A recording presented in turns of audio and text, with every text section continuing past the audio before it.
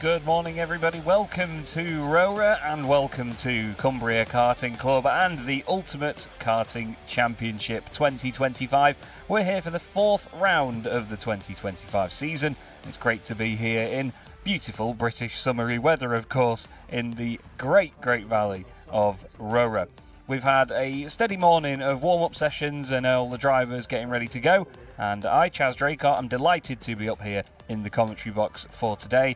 My good mate Kev Harris will be doing some interviews for us over the course of the day as well. And we look forward to bringing you all the action from this fantastic UKC meeting. Here is the track itself, just over a kilometre in length with 12 turns. A lot of elevation here, actually, even though 19 feet doesn't sound like a lot from the graphic that we have there, but when you stand here trackside and you see the height of this place, you realise it really is an ultimate classic of a karting circuit. Some tight hairpins and very quick corners to deal with as well today, and it's up in the northwest of the UK, and a very convenient one for me, which I'll explain later. A bit of rain expected throughout the day, but then it's just cloud in the afternoon, and I think the drivers and teams will be quite grateful for the fact that it's only going to be a light shower here and there.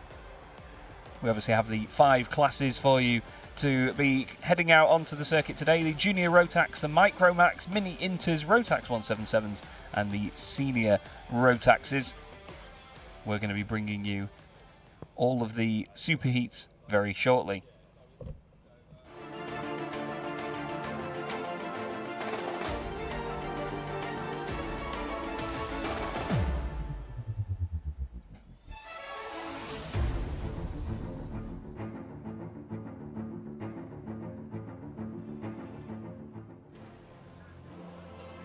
So Superheat B, the first heat of the race then in the Junior Rotaxes.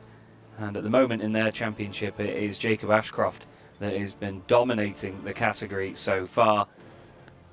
He's had a very solid run so far this season with many heat and final wins. It's Albie Lapper on pole position though, with Lucas Howell alongside him. Albie, one of the only drivers in the top 3 that's actually right near the front of the order. Charlie Wolfit is in 3rd position with Kian Bernard alongside him on the 2nd row. And Kian at the moment looking at the championship quite a bit further down actually. Matteo Palazzo though, he is 2nd in the championship with Riley Bishop just behind him on the 3rd row of the grid. Luke Sawyers is in 7th with Zach Starbuck joining him on row 4. Then it's going to be John Buchan in 9th place with Finley Buck in 10th. Rory Armstrong in the LN Kart team, Tony Kart I should say, in 11th place. Connor Large next up, he's hoping for a big haul of points. Daniel Kilpatrick joins Jake Grufferty on the next row of the grid, and the karts are now heading out onto the circuit. The first action of the day about to get underway here at Rowrah. As you can see, it isn't too slippery out there at the moment. It looks a little bit greasy in some of the earlier warm-up sessions, but the grip seems to have come to us in the last hour or so. It's very suddenly turned around how quickly it's all sort of dried out slightly. As you can see now, drivers just trying to get a bit of temperature into the tyres, just work the kart for themselves and get prepared. Like I say though, Jacob Ashcroft, he's won the 2nd heat of the day.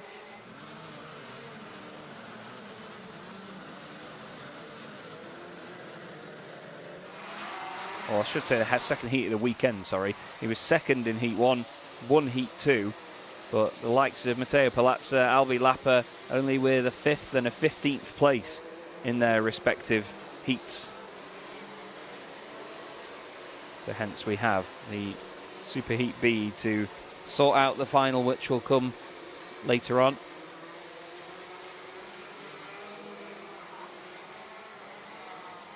The junior final will be around 2:30 this afternoon, which is when the gate opens.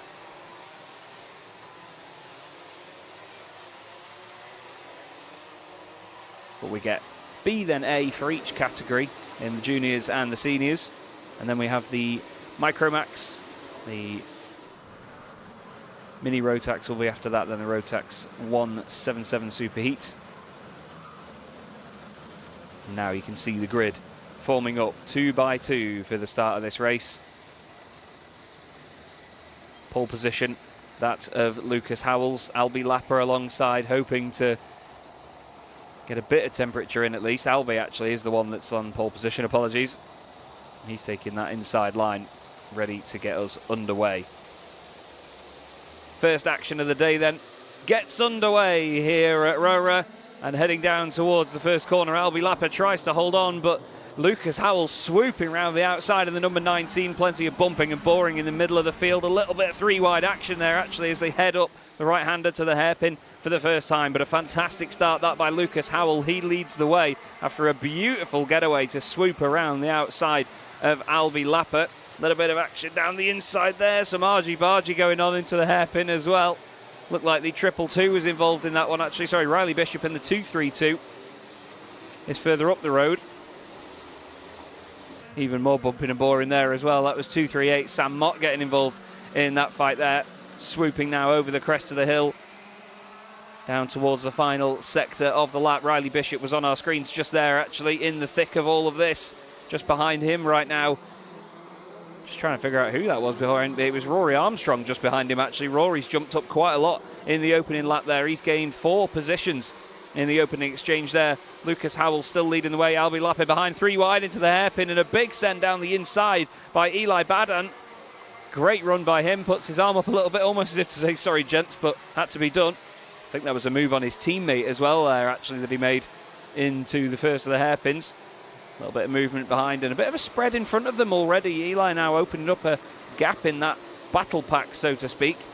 Daniel Kilpatrick there looking to try and make a move. He's got Finley Buck right in front of him. Lovely shot there as you see the karts cascading this way and that way through this beautiful circuit. Top 3 breaking away here. It's Howell, Lapper and Palazzo. Palazzo just did the fastest lap of the race there. You can see him in 3rd position in the dark blue and white machine. A move down the inside there then by Albie Lapper, and there's contact and 3 wide on the exit of the hairpin. They all try and sort it out. He doesn't want to take the position with contact, but he wants to try it again down the inside. Needs to be careful of the nose cone, and look at that from Palazzo. Great opportunism. Back down the inside he goes. He looks back as if to say, where's he gone? Fantastic stuff by Matteo Palazzo. Now he's got to keep one eye over his shoulder, though, because Lucas Howell is not going to give that one up easily. Wonderful shots here as they fly over the crests this way and that. Palazzo looks right. Lapper goes left. Sorry, Howell goes left, and now they're side by side down the start-finish straight. Has he got the move done into the first corner? Yes, he has. Palazzo needs to fight back once more.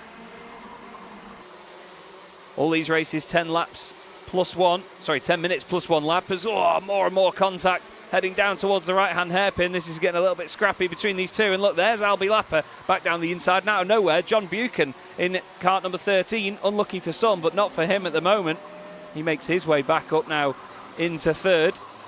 Riley Bishop in there as well, 232, and Rory Armstrong. Those two had great starts to the race and are now right in this battle pack. But look how hard the top 3 were fighting earlier. It's opened up the door for the others to come in, and biffed out of the race lead goes Lucas Howell.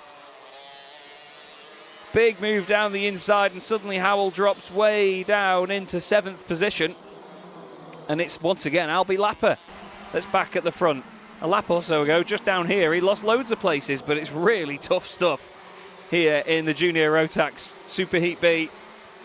Looking over his shoulder one way, then the other. Palazzo wants to go down the inside, and a huge send by Riley Bishop. Takes the 2 of them out of the way, and Armstrong goes with him. Those two have been a unit together through the pack so far in this race, but Armstrong now back down the inside and into the race lead. There's not much room for them to switch this way. Then the other through there. Bishop holds on to 3rd, and it's the 155 of Eli Badan that's actually taken 2nd position. Fantastic racing to start the day here at Rowrah, and look at that, a big biff in the back there from Matteo Palazzo onto the back of John Buchan. Big slide around the last corner. Finley Buck now getting involved in all of this action as well. Incredible racing to start the day. We're not even halfway through this race yet. This is exactly what you can expect, though, from the Ultimate Karting Championship. Fantastic action, big names in the world of karting. Lots of promising stars making their way up through the ranks. Here's the lead duo then at the moment, Rory Armstrong and Eli Badan. Eli's gained 20 positions, started 22nd on the grid. and is up into second place before the halfway point of the race. Great drive. Rory Armstrong up 10 places as well. He started 11th. Just behind them, Riley Bishop. He's not made as much progress, but he's up into third place. They cross the line again. Just over 5 minutes left on the clock. Love that shot there of them making their way through turn one. Little right kink over the hill. Never easy to get right. Oh, and there's a kart around there, actually, further down the order. Unfortunately, someone's day not starting off too strongly there. But once again, we have a lead trio here.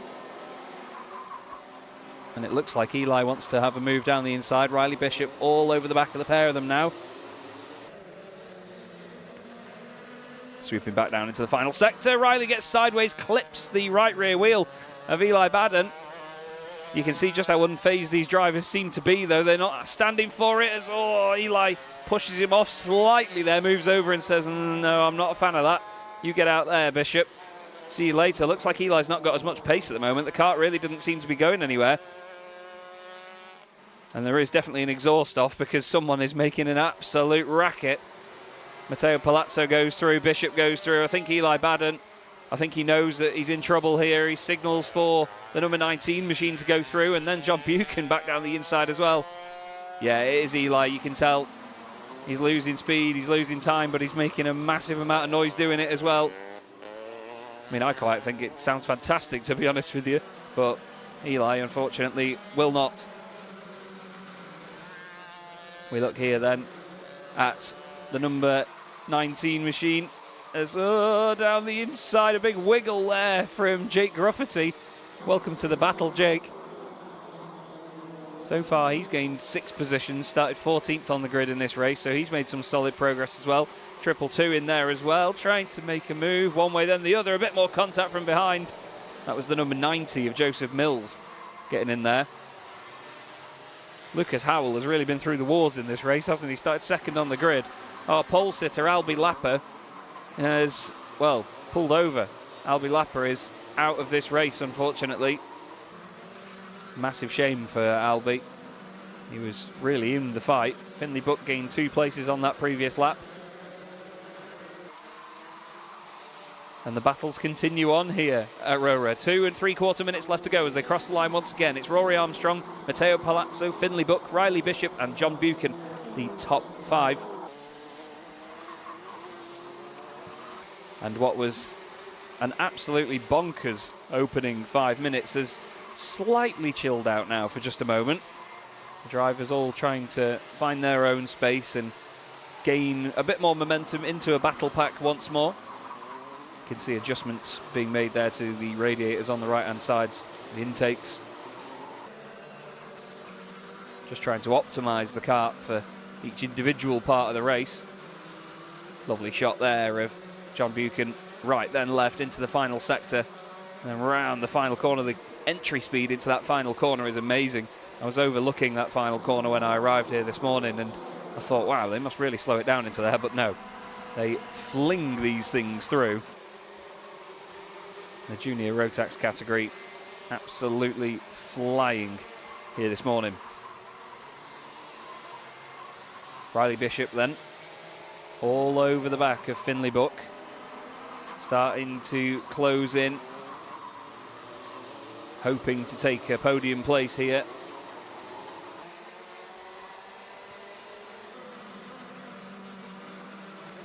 And he's got the very bright green, obviously bright green machine closing in, but little does he know, the visibility behind is minimal, as we've seen. 1 minute and 9 left on the clock here, and they're doing 46-second laps, so there should be another 2 laps to go. Are we going to see a move up the inside by Riley Bishop here? No, not quite yet. Is it going to be a send into the next hairpin? He's going to line it up. I think he's actually trying to work here with Finley Buck to move forward and catch up with second place Matteo Palazzo. Looks like Rory Armstrong is, I was going to say clear, but he's definitely not at the moment. It was a 47.06 on that last lap for him. 0.4 of a second slower than Palazzo and half a second slower than Finley Buck. So it's definitely not over yet with a couple of laps to go. Rory's got a decent gap of 1.7 seconds. Let's see what it is as he crosses the line now. 47.09. No, he's lost another half a second to Matteo Palazzo. There's going to be one more lap after this one then. They cross the line with 20 or so seconds left. So once the clock hits 0, we have another lap left to go. There is John Buchan having a fight there with the number 19 of Lucas Howell. And unfortunately there, driver trackside, a bit dejected after a difficult race indeed. I believe that was Albie Lapper actually. Albie, the only driver so far to be out of the race. Thomas Harper is a lap down but has continued on. Howell getting back in front of Buchan there. Luke Sawyer's just behind them.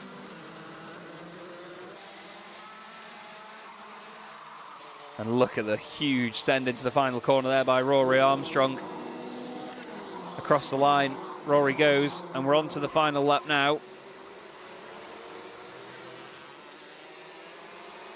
Rory hasn't taken a single heat win so far this season. Not even a podium, so this will go down really well for Rory.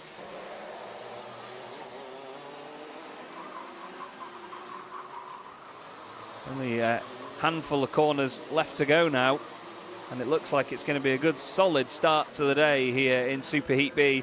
Although Palazzo is closing in, it's not over yet.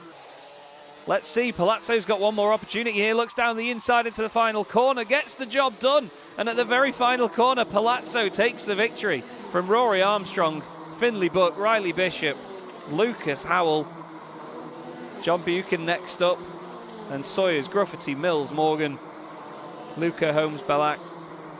Wow.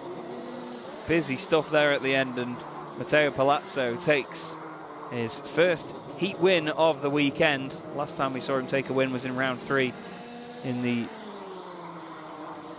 his super heat there, actually, to be honest. But wow, busy stuff. Busy stuff to get the day underway for Junior Rotax.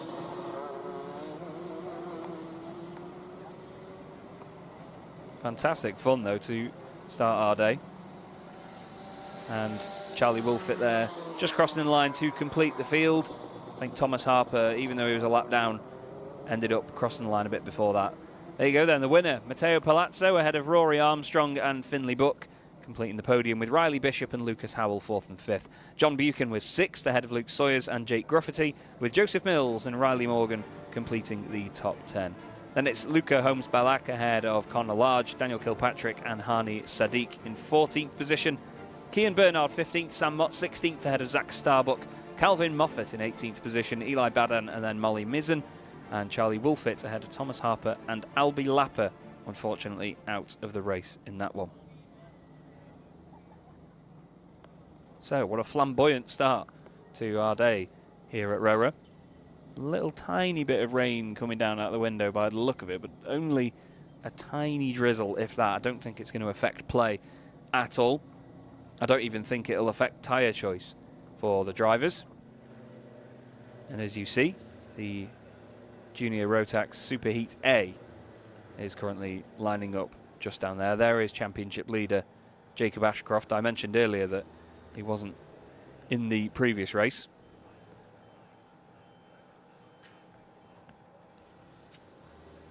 And that being the fact that they get this sort of dual opportunity to head into the final.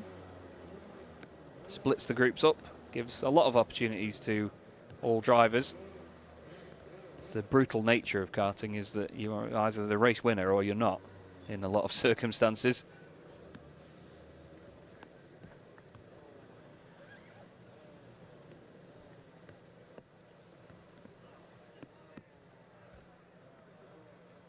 And we just wait now for the drivers to be cleared to head out onto the circuit.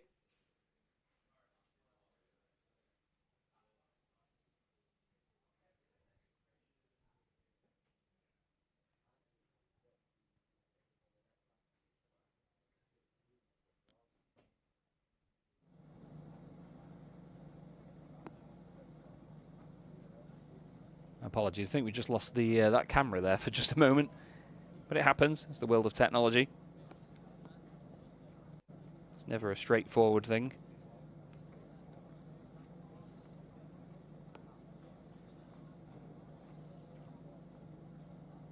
But in just a moment, we will have Superheat A for the junior Rotaxes.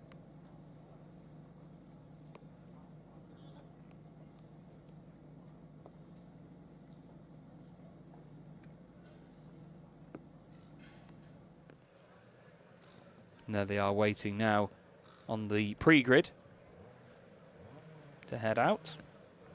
You can hear engines revving away in the background.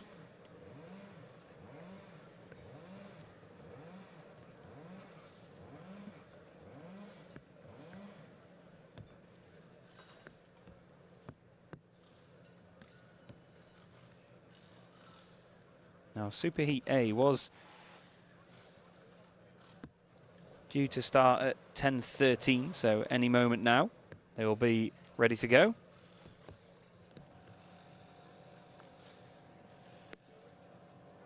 You can see final adjustments just being made there on the 116. That's Thomas Jackson on the right-hand side of your screen, with the very vibrant blue and pink helmet.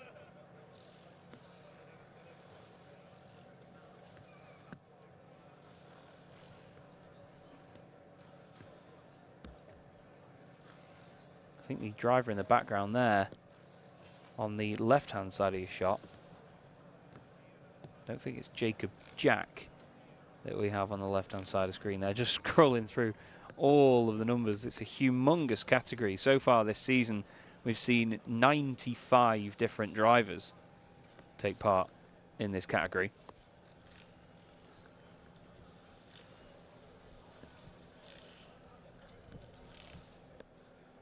And let's get into it, shall we, for Superheat A for the junior Rotaxes.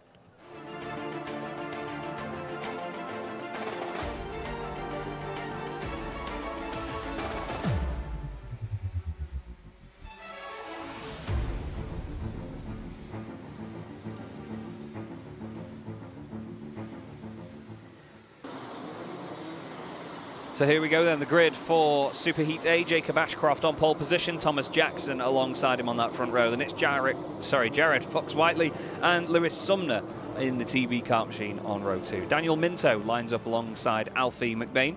Finley Smith and Charlie King make up row 4. Then it's Jensen Chalk and Max Colbert, Blair Smith, and apparently Blair Smith again on the 6th row of the grid. Louis Radcliffe is 13th with Nathaniel Gray 14th. Then it's Bella McConville and Loman Wilcox.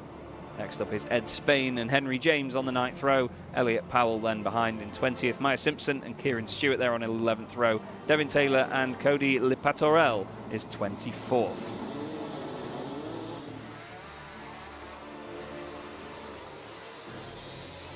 We just had a spin there for the number 42 on the outlap here, actually. Number 42, Jared Fox-Whiteley, starting on the 2nd row of the grid. He needs to now crack on. And I'm not sure on the protocol here, whether he'll be allowed to rejoin in his original position, or whether he'll even have the time to make it back through, or whether it'll be a sort of back of grid start for Jared. But you could see the visual frustration from him there as he headed round. Bit of a bump into the hairpin even there for just a moment. Now, according to the timing, Jared has now hopped back up to the top of the order.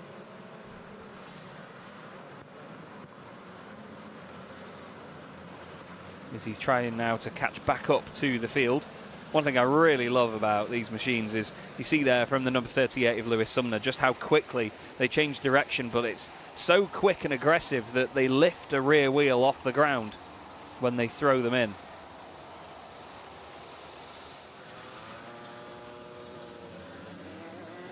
So here we go then, we get underway for Superheat A, and it was a bit of a sideways slide there for our pole sitter Jacob Ashcroft. Oh, there's contact further down, and around goes the 34 machine having a spin. That's Finley Smith from 5th position. Further drama there on their way up the hill into the hairpin for the first time. The race definitely not under as much pace as we saw in Superheat B from the start. It's all a little bit tiptoey.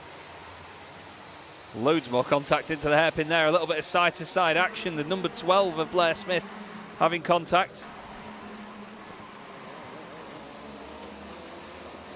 And look at how slippy it is out there all of a sudden. The understeer into the hairpin, massive from the 45.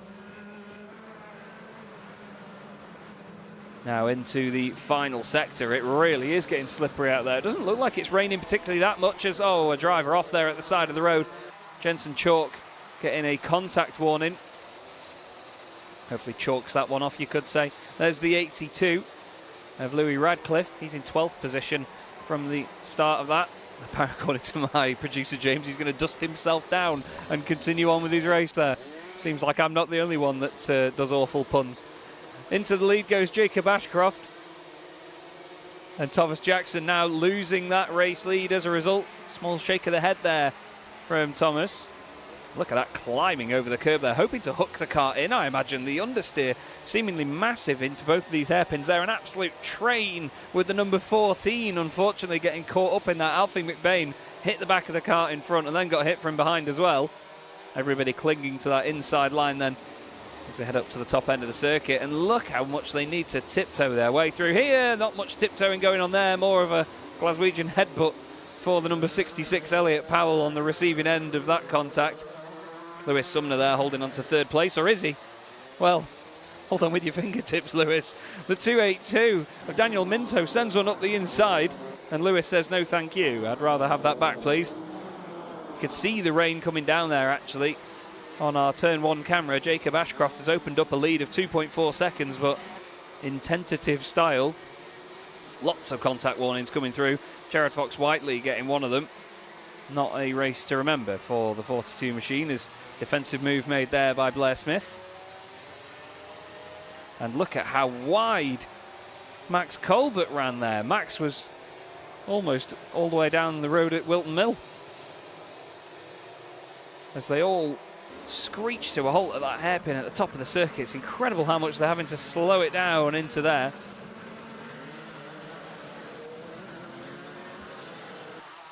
Number 28 there of Bella McConville making her way through. 7th position for her at the moment, just behind Blair Smith, and apparently just ahead of Blair Smith as well. Battle still on for second place as Lewis Sumner, now he's made his way back into third, has clung to the back of Thomas Jackson in the 116, a number famously ran by Ash Sutton, the British touring car champion. As, again, look, Thomas caught out there by the understeer. He's been struggling to keep up with Jacob Ashcroft and now loses that place to Lewis. Lewis Sumner just holding on. The car wanting to break away there. As soon as he touches the brakes, you see the right-hand axle just skip out slightly before the hairpin. A hop, skip and a jump over the curbs. Another contact warning for Jared Fox-Whiteley.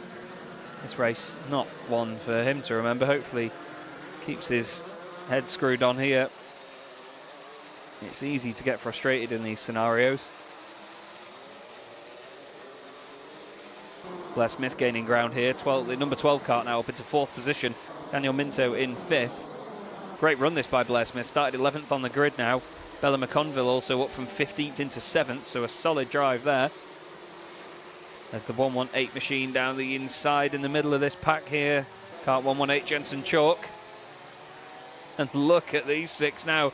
All together just in front is the number 45. Blair Smith continuing on this progress. Finley Smith doing the fastest lap of the race now. 51.9 as more and more contact in the hairpin. 262 right in the thick of it as well. Or is that actually Daniel Minto? I do apologise. There's a headbutt there to the back of the 74. Charlie King scooted off the road, encouraged off the road, you could say. Teammates now side by side into the first corner. It is Daniel Minto there with Alfie McBain just in front, his teammate in kart number 14. There's contact down into the hairpin. 2 karts almost locked together for a moment there. A slap of the steering wheel as well, bit of frustration. It is Daniel Minto there with Alfie McBain just in front, his teammate in kart number 14. There's contact down into the hairpin. 2 karts almost locked together for a moment there. A slap of the steering. But understandably so, went for a move. Move didn't come off cleanly. And it was the number 118, Jensen Chalk. pushing his luck a little bit there down the price. Jacob Ashcroft continues to lead though, 2.2 seconds ahead of Lewis Sumner, then Thomas Jackson, Blair Smith fourth, Max Colbert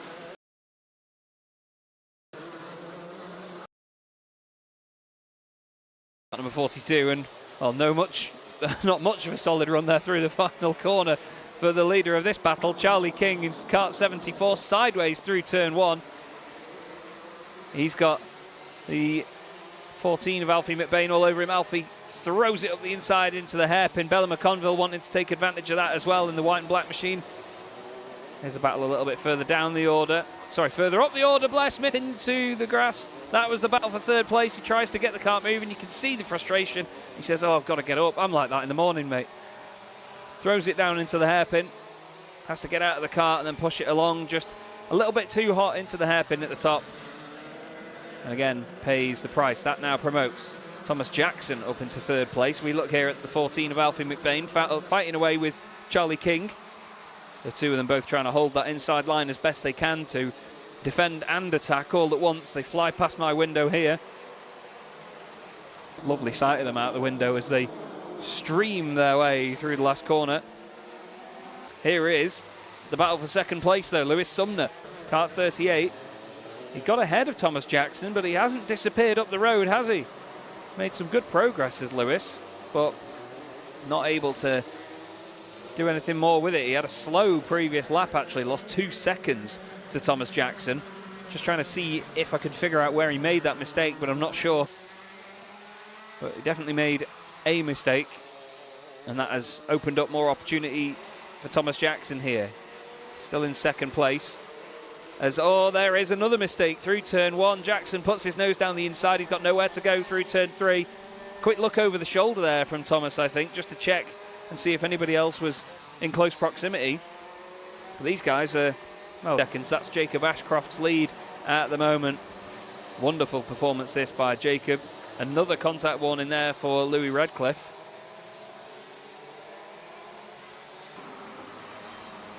We've had a few of those come through so far. Kart 42 there, Jared Fox-Whiteley started third on the grid, or would have done, trying to make his way back up the order. As, oh, is that McConville being shoved out of the way there? Kart 28, and again as well, Kart 118 going through, and now Kart 39 of Loman Wilcox. McConville there was a victim of a move down the inside that then just cascaded into more and more positions lost. That's how brutal it can be here in Ultimate Karting Championship, as Big sends into the hairpin. Teammates side by side, and Daniel Minto not playing ball there with his teammate Alfie McBain. Says, nope, I'm going to look after number 1. There's a big gap in the field there, as you can see. Quite the gap indeed. Streaming over the hill once again, and Lewis Sumner having to fight his way back in front of Thomas Jackson. The two have swapped positions. There's a big lunge up the inside there by the 142. That was a massive, massive send. Sorry, it was not the 142, it was the 42 of Jared Fox-Whiteley. Now there is second, third, fourth and fifth. With the battle for second going on, it's actually opened things up here to Max Colbert and Blair Smith in kart 45. Those two are well in touch now of podium positions. I wonder if Max can push through here. As, oh, big contact, and carts off further down the order. That's Loman Wilcox involved in that. I didn't quite see who the other driver was. We'll find out when one of them doesn't cross the line. There is Lewis Sumner second, Thomas Jackson third, Max Colbert fourth, then Smith in fifth. Trying to see who the driver was around Loman Wilcox. It was Jensen Chalk. Jensen hopped into the air by wheel-to-wheel contact and has plummeted down the order, I'm afraid. Yellow flag still out there, actually, up at the hairpin. Lewis holding on to that second place at present. Thomas Jackson third, and we move on to the final lap. Jacob Ashcroft leading the way, consistently now. 9 seconds clear. Still a little bit of rain coming down as well, which is affecting the grip. There's the battle for second position. Sumner, Jackson, Colbert and Smith. Can Colbert get onto a podium spot here? It certainly looks likely with his pace over the last few laps. But is he going to make the move cleanly enough to get down the inside there? You can still see off at the hairpin. Actually, Henry James, I think, has just come unstuck down there. But how about this for Jacob Ashcroft, championship leader at the moment, showing everybody how it's done here at Rowrah. A wonderful, wonderful drive this, absolutely untouchable. Leans into the final corner, and what a win for Jacob Ashcroft that is. Over 10 seconds clear of the rest on the previous lap. And nobody could get anywhere near. Round the final corner comes Lewis Sumner, and indeed Max Colbert did make it. Third place on the final lap for him. A solid, solid run indeed towards the end of the race. Okay, I'll just be back in a moment. We've got a slight technical we're going to change here. I'll be back in a moment.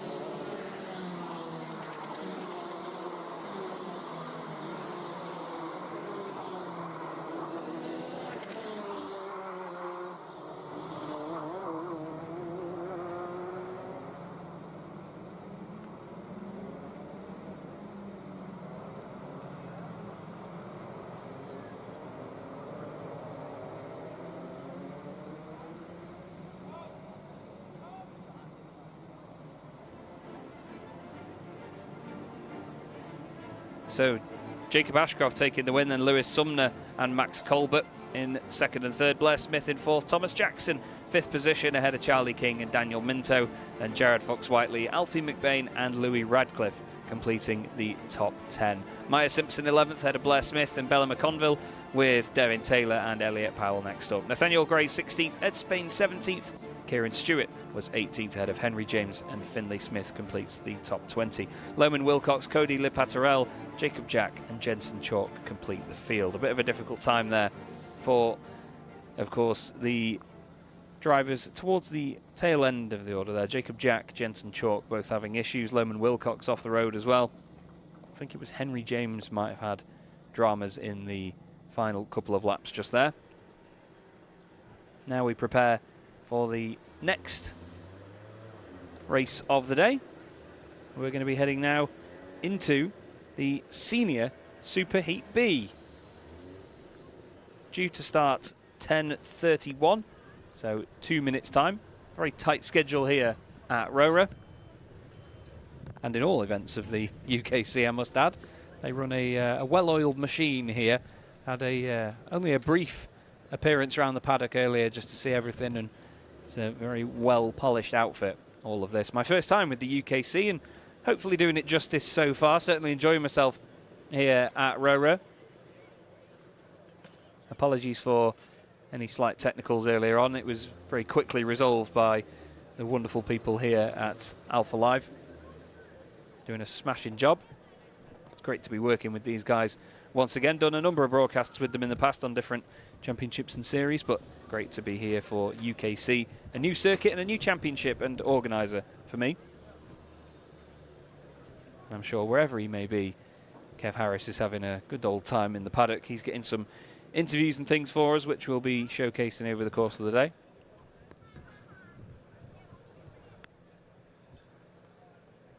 But now we're going to be moving on to the senior Rotax category. You can see the 79 there of Cian Geraghty. He currently leads the championship. He's not had a heat win, actually, since back at round 2. He won the super heat there. Hearing of a potential minor delay, but only minor, so we're not going to be sitting here for an hour, but this may be why. Bit of a briefing going on down there.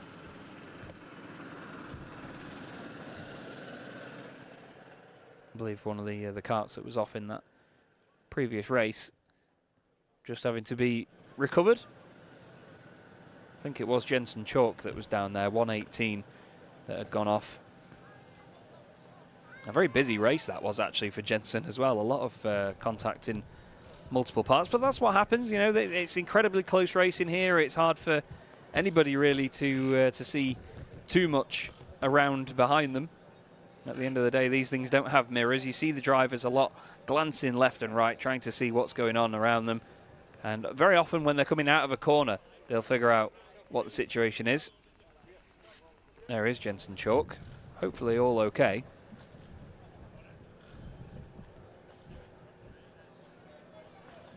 Now the cone's being moved here for Super Heat B of the Senior Supers.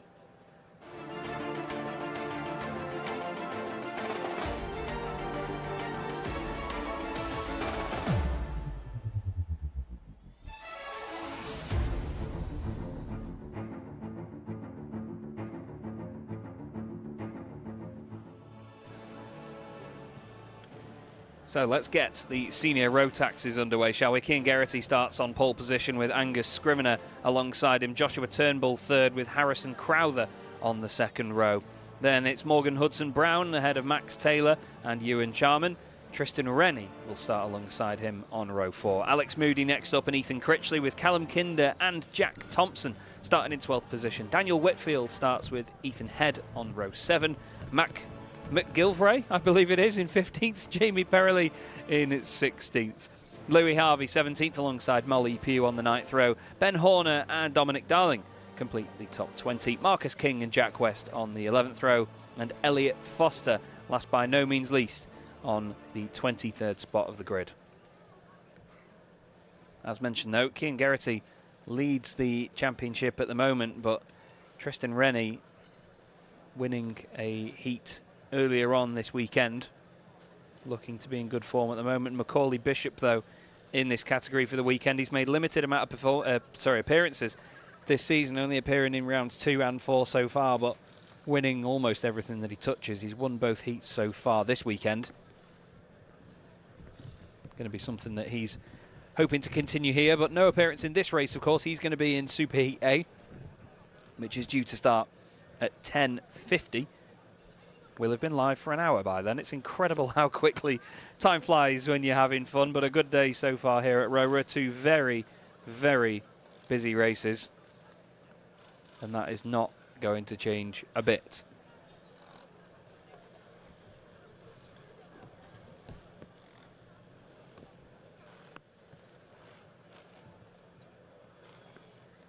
The driver's now waiting, probably just looking at the rain, wondering, is that going to affect us here? I'm just checking out of the window, and there are still a few drops falling, but it's nothing much.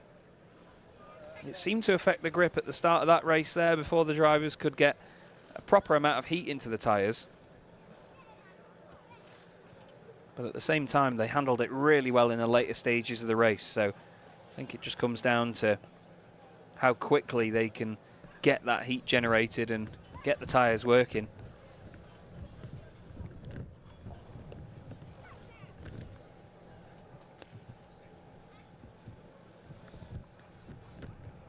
You can see drivers in the background there, tyres and all sorts being taken back into the paddock. It's a very hilly paddock here at Rowrah, I can tell you that. On the way in, it is mighty busy.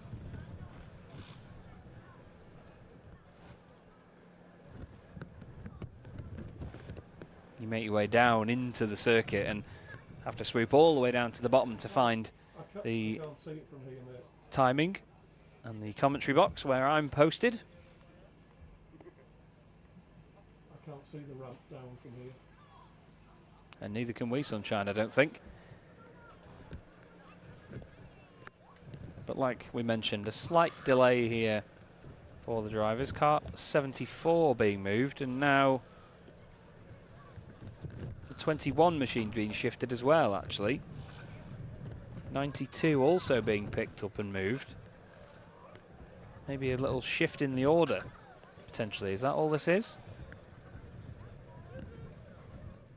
They seem to have all gotten the message at the same time for just a moment there. So a bit of shuffling going on in the pre-grid. A fantastic viewpoint here at the top of the circuit. There you can see the elevation. A very scenic place around here. Got Nigel Geraghty just off on our right-hand side there. You can see on the hat as well there, Geraghty branding, waiting for championship leader to head out onto the circuit. And he's going to be hoping to continue on winning form. In Heat 2 yesterday, he finished in 2nd position, scoring himself a sturdy 34 points, but obviously wanting the 40 points for a win.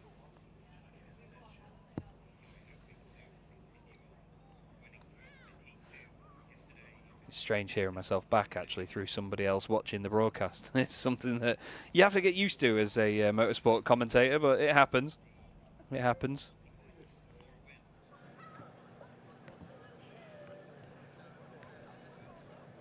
But it's the calm before the storm with the senior Rotaxes waiting for their heat to get underway. And there he is.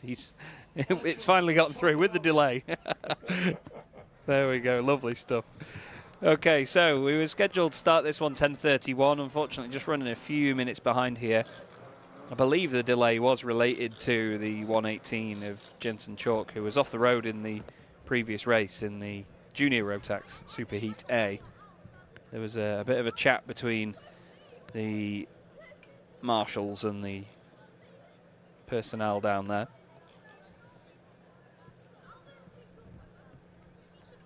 And it might be quite tough mentally for the drivers, this. I mean, at the end of the day, when they've gotten to this point, obviously being in senior Rotaxes, it's highly likely they've been racing for a while. So they've sort of moulded their mindset quite a lot to not be affected by times like this. But when you've got a longer period of waiting to get racing, it can play on your mind a little bit, more time to overthink. But now the time for thinking is done, and they will now do the doing, so to speak, as they head out on track and look how slippery it is. It's very slippery, because the 141 is around. Daniel Whitfield showing you just how slippery it is as well. The thing doesn't want to move on that grass. Trying to get the rear axle onto that bit of concrete at least, so he can get some grip and get moving. But even on the concrete, there's not much grip, it seems. A very solid grid indeed, this one, with lots of big names and a lot of pressure for the drivers.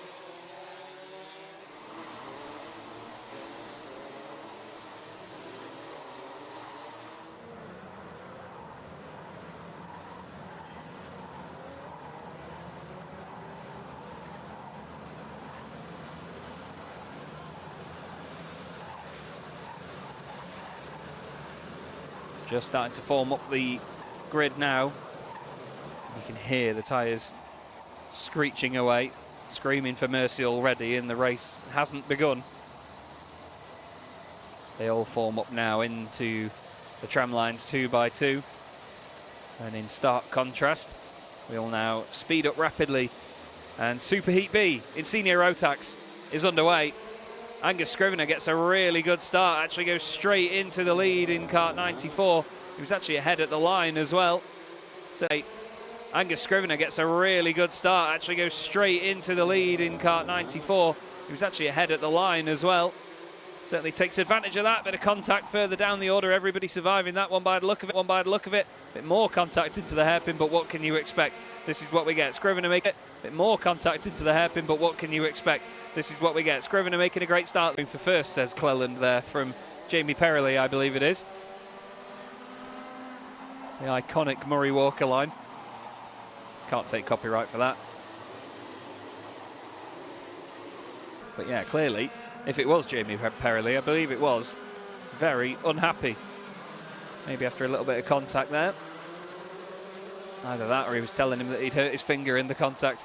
Harrison Crowther holding second place here, but I don't mean to call him a cork in the bottle with any disrespect, but right now he's got a pile of karts right up behind him. Don't know what the collective is for karts, to be honest. But Harrison ahead of Max Taylor and Joshua Turnbull.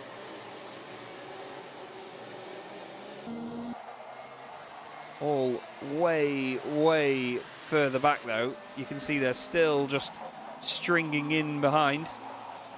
The move down the inside there, and the S of Max Taylor overtaken once again, losing another position on this lap actually. Up into third place now has gone Josh Turnbull. He's the first one to try and have a go at Harrison Crowther. A bit of a wiggle there on the exit of the left-hander by Callum Kinder. Across the line after another lap. Scrivener once again fastest lap. Crowther, Turnbull, Rennie, Taylor. Tristan Rennie making some solid progress from 8th on the grid up into 4th place. A move this way, a move that way, and down the inside goes Ethan Head into the hairpin. Still again, Harrison Crowther holding on well here. Tristan Rennie makes another place up down the inside. He's trying to bring his teammate with him. Doesn't quite work this time round though. As the DHR machine of Joshua Turnbull tries to close off the inside line. Over the crest once more. Great pressure being put on here by Tristan Rennie. Cuts this way and that way. Crowther doesn't know where to look. But he's defending brilliantly so far. He's held on to second position from the very start, but it's not helping anybody other than Angus Scrivener. Louis Harvey lost a few places in that last lap. 4 positions lost for him. He's dropped down slightly. Look at them all wanting to stick to the inside line. Everyone wants to put a send down the inside, and there's a bit of contact further back. 2 karts coming to a stop. 75 machine off as well. I think one of them is Geraghty. Geraghty involved in that, potentially. We'll see. Get that confirmed in just a moment. I do not see the 79 in this fight anymore. Championship leader in trouble here. Daniel Whitfield in 21st place has done the fastest lap of the race. Contact warning for Tristan Rennie.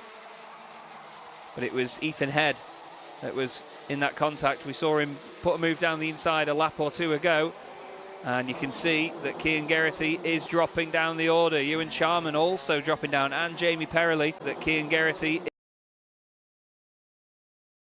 down, and Jamie Perrelly. So a few drivers coming unstuck on that lap. I think there might have been further contact behind as well, actually, where 2 of them came together initially, and then maybe 2 more getting it tied up in that. Cian Geraghty still running by the look of it. He's down in 17th position last time he crossed the line. Ewan Charman involved. Ewan Charman actually getting a contact warning as a result as well. But Scrivener still leading the way. A dominant drive so far. Tristan Rennie in 2nd position. Josh Turnbull 3rd. There is the move from Max Taylor though. Moves up into 4th place now. Ahead of Hudson Brown Thompson. Crowther now ended up in 7th position. After all of that wonderful defending earlier on. A look down the inside by Callum Kinder. Just under 5 minutes to go there.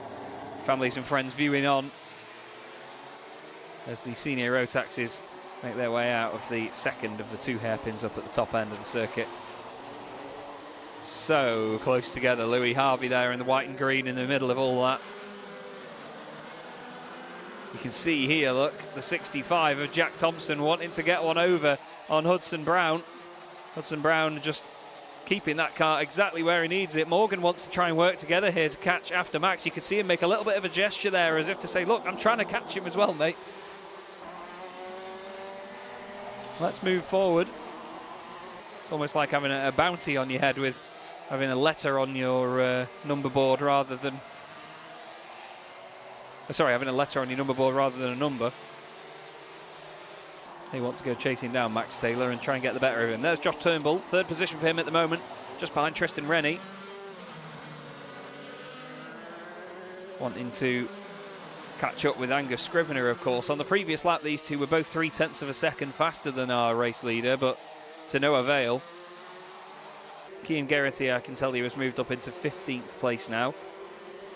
Did a purple final sector on that last lap as well. Louis Harvey moving up into 8th position on that lap. Jack Thompson moving up into 5th place from 6th. You can see there are a few karts almost littering the circuit down there on the exit of the hairpin where they've all come to blows. This is the chase right now from Turnbull on the back of Rennie, and then 5 karts in behind hoping to catch up. 53 and 62, Callum Kinder and Mac McGilvray right together as they lead a pair of teammates in the form of Harrison Crowther and, Ben Horner and Ethan Critchley, that is. No, it is Crowther and Critchley, apologise. Ben Horner has lost a place and now dropped behind the pair of them. All names and numbers I'm still getting used to here at Rowrah. I do apologise, but hope you're enjoying the broadcast at least still so far. Having a lot of fun with these first super heats of the day. These categories in junior and senior Rotax split into heats B and A, super heats B and A each. And then after that we get a singular super heat for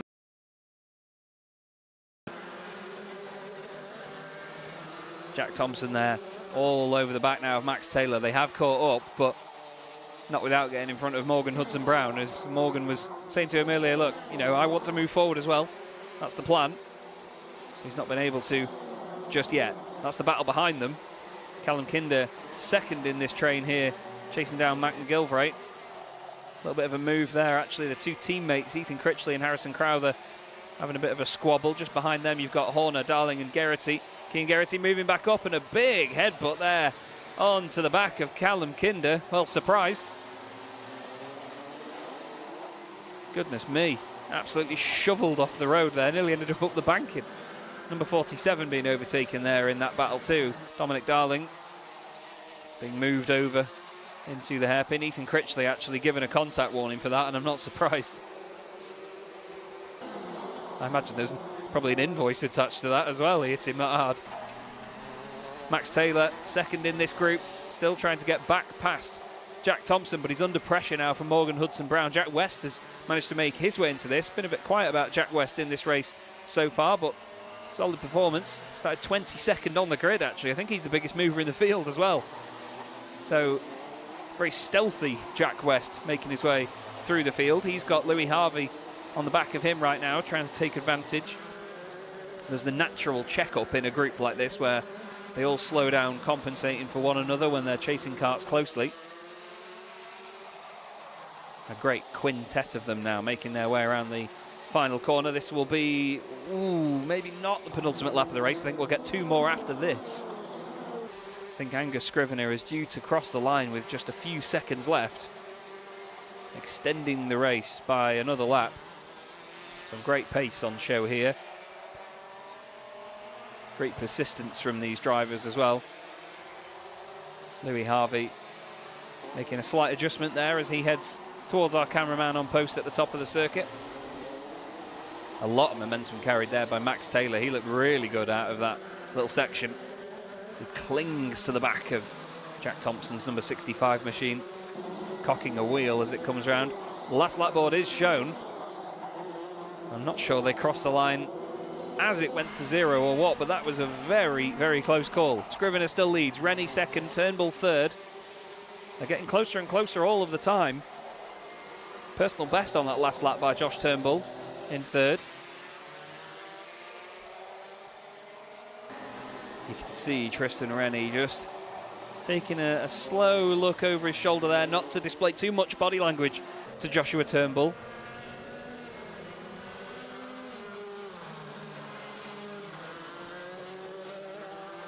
Josh is looking feisty into the final few corners. So too, though, is Angus Scrivener. Scrivener takes the win in Super Heat B in the senior Rotaxes, and Rennie holds off Turnbull until the end.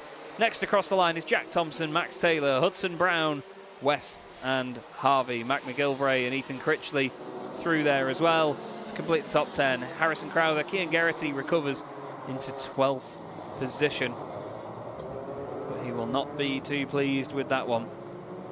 There is your winner, Angus Scrivener, taking victory ahead of Tristan Rennie and Joshua Turnbull. Jack Thompson finished in 4th. Max Taylor completes the top 5 in kart number 5. Morgan Hudson-Brown was 6th ahead of Jack West and Louis Harvey. Mac McGilvray 9th and Ethan Critchley in 10th position. Behind them was Harrison Crowther and Kean Geraghty, as mentioned, recovering back up into 12th. Ben Horner 13th. Callum Kinder 14th after being headbutted. Dominic Darling 15th ahead of Ewan Sharman. Ethan Head 17th. Molly Pugh 18th, where she started on the grid. Elliot Foster 19th and Jamie Perrelly, despite his hand gestures, 20th position. Daniel Whitfield 21st and Marcus King, the final finisher, in 22nd place, albeit 2 laps down.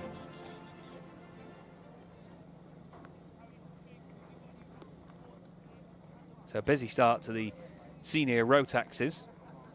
And still the rain comes down here at Rowrah, but like I say, barely noticeable. The only drops I'm actually visibly seeing are from that camera. If I look out the window, though, I can barely see anything coming down at all. It is the lightest of showers. Hopefully not affecting play too much.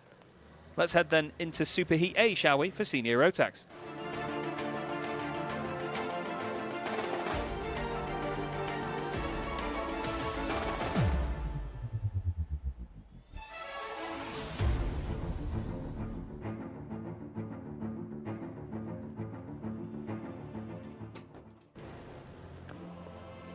So we prepare then with the grid for this one. Macaulay Bishop, in his 2nd appearance of the season, starts on pole alongside Gabe Fairbrother. Louis Merica is in 3rd, with John Brown joining him on that 2nd row. Alexander Cole is 5th, with Reece Bailey in 6th position. Stephen Napier alongside Maxim Smith on row 4. Then it's Joshua Graham and Kai Hunter on the 10th position. Kieran Ives is 11th, with Luca Palazzo in 12th place. Ben Donkin is 13th, with Neo Clark 14th. Neo currently 4th in the championship. David Mitchell 15th alongside Benjamin Lee. Harry Hurst Grover is 17th, with James Philip King completing a double-barrelled 9th row with Jack Baker and Jack Gillingham, and all Jack 10th row of the grid. Behind them, Caitlin Seabrook starts 21st, with Sam Kelbrick 22nd. Deacon Russell in 23rd on that 12th row of the grid, completing the 46 drivers that we have here this weekend. As I said earlier, the senior Rotax category, just like the junior Rotax category, massive. Something's very funny down there by the sound of it. 79 drivers so far this season. There is the number 40 kart being removed. That's Jamie Perrelly. That is the slight delay reason. You can see that the front left on Jamie's kart was completely broken. Very tough stuff indeed. And there we see 2 of the teammates lining up alongside one another. Louis Merica, I believe, there, the 39, and Gabe Fairbrother, 05. You can actually, I mean, a key indicator to me of who that was would be the fact he's got the word Gabe written down his leg in massive letters. So if I was paying any sort of attention, I'd been able to pick that up. But Gabe and his teammate waiting for this one to get underway. This one scheduled to start at 10:50. But as is the case very often in motorsport, no matter what size the vehicles, what importance the race meeting, the delays will happen. It's a very tight ship that they run, though, like I said. And sometimes it just takes a few moments or so to recover from the previous race, but there are breaks and things planned throughout the day. And all delays are now accounted for, and everybody heads out onto the circuit. I love the release of these machines and how effortlessly they slot in together. It's like an aerobatics team as they head down onto the track, floating this way and that way. You can see the difference in the kart's behavior when they have very little tyre temperature. And from the middle of the grid, Josh Graham and Kai Hunter being tipped as 2 to watch here. Karts numbers 8 and 0. Kai Hunter wearing that number 0 with pride for this one, as a lot of drivers often do when they win a specific competition or event to earn an O plate or the S plate that we saw earlier on. They wear that with pride to sort of show their accolades as such.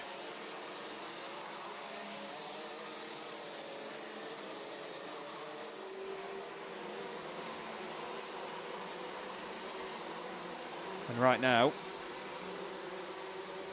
they're on their 2nd green flag lap.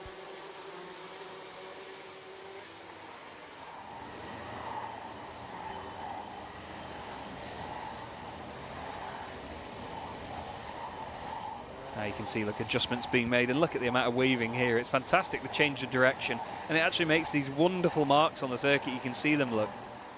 The tyre marks are very unique to karting. They're making their way up towards the top end of the circuit.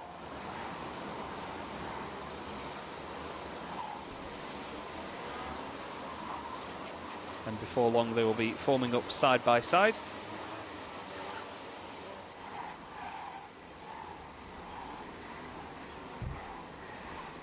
And then we'll get into the tram lines and ready to go. Macaulay Bishop then starting on pole position, a name that we've all seen before.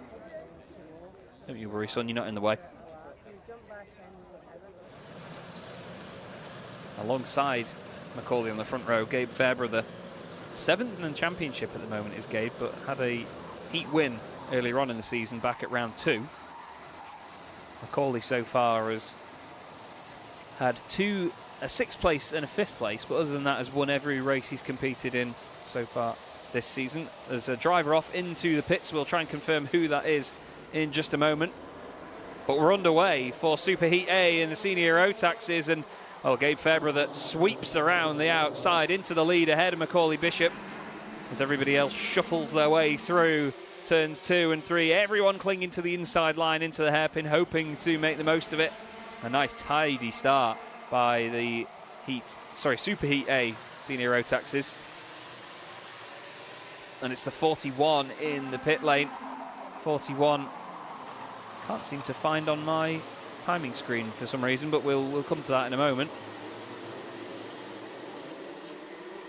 I think my sight is going in my old age.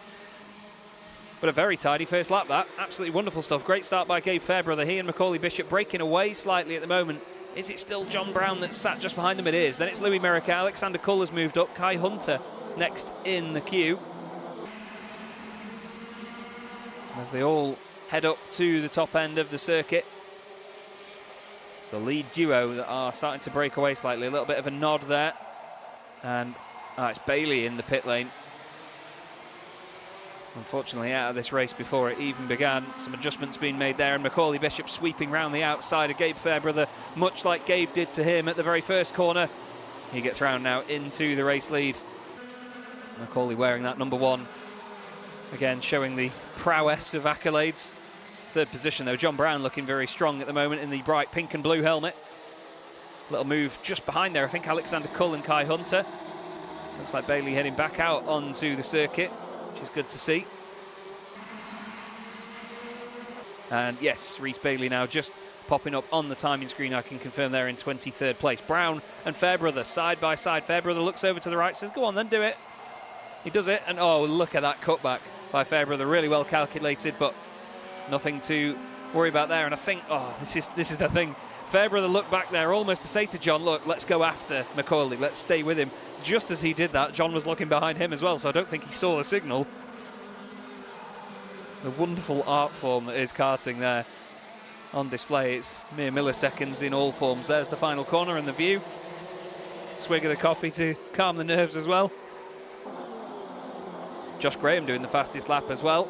Josh and Kai, as I said at the start of this race, 2 to watch through the order from the middle of the grid. Josh up into 7th place, started 9th. Kai Hunter up into 5th from 10th on the grid. Kai in the number 0 machine, just up the road ahead of this. This is Neo Clark ahead of Steve Napier. 28 ahead of 229. And actually a move has been done there by Maxim Smith, although, sorry, Maxim has lost positions. So much shuffling going on, it's hard to keep up. But that's the joy of all of this. It's all fast-paced action, race after race, every single time we go racing. Especially here at Rowrah as well, a circuit that promotes a lot of overtaking and a lot of manoeuvres. With a wonderfully scenic backdrop as well, almost looks like a scale model diorama. Very picturesque place to go racing. The weather may not be on side today, but certainly always looks the part. Big train of them there, though. A bit further down the order. I believe that Luca Palazzo was leading that one with Kieran Ives, David Mitchell, Jack Baker in there as well. You look there to the 95 of John Brown, third position for him.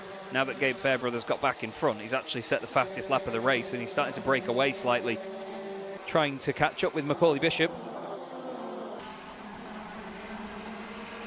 Macaulay showing fantastic pace here this morning, as down the inside goes Kai Hunter on Louis Merica.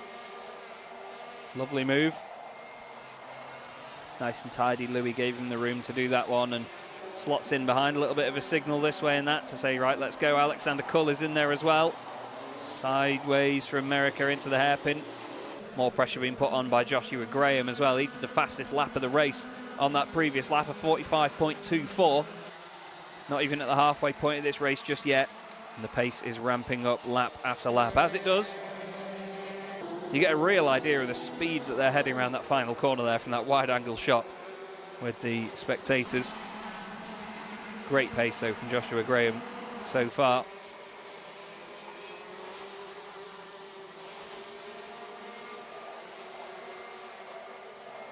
He's setting his sights on Alexander Cull's 6th position. Just behind them, there's Maxime Smith ahead of Steve Napier.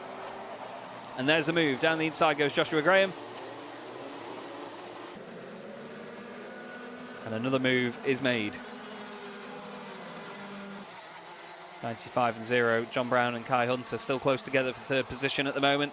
Gabe Fairbrother in second place is now cleared off from those guys. Macaulay Bishop hasn't exactly cleared off from the field, though. Half a second is all his advantage. He's just done a personal best, though, 45.44. A number of personal bests coming in from the top 5 on that lap, actually. First, third and fifth all doing their best laps of the race.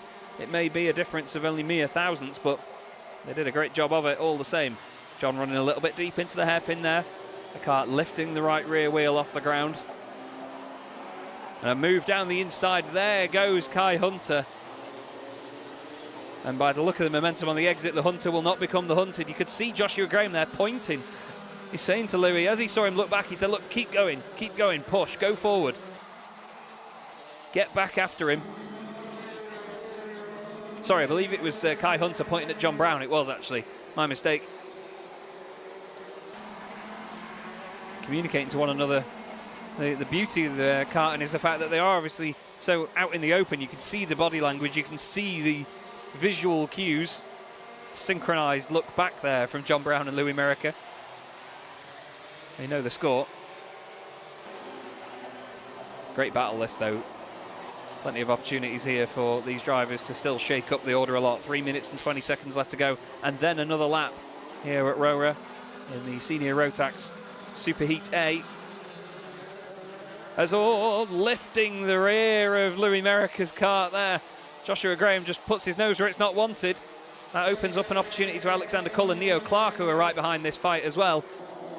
Just got a little bit too close for comfort there, did Josh. And I tell you, Louis did well to save that and not have a complete spin. Moved down the inside this time by Josh. A little bit of argy-bargy up to the next hairpin as well. Neo Clark trying to send a message. Oh, nearly pushed off the road there by Cull, but Neo got out of it at the right time. Lovely golden tinted visor of Neo Clark.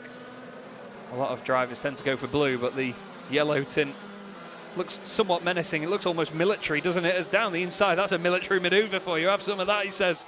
There we go. No prisoners taken there by Neo Clark. Straight off the bat, Alexander Cull goes defensive with Stephen Napier not too far behind. Really do love that shot of turn one. See the karts hopping and skipping through that first corner.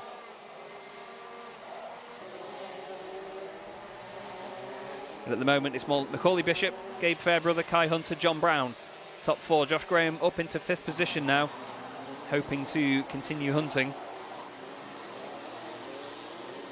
With all the battles going on, their lap times have fluctuated quite a lot, but it's just still Josh Graham with the fastest lap of the race, 45.24. Most of them doing 45.4s, 45.5s on that previous tour. Macaulay Bishop was half a tenth of a second slower than Gabe Fairbrother, and as you can see, the gap is coming down. It was half a second earlier on, but Gabe has really wound it on in the second half of this race.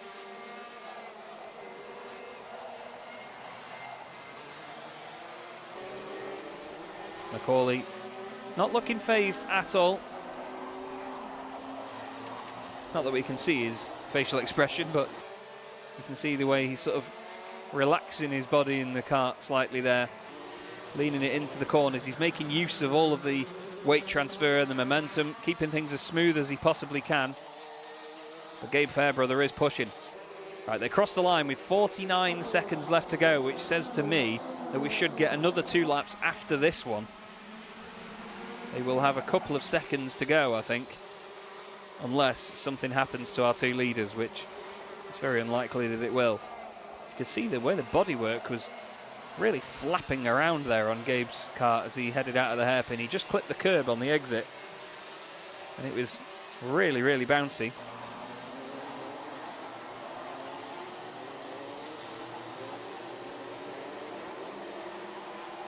Macaulay Bishop, though, still leading this race, which is the fact at the moment.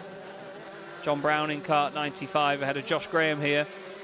Josh hoping to try and gain a little bit more momentum into the final moments. One more position to add to this list. He's gained a few so far from 9th on the grid. Tries to go for a cutback, doesn't quite make it work this time around. Watch him here. Is he going to go over to the left? You can see now John Brown wanting to go defensive. John showing the body language. He's trying to look for where he is. He's got a fantastic run off the corner, though, as Josh Graham doesn't go for any sort of a push. He's keeping this nice and fair and clean. Let's see then. Timer ticks down to 0. And we will get just 1 lap after this. Last lap board is out. And it's the last opportunity board for Gabe Fairbrother. So he tries to get one over on Macaulay Bishop. Gabe currently 7th in the championship. As I said, he's had 1 heat win so far this season. That was heat 1 back at round 2. And with Macaulay only making 2 appearances so far this season, you might count this as a sort of a what if. You know, he would be classed as the winner if Macaulay wasn't here, but Macaulay is very much here and he's very much right in front of him. Just a few moments left to go in this race. Macaulay Bishop seems to have this all under control, as we'd expect. Round the final corner he goes. Bishop takes the win. Gabe Fairbrother 2nd, Kai Hunter crossing the line in 3rd ahead of this absolute train. John Brown, great defensive drive throughout that race there. He finishes ahead of Joshua Graham, Louis Merricker, Neo Clark, Alexander Cole, Stephen Napier and Maxim Smith.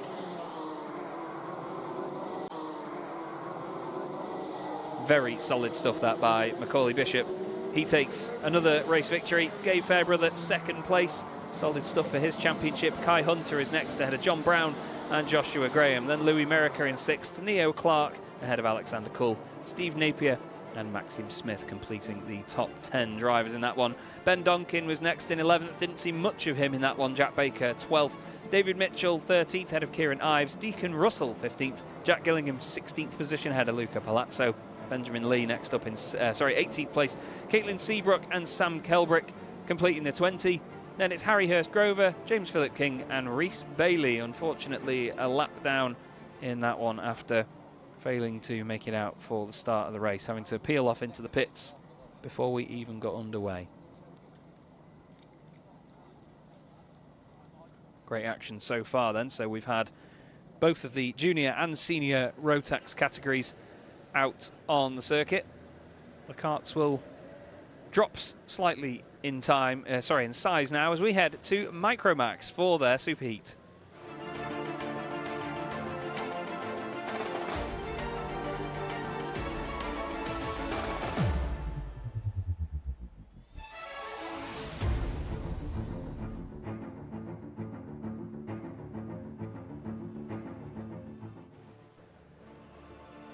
And as the Micromaxes get ready to head out onto the circuit, I'm delighted to say, as a commentator, we're not allowed to have biases. I'll tell you about that gentleman on the right-hand side of your shot in just a moment. Dian Singh Pahal starts on pole position alongside Alfie Garrett, with Albert Farrow in 3rd place and Benedictas Masiokas in 4th position. Let's see if that one catches me out. Sebastian Crawford 5th, with Ralph Martin joining him on row 3. Teddy Murphy then alongside Ansel Murray.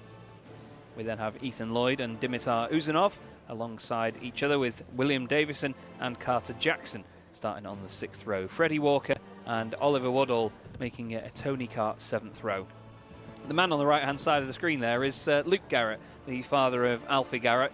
My usual tipple is commentating on the Goodyear FIA European Truck Racing Championship, and Luke, a driver in that series over all of Europe, racing in truck racing, 5-ton trucks with 1,200 horsepower, and very often on the broadcasts when Alfie is karting on his weekends, and unfortunately Luke's wonderful wife Lisa and Alfie are not at the circuit with them for the truck racing, I usually mention when Alfie is away karting, and this time obviously it's the other way around here, where we are mainly focusing on Alfie's karting here today, but we give the trucks a mention as well the other way around. I'm sure Luke will appreciate that. But they race for the wonderful squad of SFR. As you can see there, dark red and black and orange kart design there.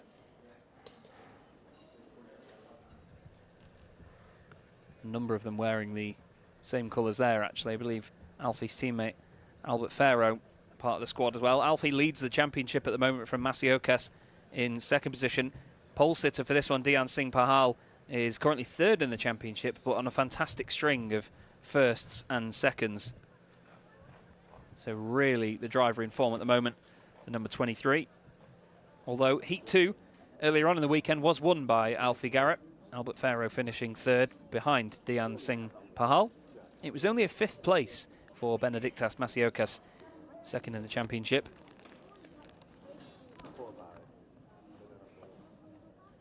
So we'll see how this one pans out. Slightly narrower tyres on these karts, as you see. Obviously a reduced pace compared to the 2 categories that we've just seen, but it's part of this fantastic ladder of karting. Many different categories to make your way through. And we've just seen, actually, from Kerry Probert in the chat, saying good luck to Alfie and a happy birthday for Tuesday. So we'll see what he can give him. Well, whether he can give himself an early birthday present, I suppose, with a victory. Apologies, by the way, for any technicals. We are having slight internet issues at the moment. Here we are. I mean, to be fair, with Rowrah is in a quarry. It is way out of the way. And I'm only just having it confirmed now that after saying Rowrah for most of the day, even though I asked Google, because you can never be too sure, it is Rowrah, apparently. So I do apologise, everyone. It's not the part of the world I'm from. I'll use that as an excuse. But still, we hope you're all enjoying the show so far, and hopefully the issues can be resolved quickly. It's a huge shame that the beautiful backdrop of this circuit is probably one of the contributing factors that makes it a difficult place to broadcast from, but it's a great, great circuit all the same. We are literally in a quarry. There is no exaggeration to that we are literally in one. There's a humongous backdrop here. Quite the cliff as, Alfie Garrett struggling to get away there from the pre-grid and slotting into what looks like 7th position before the karts make their way around. He's just making a bit more progress now to get back through, and you could see the other drivers knew that, so giving him a bit of leeway to make his way back up the order. 2 green flag laps to get that done before they line up. But the Micromax Superheat now on circuit, and it's Dian Singh Pahal on pole position, Alfie Garrett 2nd, Albert Farrow next up, and then Sebastian Crawford in 4th. First appearance of these drivers here today. And a bit more wiggle room on the circuit for these karts as well, which is one of the interesting factors here. Obviously the reduced size and width of these karts means that it does often promote more and more battling.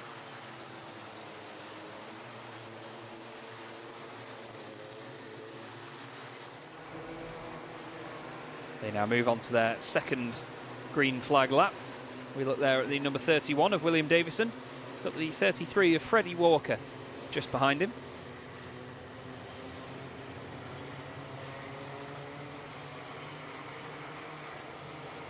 just looking to see there if Alfie has made any progress back towards the front. Still 6th on the road, I believe.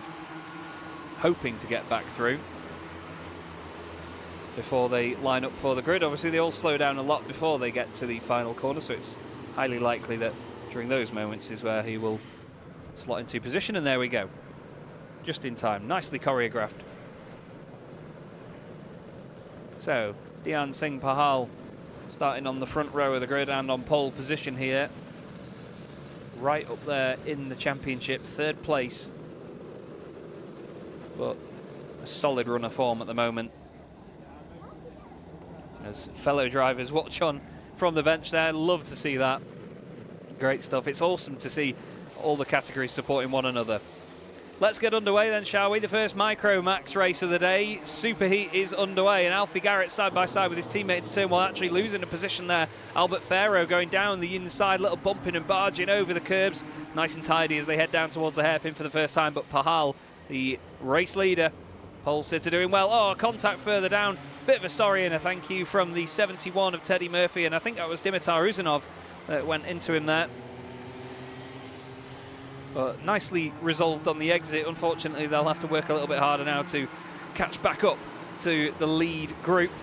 And it is Dhyan Singh Pahal leading the way, but the 3 teammates of SFR behind, Garrett, Farrow and Masiokas, I believe it is. It is Masiokas there in 4th position. A bit of bumping and barging as they head into the final sector. Garrett pushing his way through past Farrow. Masiokas there having a little bit of a contact with Ralph Martin as well. 7 of them now for the lead as they come across the line. Busy stuff as Alfie Garrett shuffles his way to the front. Farrow goes through. Masiokas wants to come through as well, round the outside at turn 2. And all of a sudden, our race leader, or previous race leader, has been shoveled out of the way and down into 4th place. It's the 3 teammates leading the way now. As they head up into the hairpin, there is Crawford down the inside of Ansel Murray.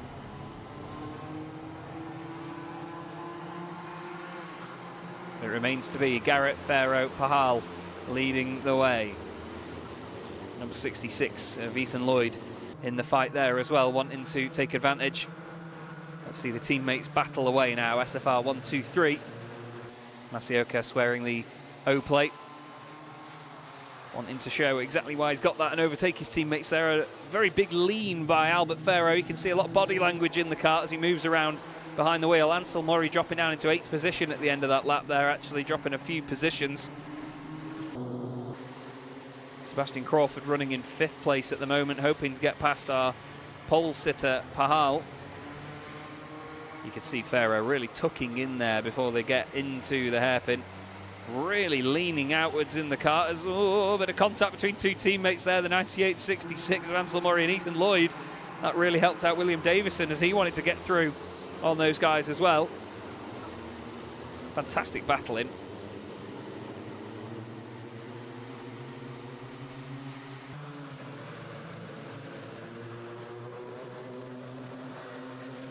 But the top 3 almost working together here.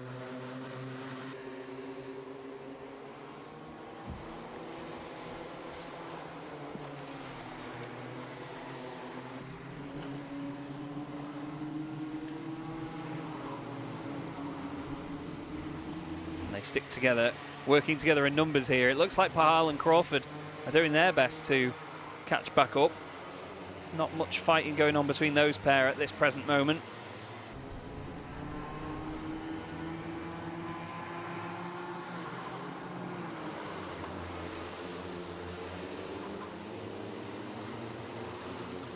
And at the moment, Alfie Garrett holds on to the lead. Albert Farrow, he's in the trickiest spot of the 3, I think, right now. He's got to make sure he hangs back a little bit from Alfie and doesn't keep biffing into the back of him, into his teammate, but also he's got to think about Masiokas behind because he doesn't want to hold them up too much.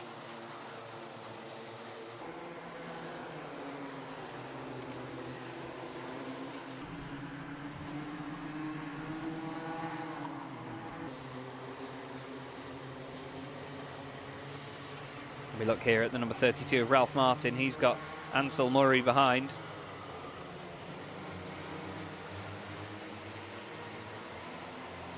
And And there is the move, actually, from Ansel Murray down the inside on the exit of the hairpin.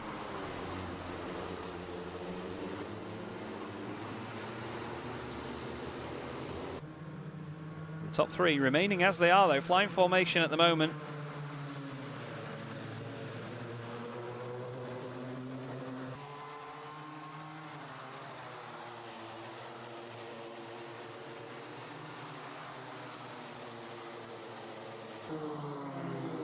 The rest of the field, though, quite glued together a bit further back, just trying to peruse the live timing and see who's really setting the fastest laps here. But everybody's setting personal best after personal best, so the times are just tumbling every single lap at the moment. Nobody particularly, a little bit of argy-bargy there further down. The 71 of Teddy Murphy involved again in another bit of contact. 62 trying to push his way through as well. That's Dimitar Uzanov. It was those two that actually came to blows in the opening lap.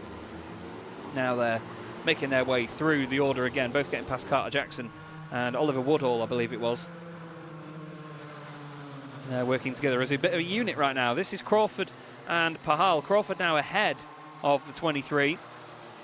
Looks like Singh Pahal, though, back down the inside. And he's made it stick. Makes the move once again back into fourth position. Fastest lap of the race by Crawford was a 53.04. Alfie Garrett's best time was the previous lap, 53.05. So not much difference at all in the times. Looks like Pharaoh, after being overtaken by Masiokas, has dropped off that lead trio a little bit. And to be honest, the pace of Pahal and Crawford is bringing them right back into this now.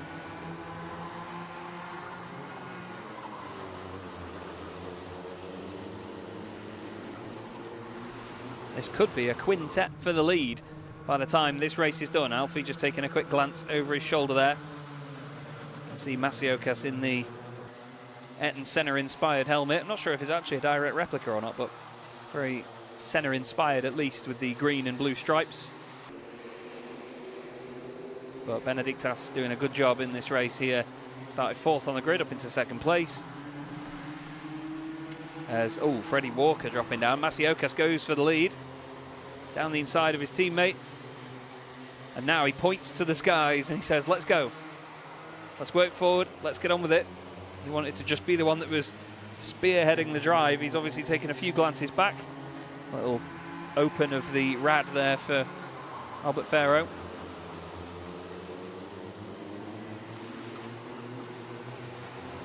Opening to give himself a little bit more optimization at this stage of the race. 3 minutes left to go here at Rowrah.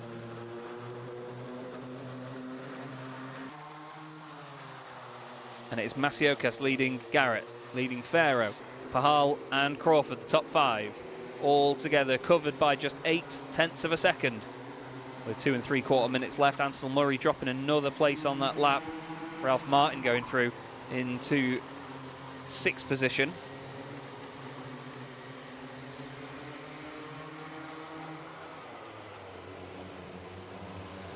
You can really see how much Albert Pharaoh is leaning there, and obviously due to the smaller nature of these drivers, they can really swing themselves around in the car and look directly behind them as down the inside goes Pahal. But look at that, it really opens up a gap now to Masiokas and Garrett, gives them a bit of breathing room for maybe a lap or so.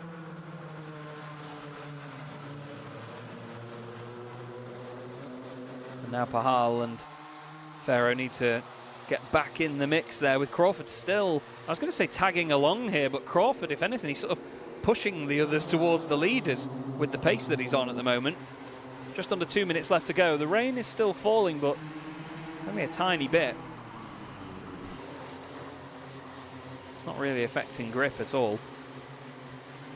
Well, a glance over the shoulder again there by Masiokas, and I mean, to be honest, with the pace that he's on at the moment, our pole sitter, Dhyan Singh Pahal, could still potentially win this race here.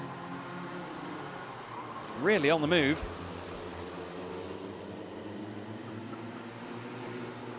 And he's closing right up to the back of Alfie Garrett now. All of them wearing very warm coloured helmets, so hard to differentiate other than number.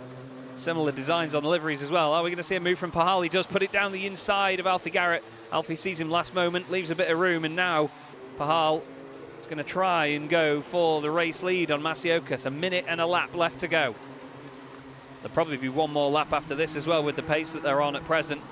But this is a great, great comeback from Pahal. Took pole position in this one and is showing brilliant pace on his way back up to the front of the field.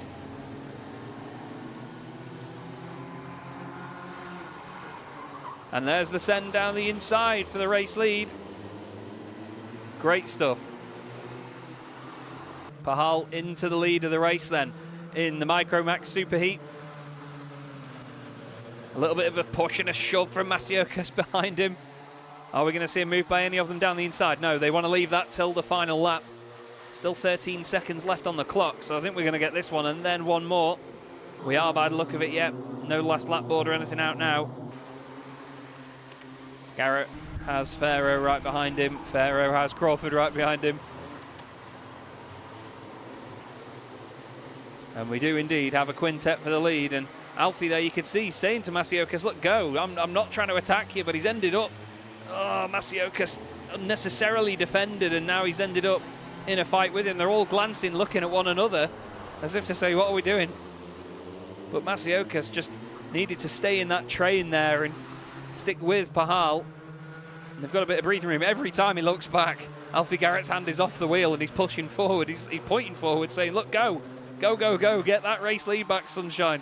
We can get him. But Dian at the top of this order has done a brilliant job in this race. Started on pole, got shuffled back by the 3 SFR drivers. And now finds himself back in the lead of this race after great persistence. But this is all going to unfold in this final lap here. Alfie getting a little bit of a shove for his teammates, doubly pointing forward again. Pharaoh there all over the back of him. And watch Crawford in all of this, the black helmet at the back of the pack.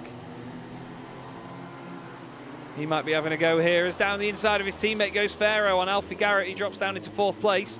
Pharaoh now hoping to get the better of the 2 in front, but I think that's opened it up that Masiokas is really the only one that can have a go at Pahal here. Pahal's going to be defensive into the final corner, surely. There's no other options for him. Garrett now under pressure from Crawford.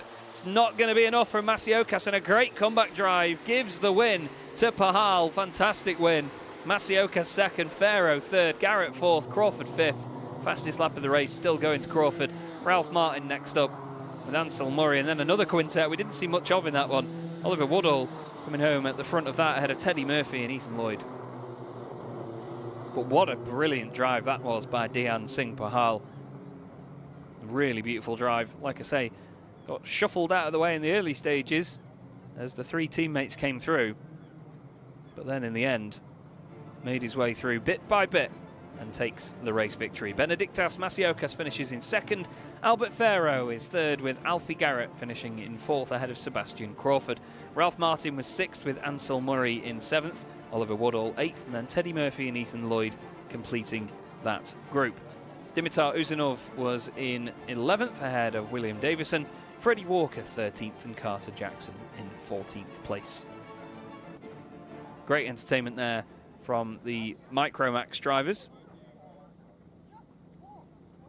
And in just a minute, we will move on to the next category of our race weekend here at Rowrah. And it's going to be the Mini Inter Superheat.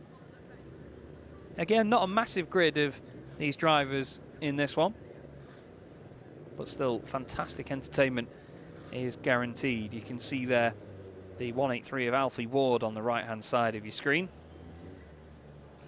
I think Arthur Pharaoh is there in the 24. And there they go, heading out onto the circuit now. Let's go with the Mini Inters, sorry.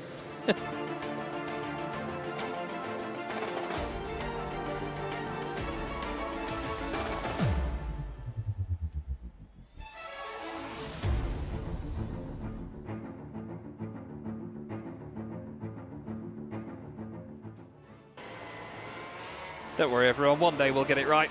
But let's go through the grid then. Emerson McAndrew-Uren is on pole position with Alfie Ward alongside. Arthur Pharaoh starting 3rd ahead of Ryan White in 4th. Then it's Ryan Townsend and Soren Gallagher in 6th place. Otis Cleary ahead of Eddie Duncan. Then we have Harry Radcliffe and Ian Campbell on the 5th row, Hugo McCluskey alongside Buddy Hugo. Then it's Hamish Gordon and Adam Batt, with Stanley Stafford and George Quinlan in 16th place. Teddy Higgs is 17th ahead of Hakeem Batt, and then Max Jolly in the O plate in 19th position.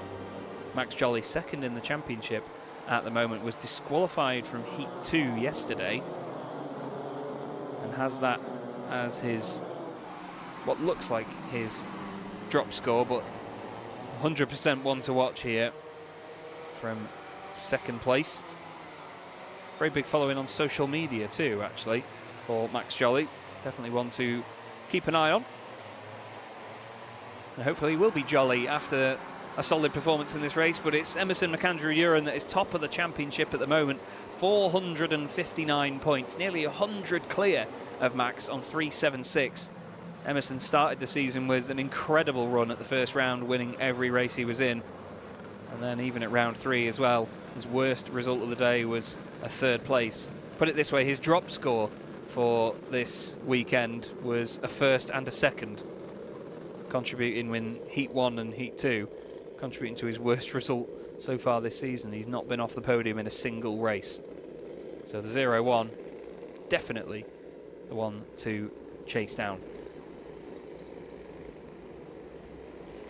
So here we go. Next race of the day underway then. The Mini Inters at Rowrah get going, and it's a solid start from our pole sitter. Keeps hold of the lead. Oh, big contact further down there. I think that was the 31 of Adam Batt? Oh, even more contact involved there. A number of carts off and in the barrier. Oh, dearie me. The 104 was in that, I think, or was it 164? Hugo McCluskey was off to the right-hand side there. A few of them all caught up in that as they headed up to the hairpin at the top. But Emerson McAndrew-Uren leading us then. Alfie Ward in there, Arthur Farrow, Ryan White actually in 4th place. And then Rian Townsend just behind. And I'm confirmed that it's McAndrew-Uren. Apologies to Emerson and family. The 22, waving away there actually, Otis Cleary. As it looks like they've been brought to a reduced pace, I believe. Yes, they've brought the yellow flag out here. The timing has gone full course yellow. I think Otis was just signifying to the other drivers behind just to make sure that they were all slowing down. There was a number of carts off in that part of the circuit. Driver there at the side of the circuit just being tended to by the marshals. Hopefully all is okay. Said driver went into the wall. Seemed like there was one driver off, and the race has been red flagged as a result. As you saw, there was a number of carts as they went over the crest of the hill. I think there was just one broke away slightly and then came back across the track, and as everybody went to avoid, obviously these things move very quickly one way then the other, and it was just a bit of a concertina effect, unfortunately, that meant that a number of them were off and out. Hamish Gordon and Teddy Higgs are the 2 carts that did not come round to complete the first lap. And it is Teddy Higgs that is still sat in the cart. Looks okay. You could see he was speaking to the marshals. Might just be a little bit winded after that knock into the barriers. But the drivers are now brought round to the grid. One thing that you always have to admire, I mean, you know, this is coming from somebody that doesn't often commentate on as much karting, but, you know, one thing you have to admire is despite the young age of a lot of these drivers, the professionalism and the conduct of them is all so fantastic, and the way they, you know, adhere to the procedures and the protocols in all of their race meetings is just fantastic. Absolutely fantastic. Young professionals and stars of the future. And there you go, you can hear actually from the marshal checking that the nose cones are in position. A very important part of it. So if the nose cone is basically pushed down or is lower than a certain position, it's effectively like failing a ride height check, and the drivers will be considered as not legal for that race. Lovely shot of all these beautifully presented karts though, ready for their race. You can see some marks there on the side of the 37, Ian Campbell. And we're having the confirmation that it's going to be a full restart after this. You can see a difference in the tyres there, actually. 43 running on wets by the look of it. Completely different tyre compound indeed. Number 31 there of Adam Batt. But yeah, importantly, it's going to be a full restart. So we're not going to continue on from the position we were in. Just a full restart of the race. I believe it'll be full length. You can see the timer says 8:38 there. On our timing screen, the race was officially red flagged with 9 minutes and 19 seconds left to go. But the drivers will get the full complement of 10 minutes. And there you can see Teddy Higgs making his way with the medics there actually back into the golf buggies, but walking under his own steam, which is good to see. Maybe just, like I say, just a bit winded after that one and just precautionary. There you see Otis Cleary in those wonderful overalls, and I love the helmet design as well on Otis's lid, as they call them. Some fantastic designs that you see coming through the ranks in karting. It's where they sort of establish the brand and the name for themselves. He's talking there with Rian Townsend. Was in 6th position at the time, just behind Otis. Interesting on a personal level to see the Tony Kart design there with the number 41 on the side of it, with Soren Gallagher behind the wheel. A good friend of mine, Dan McCauley, used to race in Tony Kart liveries. I believe it was for Strawberry. Long time back. And he used to run the number 41 on that livery as well. It's almost like a little bit of a time capsule seeing that kart there wearing that number. They now move into position on the grid. Lovely to see a friendly handshake there between Cleary and Townsend. They may be rivals on tracks, but a lot of these drivers are friends off of it as well. And the kart's now organised into position. One of the things that makes the logistics of karting a lot easier is the fact that they don't really weigh anything, so you can just lift them with one hand and position them where you need them. There's a lot less choreography needed.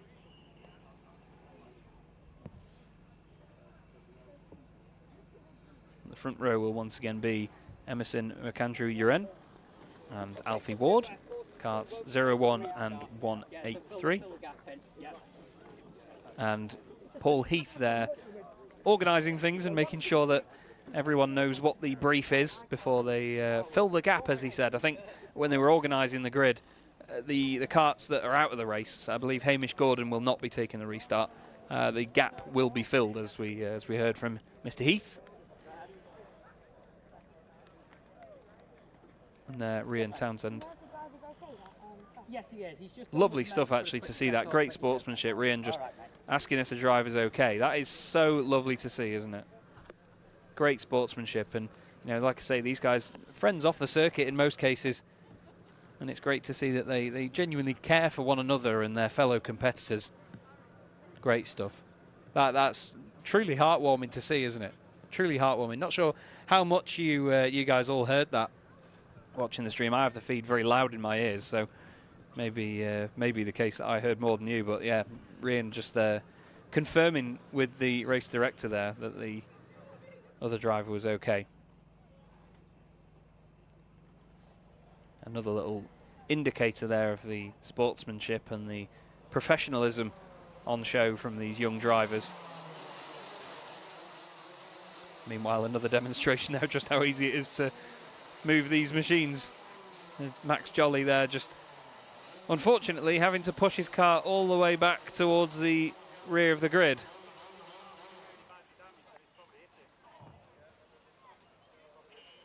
After a solid start, he was up into 11th place. He avoided all the incidents and stuff, and you can see a little bit dejected and fed up there with the outcome of that he has to do it all again. Bit of a drivers' meeting going on there. Even the Lando Norris replica lid there.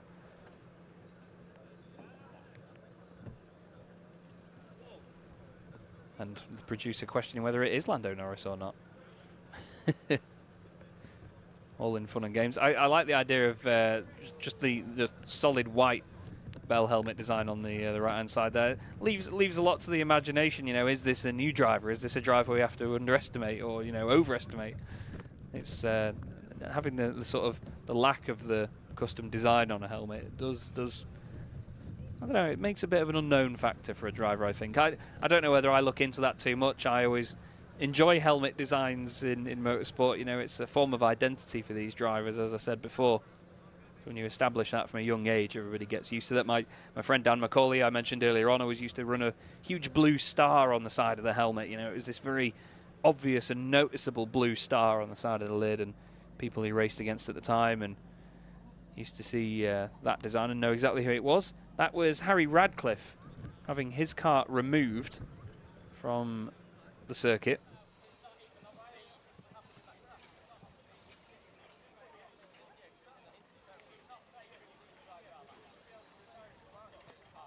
And there's a bit of a question being raised as to why there.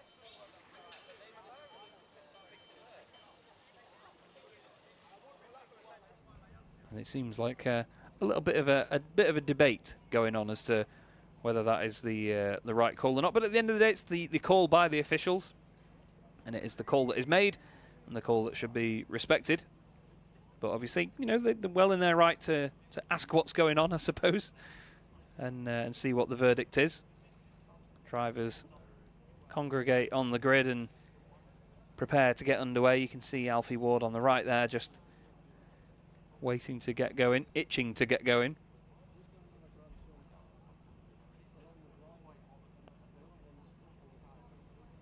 But we still have another superheat to come after this one. What was billed for 11:45 was the Rotax 177 superheat, but we will not be seeing that just yet. We're going to get the full complement of time from this race, I believe. There's been no confirmation of any loss of laps.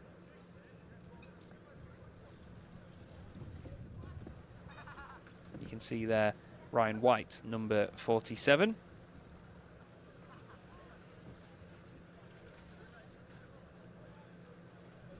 He's just talking away with drivers.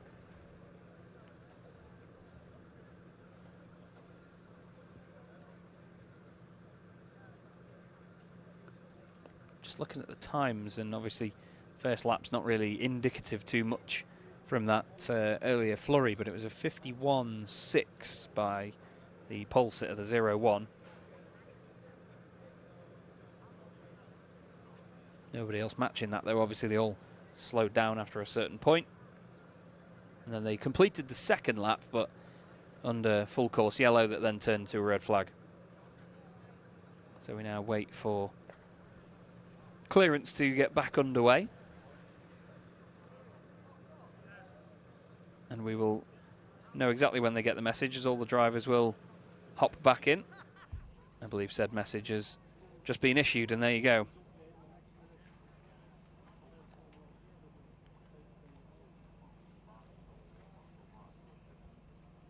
So the timer on the gantry that you see there may very well tick back to the full 10 minutes. Don't know how many of you watching were just as annoyed by that singular LED that wasn't working as I was.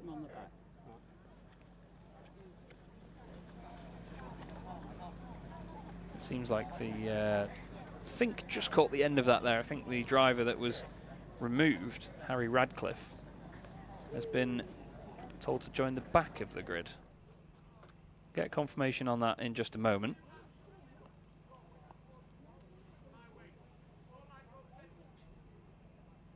And it looks like, is that the 126? Yes. 126 of Harry Radcliffe joining the back end of the order.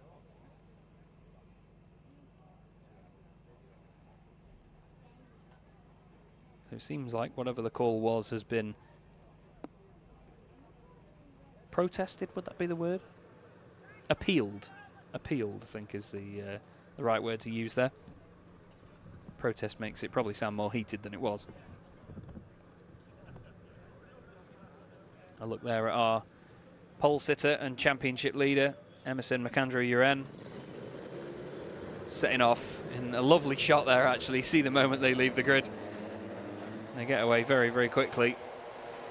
They will now have their green flag laps once again. Timer at the moment showing us 20 minutes and 56 seconds. Obviously that will be changed in due course when we reset the timer to get going.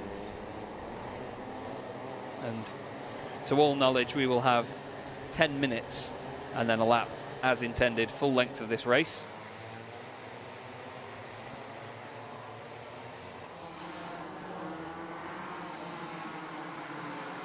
And we'll see whether we can have a cleaner start this time round. Just earlier on, I mean, the micro superheat and the senior superheat A in particular were beautifully clean starts.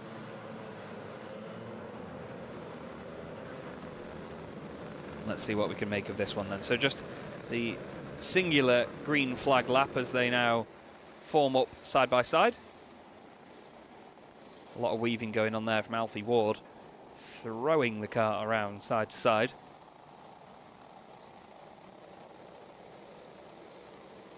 As he now prepares to get us underway. Take two in the mini inters, and the superheat gets underway, and it is Emerson that leads us into the first corner. Bit more shuffling further back. I think Bat was involved in that one. I think it was Hakeem Bat. A little bit more shuffling down at the hairpin, but everybody keeping it nice and tidy this time in comparison to earlier. I think everyone making more of a conscious effort to avoid that. Otis Cleary getting in front of, I think that was Ryan Townsend that he's just overtaken there. The two of them were talking on the grid just earlier. And a move down the inside by Ryan White on Arthur Farrow as well. There you can see the number 0, Max Jolly. Definitely one to watch here, making solid progress already. I think he's actually made 3 or 4 places in this opening half a lap. Race leader, Emerson McAndrew-Uren, crossing the line. Alfie Ward behind him. Then Ryan White moving up into 3rd. Then it's Arthur Farrow, Otis Cleary, Ryan Townsend, Soren Gallagher, Max Jolly up into 8th position already. 5 places on that opening lap. An amazing start by Max Jolly. He's already onto the back of Soren Gallagher, number 41, Tony Cart. I believe a potential teammate of his as well as number 164, getting a bit of a shove there. That was Hugo McCluskey. Harry Radcliffe trying to go by around the outside in the 126.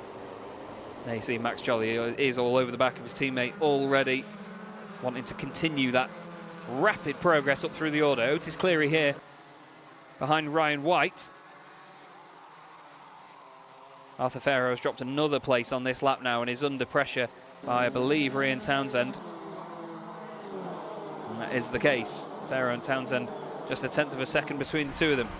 Everybody zipping their way through the first corner.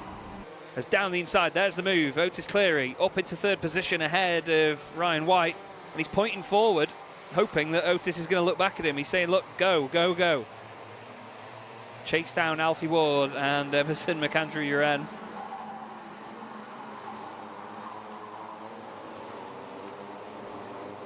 Just behind, Max Jolly is bringing a queue of drivers with him now. Soren Gallagher and Eddie Duncan were able to stick with him once he'd made the move, and he's going to be there in the mixes. Oh, a bit sideways there from Soren Gallagher. There, the drivers watching on. Otis Cleary, 3rd position for him now after making that move. Ryan White down into 4th position. Arthur Farrow still in 5th.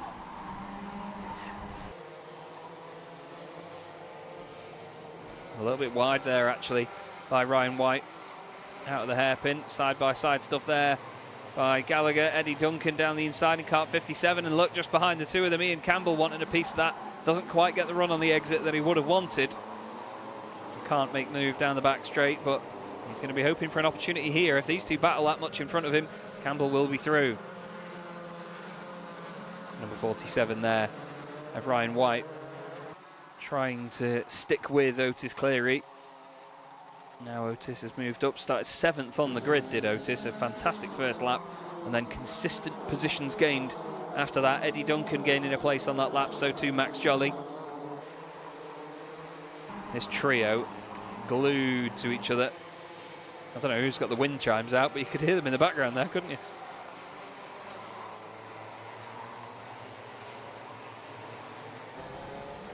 Right now then, it is still Alfie Ward in 2nd place with a bit of a gap back to these guys, Otis Cleary and Ryan White. Otis was taking a bit of a late apex into that hairpin there, trying to get the run on the exit. Didn't look like it worked for him there. Nose cone, or at least the sort of upper nose cone, really flapping around, but again, shows you just how stiffly set up these karts are. The bodywork is made to have a bit of leeway in it, so at least it can withstand a bit of a hit so it doesn't snap or break, or even worse, completely fall off.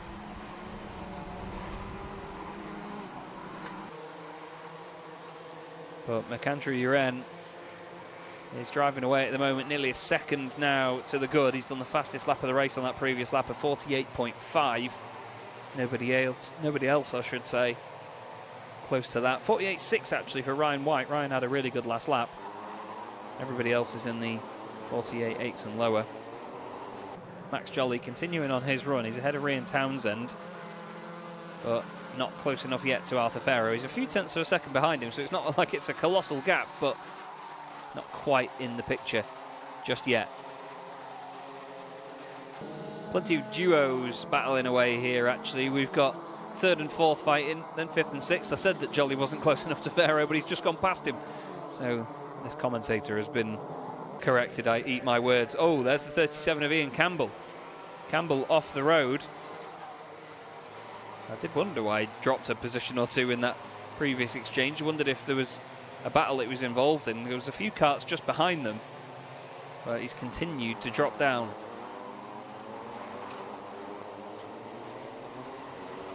Campbell, unfortunately, out of the race, it seems, as a result of that. Stanley Stafford and Hakeem Batt have now gone past him. Max Jolly is on the move here. Look at him just behind these guys, battling for third position. Keep an eye on that Zero machine, third in this queue. He is going to be in a prime position to overtake if they have a fight into this hairpin. Let's have a look then. Is White going to look down the inside? Jolly's going to try and get a cutback on him. Doesn't work for him. Needs to be careful now because Arthur Farrow's in the mix as well. Max Jolly, as we said earlier on, large social media following. He's hoping to show us exactly why now. Ooh, maybe not. In that case, he gets a bump from behind from Farrow. I'm sure he'll be grateful for that one. Gets him up to speed a little bit more. Just pushed it a bit too hard on the exit of the hairpin there. Danced his way across the runoff on the left-hand side. And wasn't able to capitalise the run on the exit. Still got time to make up for that, though, as he tries to reel back in the battle for third position.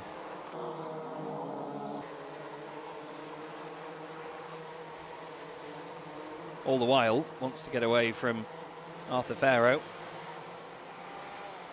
But I suppose it's going to be a case of sucking it up and working with his fellow racer in this circumstance. Oh, a big bump there from the number 41 of Soren Gallagher, pushing Ryan Townsend out of the way. Townsend now covers it off on the inside line. Battle for third, still going strong here, but Ryan White, I think, consciously not making too much of an effort to make any late dives or anything here on Otis Cleary. He wants to, as a pair, move forward and move away from the drivers behind. 2.5 minutes and change left to go. And then obviously another lap after that one here at Rowrah. A busy, busy race this time, but not the busiest we've seen so far today. The Mini Inters in the middle of the race here having a period of it just mellowing out slightly while the drivers get into their sort of mid-race rhythm. They pick their battles, they figure out who they need to keep an eye on and where they need to be. You establish your position in the opening laps of the race and then think about the bigger picture from that point on.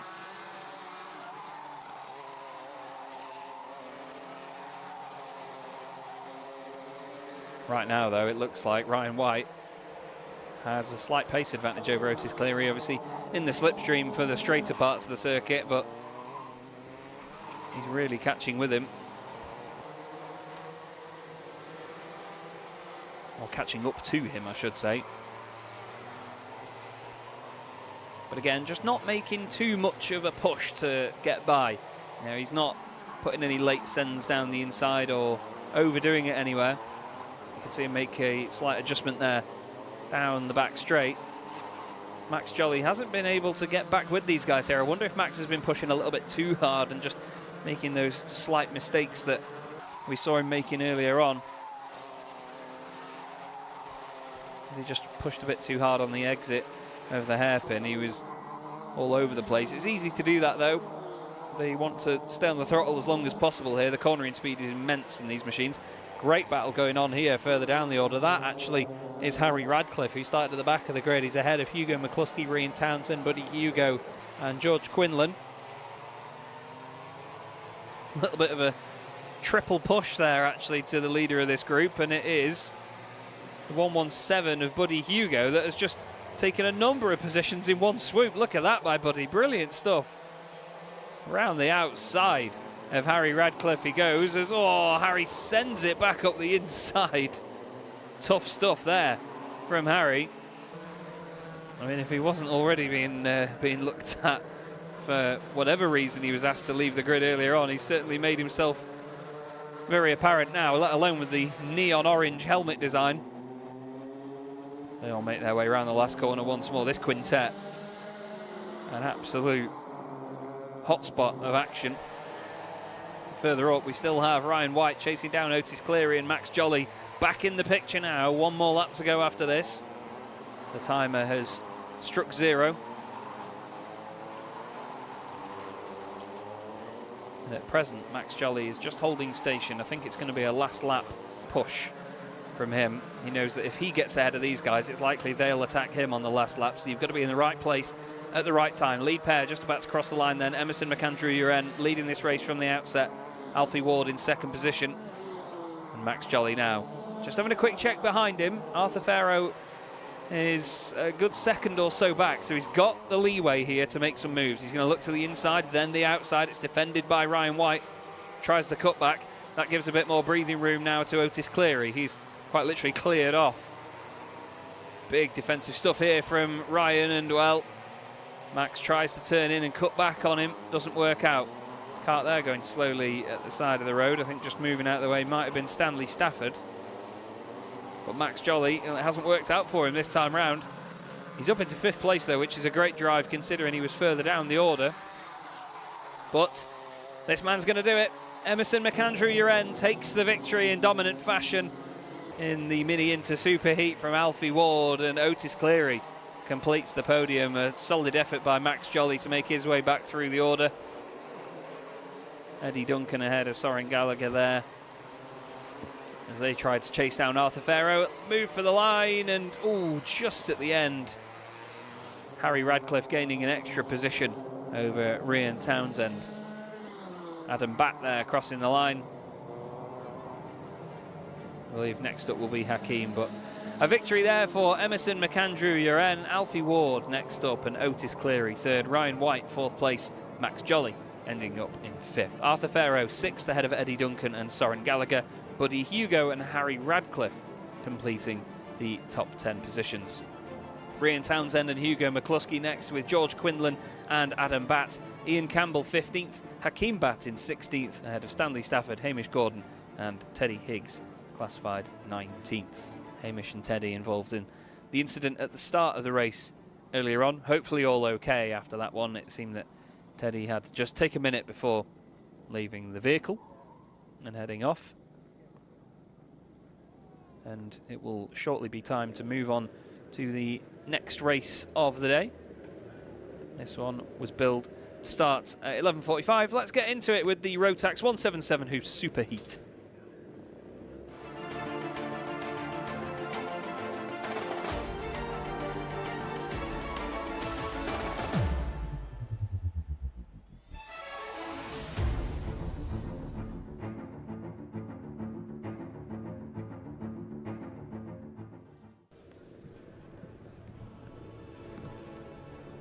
So here we go then, the final superheat of the day here with the 177s, Rotax 177s. The 177 in the name being the minimum weight, Karting driver 177 kilos. So back to the larger karts now from the minis and the micros that we've seen just shortly. Or just recently, I should say. And here is the grid. Edward Matthews and Harrison Crook, Louis Large and James Lingard making up the top 4 positions. Edward Matthews at the moment the championship leader here from James Lingard. Jamie Zera is 3rd in the championship ahead of Joshua Gollin. Slight technical with our grid here, so do bear with us. Apologies for that. Just continuing with the championship order though. Harrison Crook 5th in the championship ahead of Samuel Cornwell and then Jack Taylor. No Nicholas Walker here this weekend by the look of it. Scott Clee 9th in the championship ahead of Mark Gilly, who completes the 10. Not the biggest grid of the weekend, but the talent here is rather large assortment, and we look forward to seeing what these guys have in store for their first action of the day.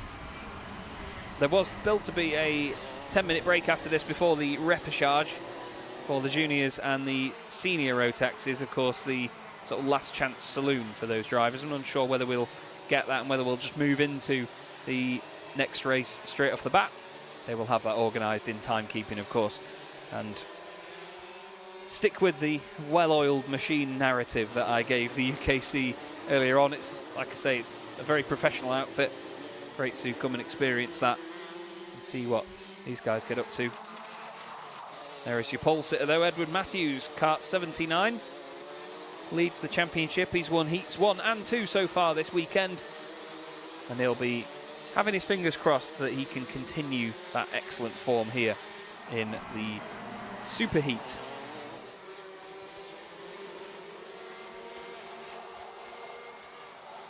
A lot of names to keep an eye on there in the middle of the field. We have the 168 of Samuel Cornwell, 6th in the championship at the moment for him. He's got Jack Taylor just behind him, who's actually just behind him in the championship as well. Rob Simpson joins them for this one. Just looking for Rob in the championship order. He's 11th at the moment, but starting 7th on the grid here. Louis Large with the O plate. This is his first appearance of the season for Louis. He's the only driver that's making his 2025 debut this weekend.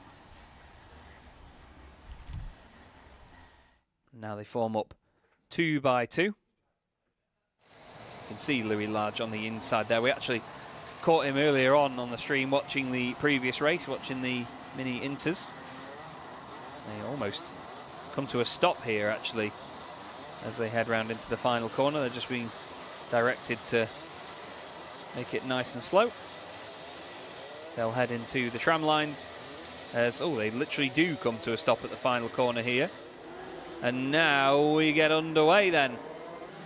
The Rotax 177 Superheat gets underway, and straight around the outside, Harrison Crook tries to take the race lead. Doesn't work for him this time round.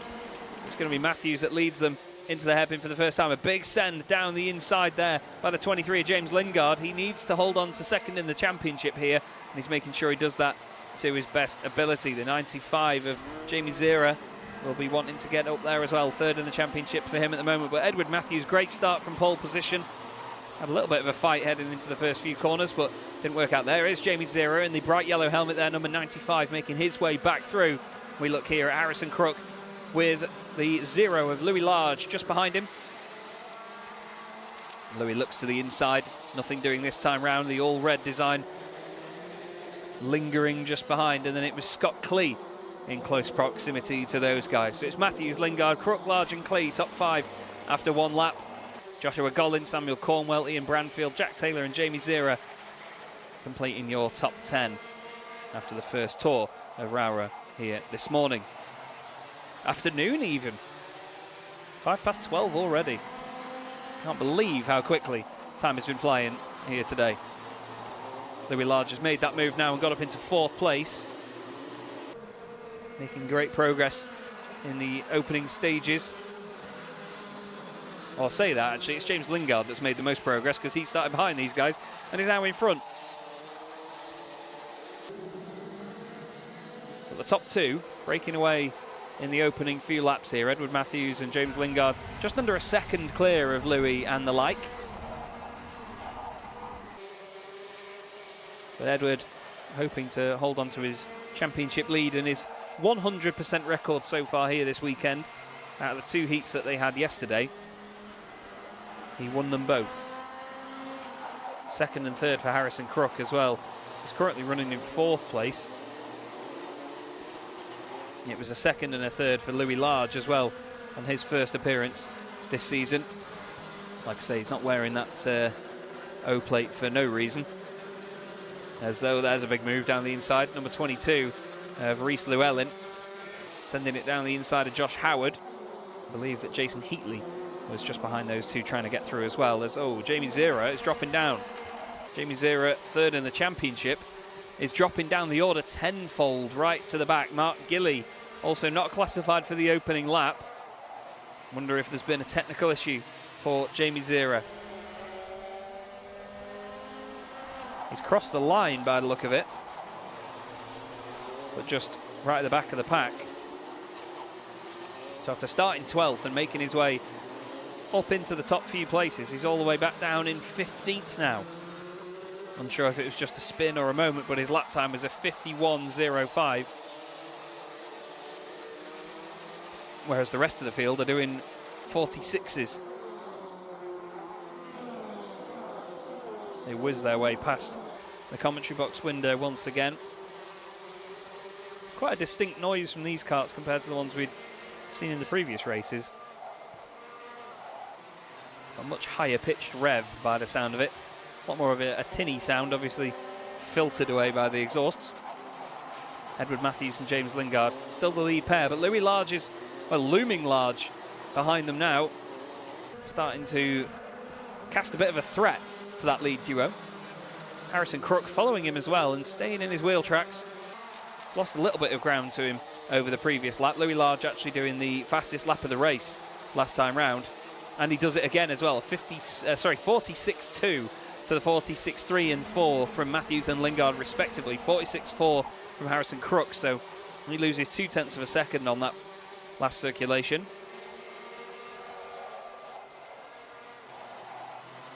The 4 of them now quite evenly spread for this race lead battle. You've got Joshua Gollin and Scott Klee not too far behind as well. They want to make the most of any battles that these guys have at the very sharp end of the order. Lovely shot there at the 23, the Tony Kart livery on James Lingard, looking resplendent in this obviously scorching hot July sunshine here at Rowrah.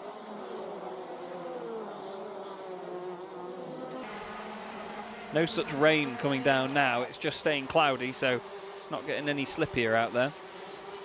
You can see that the drivers are still having to make the most of the small amount of grip they've got. It's not warm out there, so circuit not really heating up very quickly at all. Samuel Cornwell and Jack Taylor were just on our screens there, very close together in the middle of the pack for 7th and 8th positions. And right now, Edward Matthews has led this race from the get-go.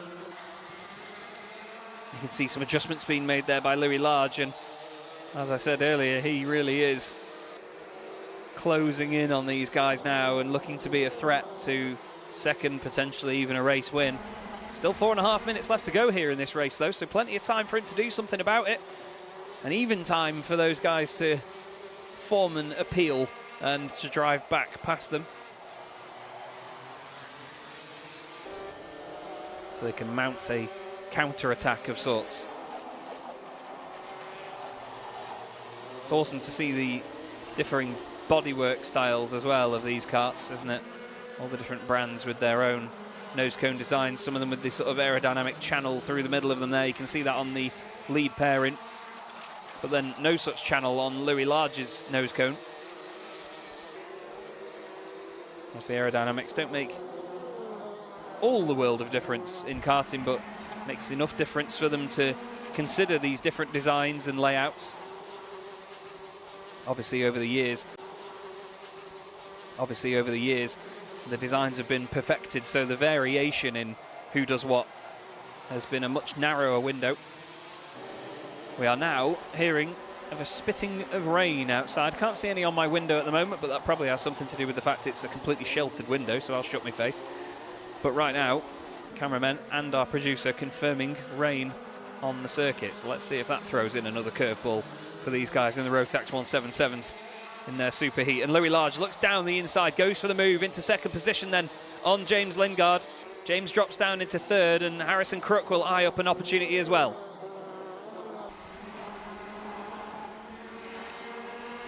Can Louis continue this pace though and go right to the front? We'll have to wait and see. He didn't lose much ground in making that move either. That's the thing. When you make a move, obviously you have to consider that the driver in front of whatever battle you're in will gain their own ground on you. And it seemed like Louis did that cleanly enough. The lap time at the end of this, although actually wouldn't have lost any time on this lap, so that's not going to be any good to anybody. Edward Matthews still leads though, unbeknownst to him. Louis Large now in second place. He'll have a glance back here and there. When you go around some of these hairpins, you get the chance to look over your shoulder, and it's the best opportunity to see what's going on behind. Still just over 2 minutes left on the clock. Looks like James Lingard is still sticking with Louis with great persistence. Harrison Crook has just sort of floated off the back of this battle at the moment, and he's not had the need to make any moves or any dives or anything. He's going to be hoping that he's got the opportunity to get a podium spot. He's showing great patience here, great reserve.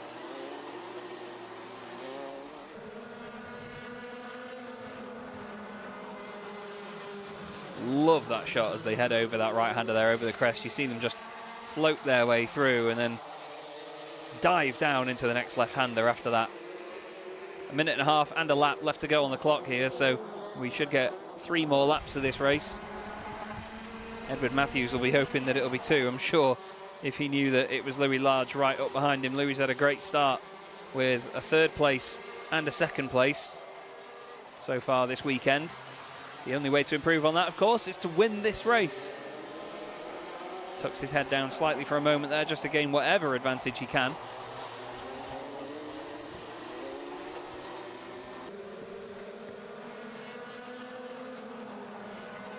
And this lead quartet, very entertaining to watch so far. Fantastic persistence and consistency from these drivers. Let's have a look at the lap times then. 46.35 for our race leader. He was actually the fastest of the 4. Louis Large was only 100th of a second off, but factually not as quick. Almost identical times for Lingard and Crook just behind. 5th place as well, Joshua Gollin did the fastest lap of the race just 2 laps ago. He did a 46.25. So even then, they're only a 10th of a second off the fastest lap of the race at the sharp end here. So there's not much to separate them. It's a very closely fought category, this one. The pace difference is absolutely minimal between these drivers. The clock has ticked down to 0, and we will get just 1 lap left here at Rowrah in the Rotax 177 Superheat. And it is Edward Matthews still leading the way, Louis Large in 2nd position, hoping to overtake him. And now Harrison Crook is starting to make moves. He opens up the battle here with James Lingard. He gets in front, but into the hairpin. Is it enough? No, it's not. And now Joshua Gollin senses an opportunity. Look at the run out of there by Harrison Crook. Great momentum. That gives Louis Large completely open opportunities to try and take the lead. The Birrell Art machine of Joshua Gollin heading through. Edward Matthews, though, has been, I was going to say, untouchable at the front of this, but he's not completely streaked to 8. Either way, as long as you win the race, it doesn't matter by how much. Edward Matthews wins. Great drive ahead of Louis Large. And James Lingard will hold on to 3rd place. Joshua Gollin promotes himself into 4th place by the end. Harrison Crook ending up in 5th place. He made that move, trying to get past James. It didn't pay off in the end and actually cost him a position.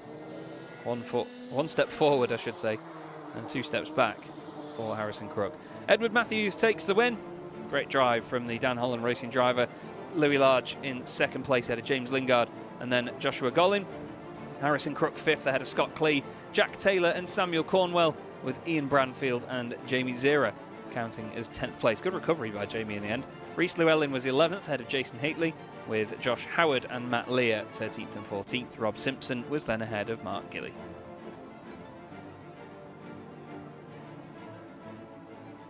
So that rounds out our super heats here this morning at Rowrah. As I said before, there was scheduled to be a 10-minute break before we then get into the repêchage races for the junior and senior Rotaxes. I wonder with the delay earlier whether we will get that 10-minute break still. They were scheduled to start at 12:15 and 12:33 respectively. Now with it being 12:17, it may be the case that they scrap the 10-minute break, although the way that the staff are moving down the circuit, I believe the 10-minute break will still be in effect before they get the repêchages done. You can see earlier, further up the hill there, the carts are not lined up for that, so it does seem like we will get the 10-minute break here before the repêchages, and we'll be back with those very, very shortly.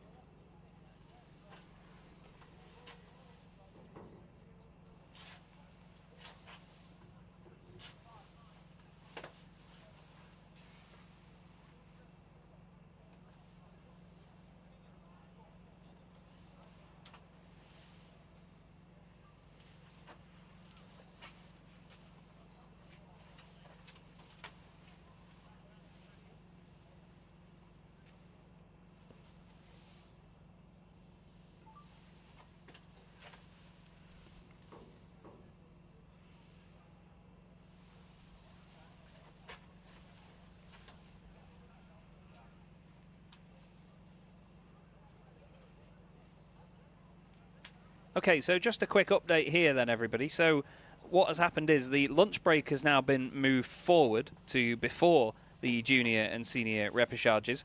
They'll use the additional break to basically finalise any penalty decisions from previous races. The revised schedule will be published very, very soon. So we're going to go on a lunch break here now at Rowrah, and we'll be back with you very soon for the junior and senior repêchage Rotax races. We'll see you soon.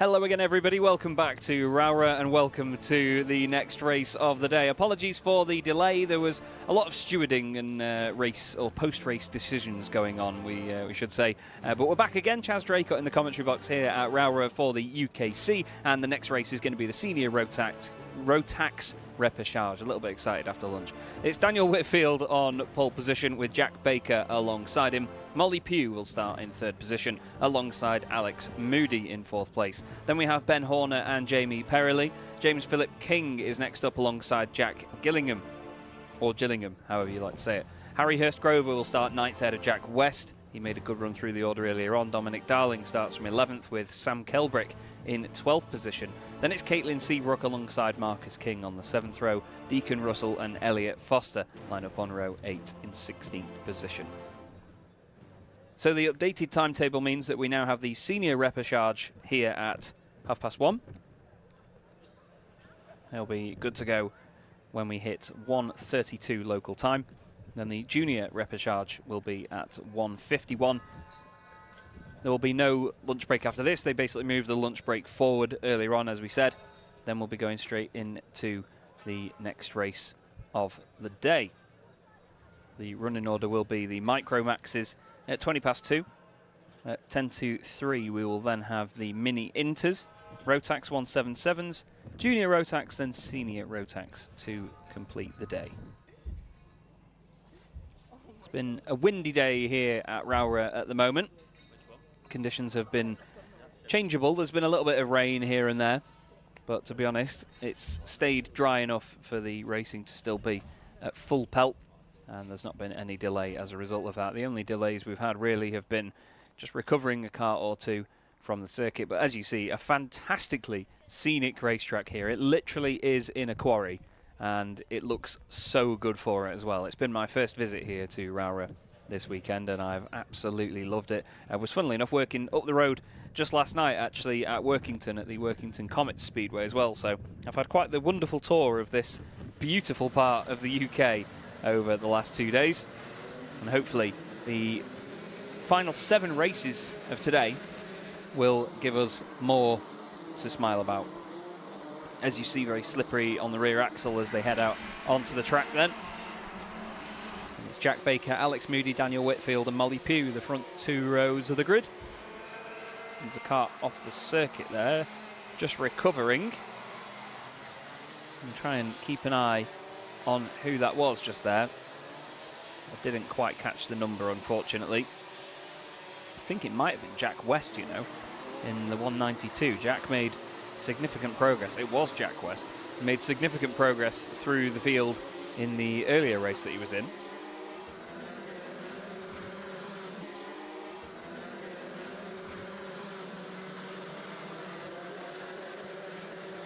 He's second in the championship and only 6 points off of Cian Geraghty.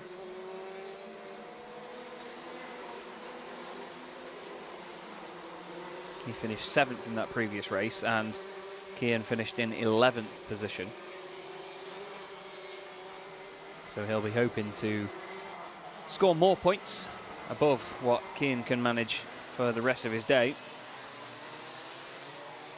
But obviously, with the final in mind later on this afternoon, he's got to focus on the bigger picture. There's almost 3 hours between this race and their final race. These repêchage races, though, only 8 minutes and 1 lap, rather than being 10 minutes and 1 lap like we saw in the superheat earlier on. The finals, in a lot of cases, either 12 or 14 minutes and then another lap on top of that. They make their way round now, 2 by 2 into the final corners. It's Jack Baker and Alex Moody together on the front row. Daniel Whitfield and Molly Pugh on row 2.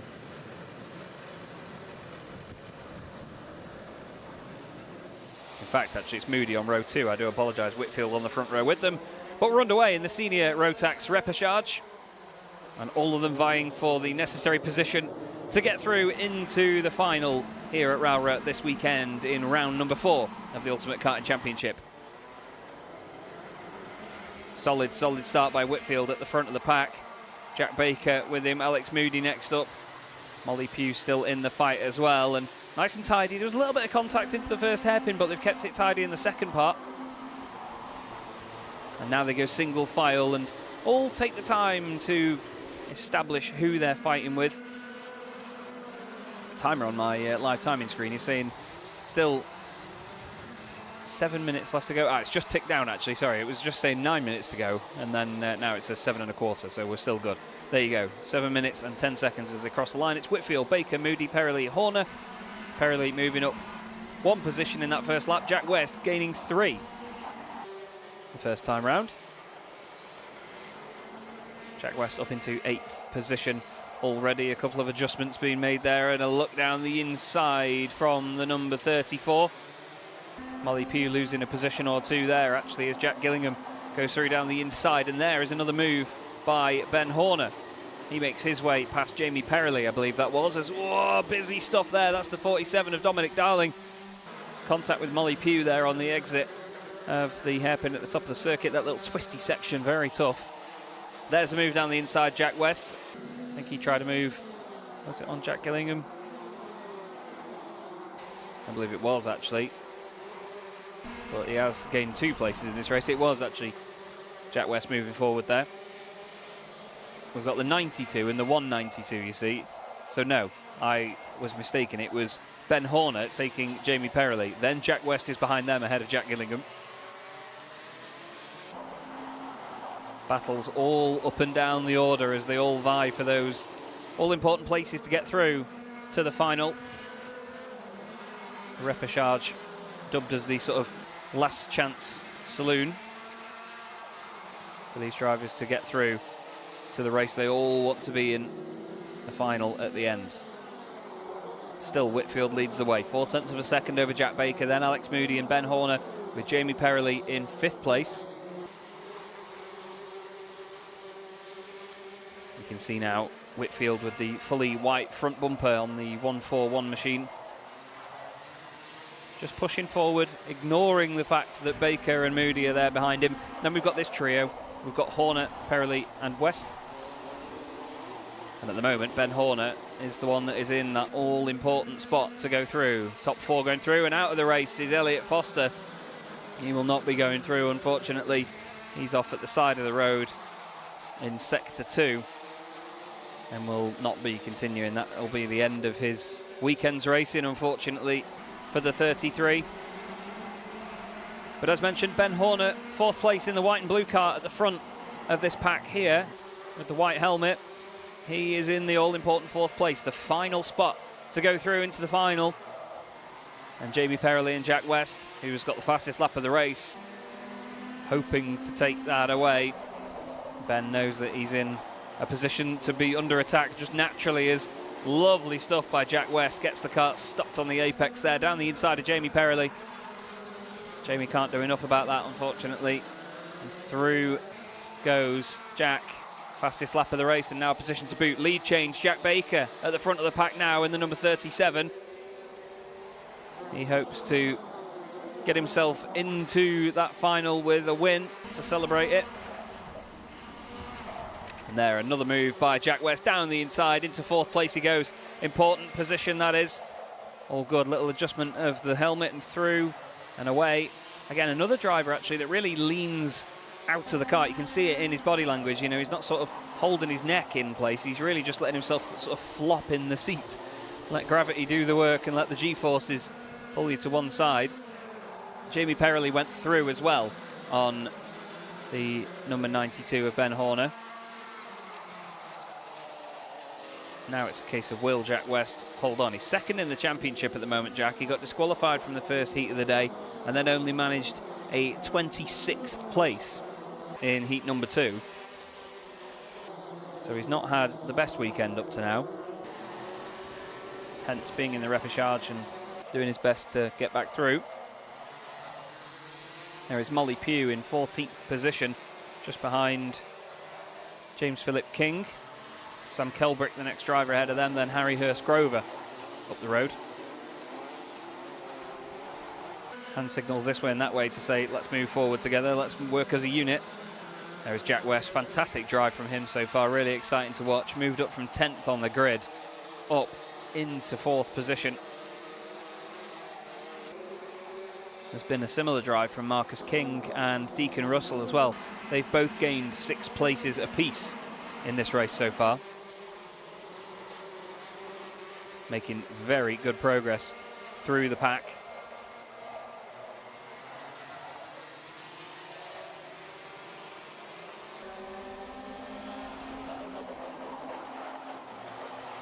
But Jack Baker has now got the lead and held onto it within a 0.2 of a second gap. Daniel Whitfield is another half a second or so back from these lead pair. But Jack West, as you see, this way and that way, carrying great speed through that final sector. Because he seems to go so limp behind the wheel, you know, with his neck and his shoulders, you can really get an idea of the force he's being exerted on him from the pace they carry in that sector.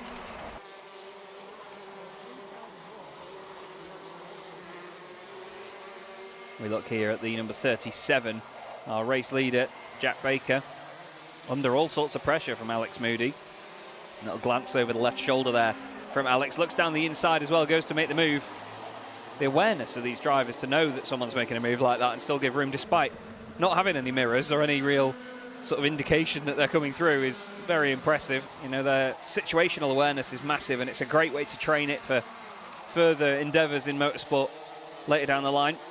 Just over a minute left to go then here at Rowrah in the senior repechage. Alex Moody leads Jack Baker and Daniel Whitfield. Then there's a slight gap back to Jack West, who's gained 6 places to get up into a final advancing spot at the moment. These three are fighting hard though, and Jack could even win this race, you know. Makes a move there on Daniel Whitfield, and Daniel, you can see, was panicked looking behind him. Where's the next driver? Where's the next person to potentially take a final spot away from me? I think, to be honest, Daniel will happily sit there in 4th place now and stay behind Jack West. If he gets into a fight with him in this final lap, then it will be all game over. They may even get 2 more laps, actually, with the timer still being at 25 seconds.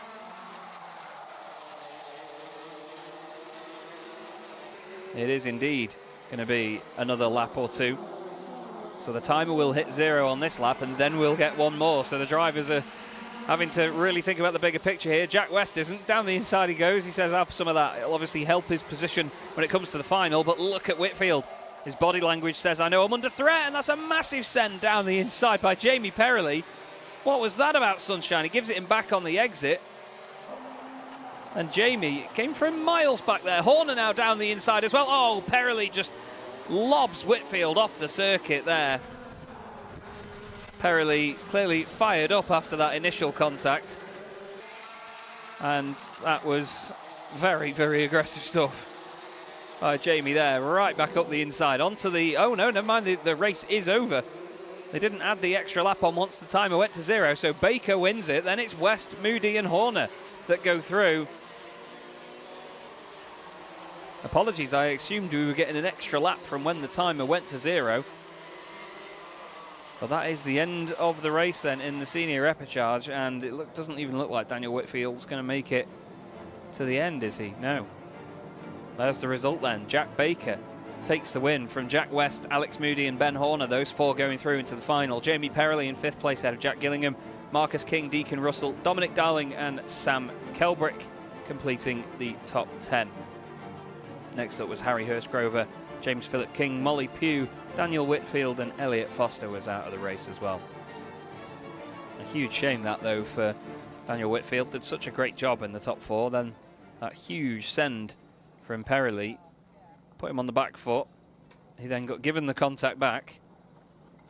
And then all of a sudden a massive send by Perrelly down the inside. Cost Daniel 10 positions at the end of that and cost him a spot in the final.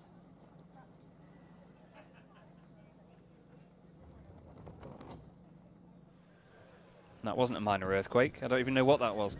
Still, the driver's now preparing on the pre-grid for the junior repechage, scheduled to start in 6 minutes' time. And there's some drivers after their previous race just coming in. Checking the timing screens. And you can see race winner Jack Baker next to Jack West. One from Evolution Racing, one from Dan Holland Racing. so confused at the end where you were saying like one last lap and it was then waving the flag. And so was I, mate. So was I. Also confused. Alex Moody, I believe that is. Went from 30 seconds to straight to like last lap. And he correctly points out that we went from 30 seconds to the last lap, but it is what it is. It's the way these things go sometimes. It's the way the cookie crumbles. Karting is very quick fire motorsport, but these races are even more quick fire than usual as well. 8 minutes and a lap. And there you see the drivers ready for the next race, which will be the Junior Repêchage.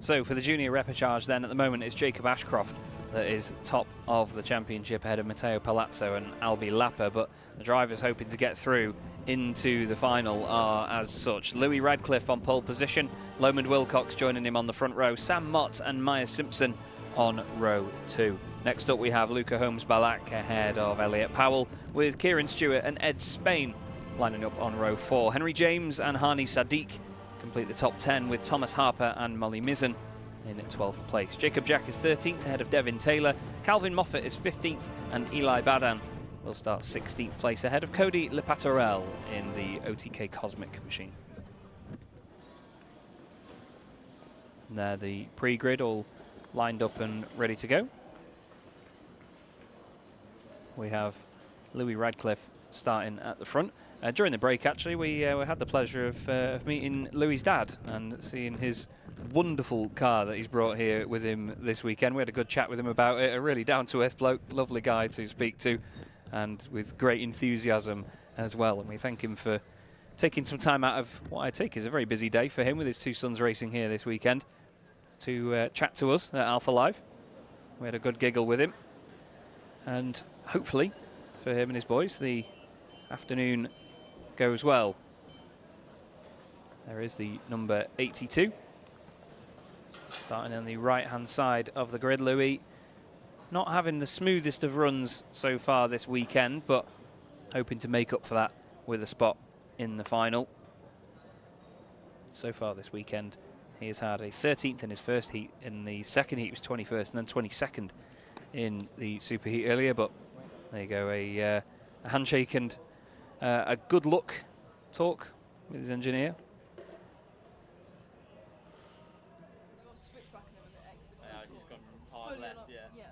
And some good discussions of moves going on up there at the top end of the circuit. As we now prepare to get going. Still 2 minutes to go before the planned time for the race to get underway, but being ahead of schedule is never a bad thing. So it may be the case that they let them go in just a moment. As you can hear, the wind has picked up down here at Rowrah. You would have thought, being in a quarry, you'd probably avoid the wind. It's close to the west coast. As I mentioned, I was down at Workington Comet Speedway yesterday afternoon, and the wind there is ridiculous. I mean, it's right next to a wind farm that tells you just how windy they expect it to be down there. But even here, down in the quarry, we cannot escape it either. Still makes for some interesting conditions at this amazing circuit. And it means that it can change, much like the Nürburgring, in the space of about 5 minutes. The conditions can go from one to the next. That was Eli Badan there that we just saw at the back of the grid, the white helmet with the sort of red scratch marks down it. And this the view from the tail end of the order. Number 33 just in front of us in shot there. Driven by Jacob Jack. Just in front of him we have Harper on the right hand side.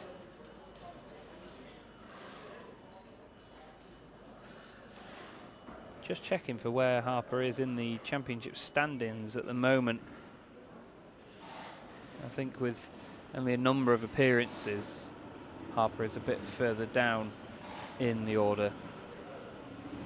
Either that or they're higher up than I expected them to be. Still, it's a packed grid for this one. with 17 drivers. It's Thomas Harper that is 25th in the championship at the moment, but merely 1 or 2 points either way to Riley Morgan and Jake Rufferty, both also here this weekend as well, so the fight is well and truly on for their respective positions. But it is a tight-knit championship, this. All very, very close stuff.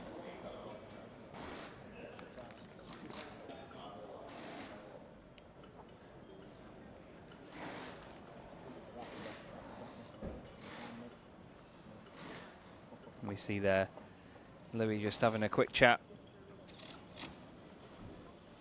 hoping to get off to a good start for this race. The visor goes down and all of a sudden all facial expression is gone, and you see the cool steely look of the helmet, hiding any sort of potential weakness or chink in the armour. The visors completely hide all emotion. So the field makes its way out then. Junior repechage just about to get underway here at Rowrah. 1 or 2 carts at the back there just burning off whatever fluids and things they might have built up slightly while in the pre-grid. And the tyre warming begins. As you see, when the rears don't have much temperature in them at all, they just float around. Hence the importance of these 2 green flag laps, getting as much temperature into the tyres as possible to give them grip on the first lap where the field is at its closest and its most compact, so that they can push like mad.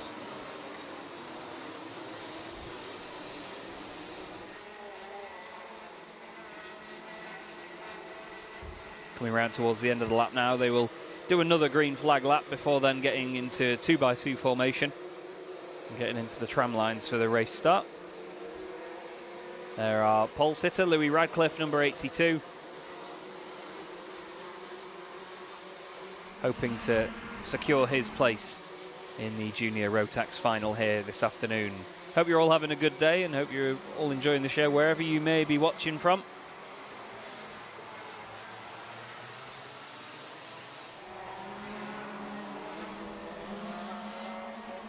Let us know who you're shouting for at home, or who you're cheering for as well. Let us know if there's anybody here at the meeting that you know that you are sending best wishes to, any drivers in particular that you think we should keep an eye on as well. It's great to see you all chatting and commenting away, so let us know.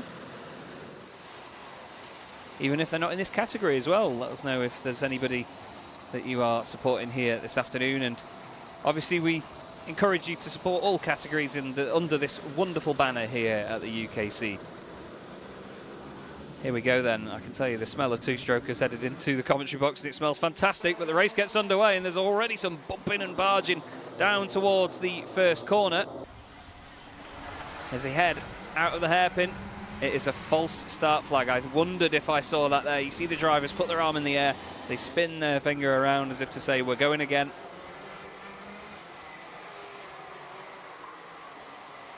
As I very openly admitted to earlier.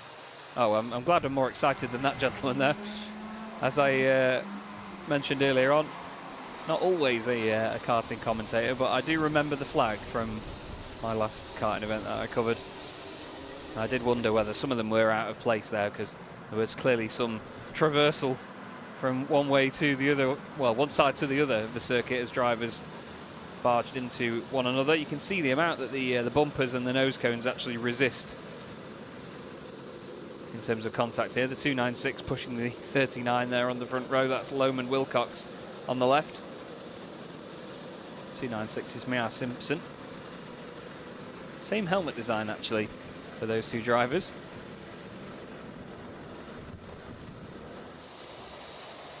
As they now head out of the final corner. Let's try that again, shall we? Take 2 in the junior repechage. And as they go up over the hill, we wait to see. No false flag this time round. Let's get it underway, shall we? Solid start by Louis Ratcliffe. He holds the inside line and defends into the hairpin, although no, actually. A little bit of a cutback made potentially. No, not this time round. Sam Mott trying everything that he can do. I thought he had the run on the exit, but clearly not. Looked like he carried some strong momentum, It's been a change for third position. There's more contact. Oh, dearie me. Big hit there for the 39. That's Loman Wilcox. Wheel-to-wheel contact. I wonder if it's damaged anything. Seemed to get away with that, actually, as the initial outset is running wide there. That is the 296 of Maya Simpson. This way and that way. Trying to defend where possible from the 72. That's Ed Spain. He's gained a number of positions in that opening lap. Now the field sorts itself out. Loman Wilcox dropping right to the back of the pack. I think he did receive damage with that contact. It's hardly surprising. It was a hell of a hit. Sam Mott down the inside of Louis Radcliffe, but Louis goes back at him again. We've got Holmes Bellac in there as well now, wanting to try and capitalise on this fighting for the lead. Just behind them, Elliot Powell and Eli Badan. Eli, by the way, gained 9 places on that opening lap. Had an absolutely storming start from 16th on the grid. Incredible. And there, out of the race, is Loman Wilcox. Very fed up, as you can see, after that. I think there was damage to the right rear. He had a kart make wheel-to-wheel contact with him and then popped up over the top. Eli Badan absolutely on a mission here. 4th position already in place to go through into the final. Tries a cutback move on the 228 of Luca Holmes Bellac, and he's going to do it, is he? If he can carry enough pace around the outside here, he goes for a cutback again, not knowing there's a kart behind him. What a move by Eli Badan. Fantastic stuff. He's now through into 3rd position. Can anybody stop him? On an absolute flyer. Just behind now, Elliot Powell wanting to get through into 4th place and make further progress. He wants his racing weekend to continue.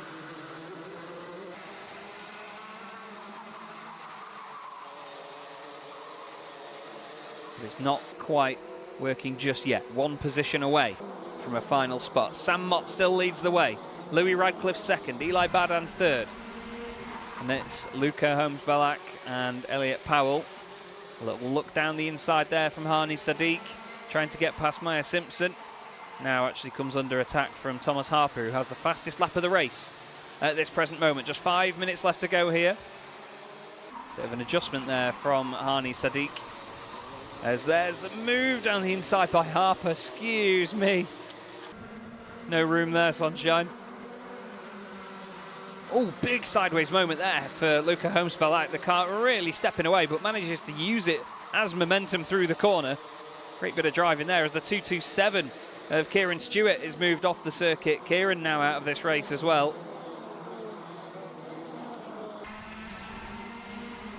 And while we're here watching this, a quick shout out to Mike Ashby. It's his 68th birthday here today, celebrating with Declan's cousin here at Rowrah. Hope he's having a great day. Hope he's enjoying this racing as much as we are. Look at this stuff, very busy into the hairpin. Luca Holmes Bellac now, 4th place. This is for the final position in the final, I believe. Number 62 still in there. Hani Sadiq trying to throw everything through that they can.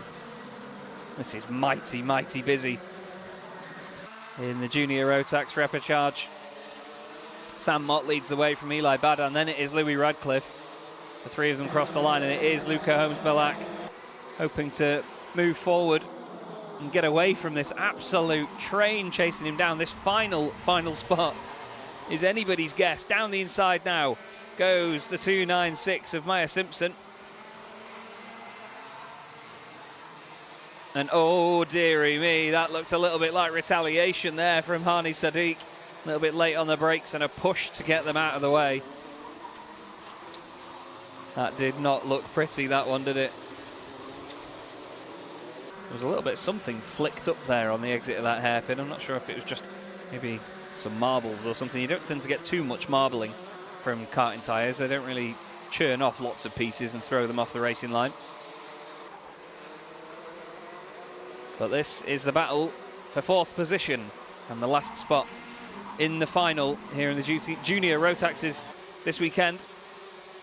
Kart 150 of Thomas Harper trying to get ahead of Luca Holmes Bellac.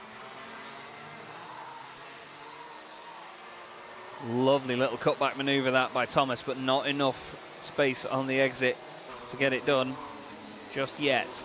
Tries it round the outside now. Nothing doing there either. One way then the other. Great change of direction. Lovely shots here as well from the Alpha Live cameras. and this chase is well and truly on. But the thing is, the longer that Thomas Harper takes to get this move done, the longer that it invites other drivers, Hani Sadiq, Jacob Jack, Elliot Powell and Ed Spain into the mix as well. And look at the long train of them all queuing up. Look at them now behind. All of them a threat to that 4th place. Luca Holmes-Balak has been defending brilliantly so far, though. 2 minutes left on the clock. Can he do it for the rest of the race?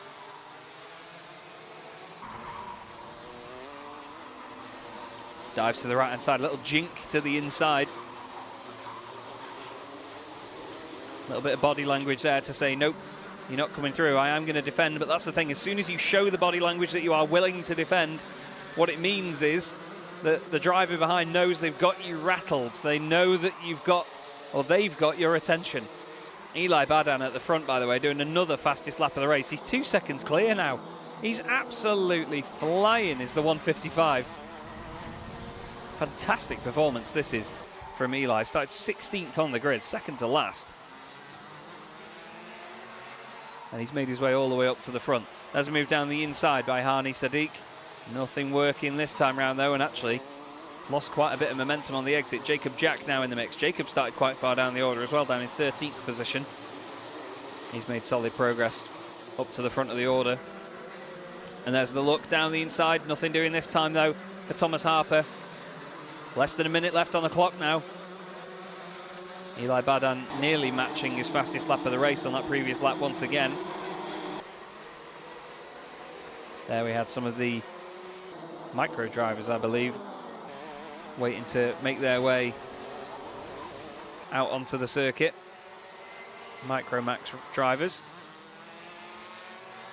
A battle well underway here with Ed Spain trying to get through on Elliot Powell. A little bit of a push there from the 33 of Jacob Jack. And still in the mix there, Calvin Moffat as well. Saw a shout in the YouTube chat for Calvin Moffat, so he's got support there. Great racing though in the junior Rotaxes here this afternoon. And this still, with 1 lap to go now, is the battle for that final spot, as I've called it. And oh look, with the battling going on, actually Thomas Harper under attack from Hani Sadiq has lost momentum. And I think he's saying, think about it, think about what you're doing. Hani Sadiq puts his nose down the inside, and that is not going to please Thomas Harper one bit. It may be 5th place in the repechage, but it doesn't get them a position through, and oh, that looked like a little bit of retaliation from Harper, that did. Going a little bit late on the brakes, but there's the 228 of Holmes-Balak, but there is Eli Badan. What a fantastic win that was. Through the order from the back to win. Louis Radcliffe second, Sam Mott in third, and the final spot going to Luca Holmes-Balak. And it got a little bit heated at the end there. Hani Sadiq moving through and overtaking Thomas Harper. Thomas clearly not very happy with that one though, and a bit of a shove into the hairpin to show their disgust at that move. It was clear for all to see.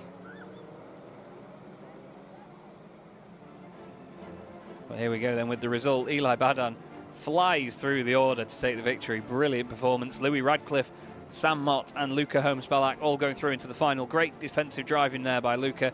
Hani Sadiq improves position from 10th up to 5th, with Thomas Harper next up. Ed Spain in 7th, Elliot Powell 8th, Jacob Jack 9th. Calvin Moffat completes the top 10 in that one. Just behind in 11th was Cody Lepatorel, with Devin Taylor and Henry James. Molly Mizzen in 14th, Maya Simpson, Kieran Stewart and Lomond Wilcox. Those last 3 were unfortunately out of the race. I think Maya Simpson had the kart removed in the previous, penultimate lap, I should say. And let's have a look at some highlights, shall we, from some of the racing here today. It's been a fantastic show so far, but we've got still more to come. Like we say, we have the finals to come soon, and in about 15 minutes we should have the Micromaxes out there first, then the Mini Inters, then it'll be the Rotax 177 final, Junior Rotax final, and then the Senior Rotax final.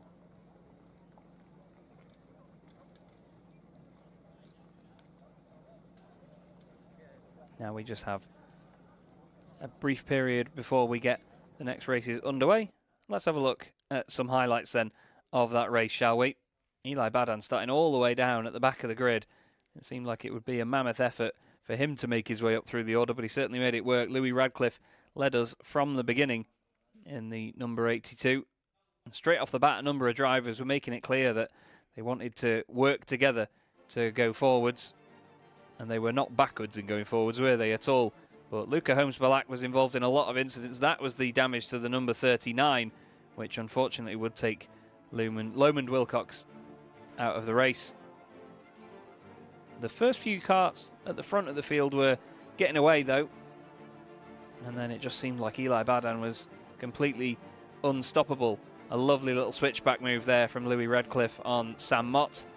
Eli Badan there getting past Luca Holmes-Balak. Some great battle in between those guys throughout that entire race. And ultimately, some more moves for fourth place were made, but nobody could unsettle Luca Holmes-Balak from that position. Luca was stern in his defence, with some stern overtaking as well. The 150 there, making a solid move up the inside. Thomas Harper would, in the end, though, be frustrated with the battle that they were having with Hani Sadiq, and Hani, well, took no warning of that. And then a little bit of contact for good measure from Thomas Harper. Hani Sadiq holding on in the end into 5th place. But a race victory for Eli Badan. A fantastic run to the flag from the very back of the grid. What a performance. Louis Radcliffe, Sam Mott and Luca Holmes-Balak going through into the final as well.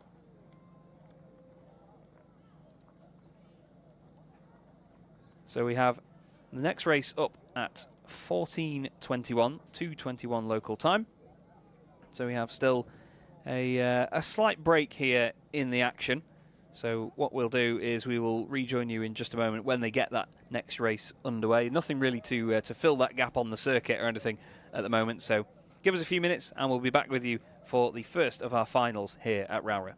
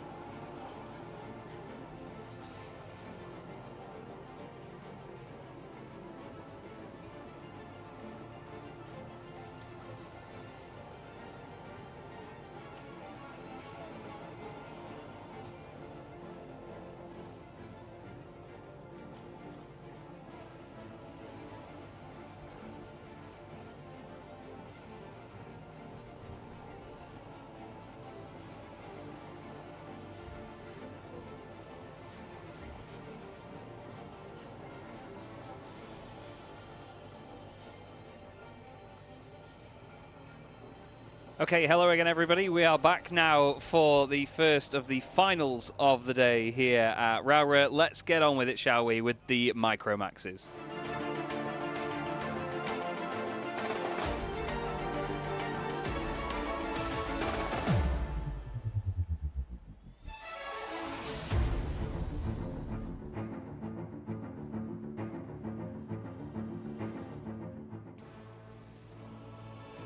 So the final of the day then and of the weekend here in the Micromax category.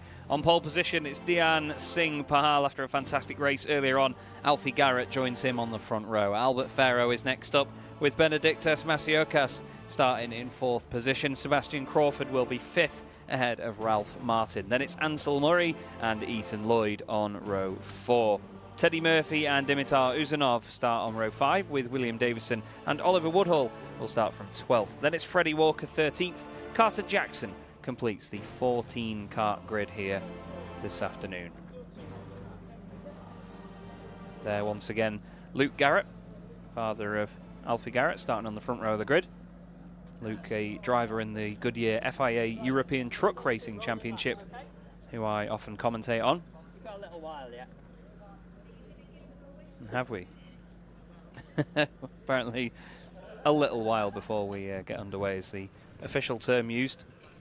This race was scheduled to start at 21 minutes past 2, so still 2 minutes time from now.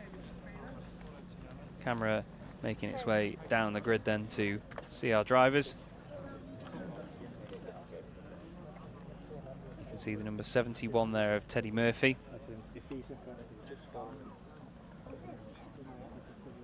And the back row of the grid there, the 77 and 33. 77 Carter Jackson, Freddie Walker in the number 33. There, number 42, Albert Farrow, near the front of the order. About as startled as I was by the incredibly loud whistle that I could even hear. To be fair, they're right outside my window right now, and yeah, the whistle, even I could hear it from here. As in, not through the feed, but more in person. Drivers preparing to get underway then. Lovely shot of them all staged on the grid like that, using the grid markers. And they set off then on their green flag lap. 12 minutes plus a lap in these finals. So for the Micromax and Mini Inters, it's 12 minutes and a lap. For the Rotax 177s, junior and senior categories, it's 14 minutes and a lap.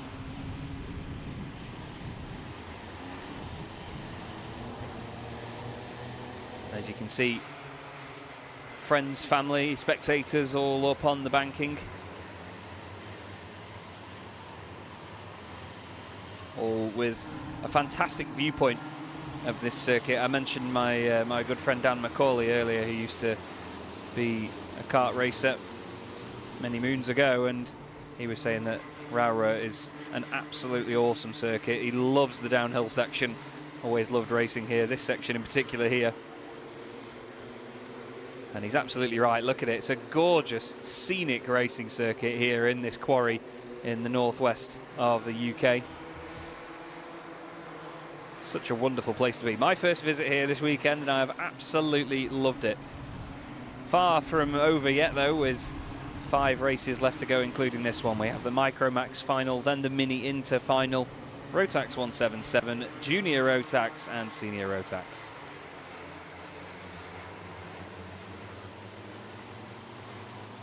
So with just one more green flag lap to go.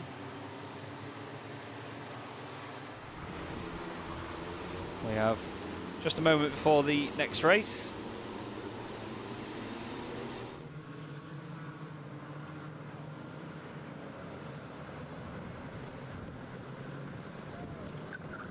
As, oh, dearie me, a little bit of drama here actually into the final sector, as I think they might have slowed down a little bit too early. As the 66 wants to get over to the right-hand side of the grid. It's all gotten a little bit out of shape here.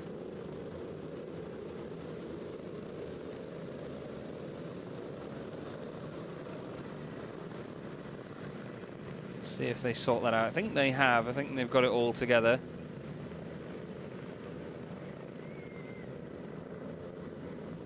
And we may get this start underway then, shall we? Across the line they go, and from the right-hand side of the grid, Dian Singh Pahal's got a fantastic getaway there. Actually, Alfie Garrett, who started second, had a real slow getaway and has lost a few positions as a result. I think it was the number 32 of Ralph Martin. The front end of the kart was completely off the ground as he headed around the first couple of corners. And look, a point there from Alfie. I saw him and his mum Lisa earlier on, as really sideways goes the number 16.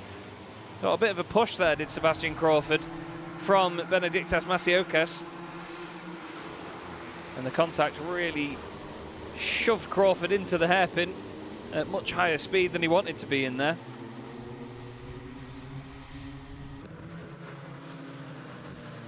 And we've got a replay of that apparently as well, which we'll have a quick look at while the leaders sort that out. Just look at Masiokas here. Goes to look to the inside, a little bit late on the brakes, and one push and then a lock-up on the brakes from Crawford. Lovely save, fair play. Great bit of driving skill on display just there.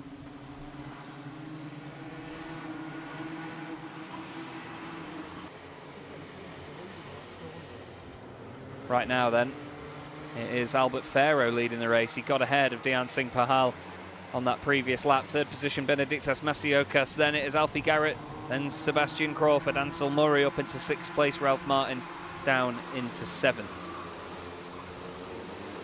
Number 32 there of Ralph Martin as well. A spin for the 62, Dimitar Uzanov. And a little bit too hard into the hairpin.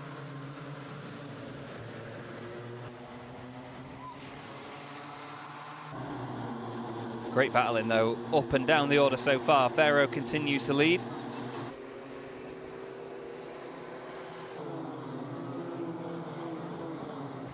See them streaking through the first couple of corners once again.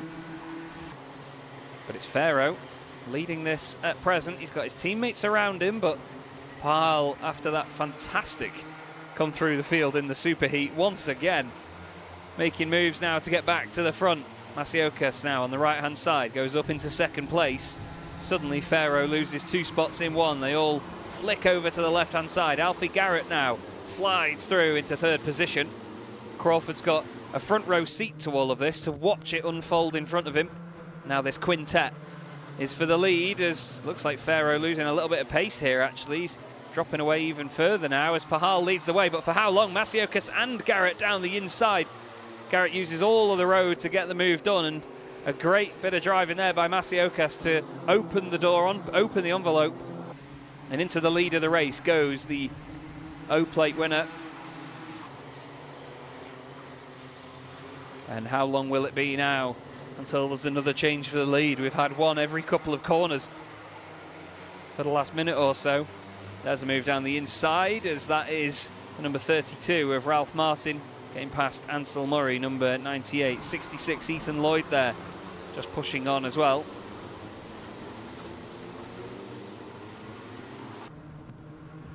Some fantastic fighting all the way through the pack here. But it's the top 3 in the championship, the top 3 in this race at the moment. Alfie Garrett leads the championship by 1 point from his teammate Benedictas Masiokas, that currently leads this race. Dian Singh Pahal is a good 23 points back from these guys, but definitely not out of the picture. Driver that's doing really well compared to their championship results anyways. That one there, actually, Sebastian Crawford. Big send up the inside, costs Alfie Garrett 2 places.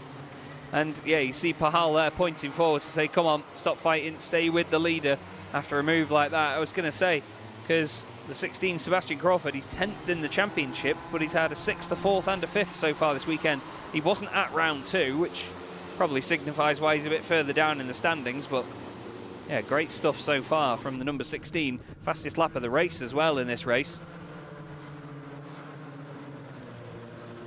But right now, we want to see a battle for the lead, and Pahal not fazed by that little attack there by Crawford. Still fastest lap of the race is done by Sebastian Crawford.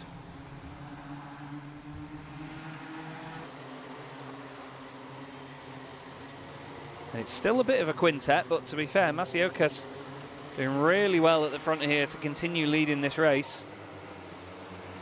Not under threat anytime soon. And again, Albert Farrow really leaning out of the kart. You can see, look, really putting his body weight into the outside tyres whenever he goes around a corner. Still, the battle is on for second position, though. Very close between Pahal and Crawford. Crawford now looks for a move down the inside once again. Not really big picture thinking there by Crawford, but gains the position as soon as possible. Alfie Garrett now on the inside of Pahal, backs out of that one, gets a shove from Farrow behind through the first couple of corners. Farrow not playing ball here with his teammate, sends a move up the inside, says thank you very much. I did ask Alfie earlier on what's the situation with teammates, and he said we just race one another, and that's that. They've lost a little bit of breathing room now to the kart behind as well, Ralph Martin, and Crawford is going to afford them a little bit more with that move down the inside of Pahal. He's going to sort of back them up into the rest of them. Pahal back down the inside, though, through the right-hander. We haven't seen many moves there today, and that's probably why Crawford ends up facing the wrong way. Pahal down the inside in a place where we really haven't seen those moves done. And that means now that we have an SFR 1, 2, 3. And it didn't need to happen from Pahal, to be honest. Don't mean to sound too criticising, but we haven't seen moves being made there all day, and the one time we see it, it causes an incident. Pahal was able to carry on. We've got a replay of it, and we'll see the moment that Crawford got pushed down the order into 10th. And Pahal, in fairness, got on the curb.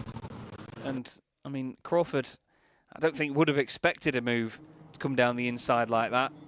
People would argue there wasn't enough space left on the inside by Crawford, but at the end of the day, I don't think as a driver, when you've raced around this circuit, you would expect somebody to throw a move up the inside there. So Pahal continues on. Alfie Garrett just does... Oh, I thought it was the fastest lap of the race, that lap. It wasn't, actually. It was the lap before that while we were just looking at the replay, but Alfie Garrett now moves up into second place ahead of Albert Farrow. The two teammates hoping to chase down Masiokas, Garrett especially, as it would mean now that Masiokas will take the championship lead with this. There's the 66 of Ethan Lloyd, position 6 as well. Ansel Murray in 7th place, Teddy Murphy 8th, Oliver Woodhall 9th, and Crawford in 10th. Completing the field we have Davison, Uzanov, Walker and Jackson.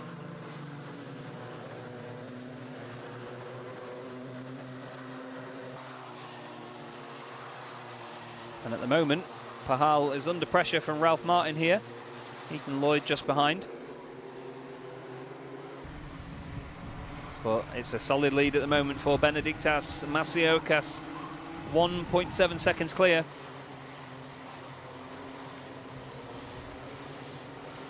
And based on the previous lap, he's going to hold on to that as well. He was faster than the two karts behind him. He was 0.04 of a second quicker than Alfie on that last lap, and 1/10.5 quicker than Albert Farrow.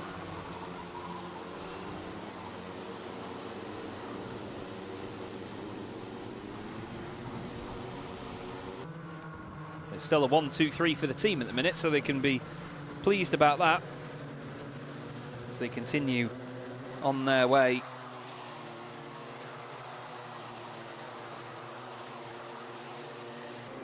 The battles have died down slightly so far. This sort of middle part of the race has been all about establishing a rhythm.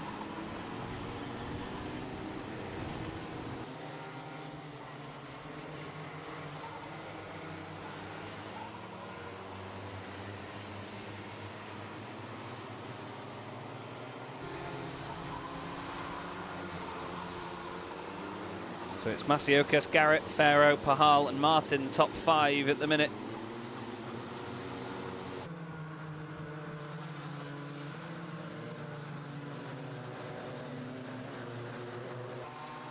And there is your race leader, Kart 0, the O plate on on Benedictas's machine. And on that last lap, he was still quicker than Garrett, only a tiny bit slower than Albert Farrow.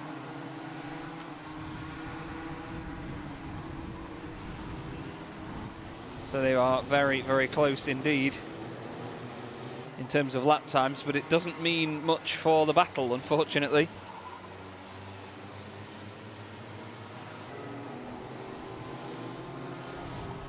Right now, they are doing what they can to just improve their own times, just pushing, pushing, pushing until the end.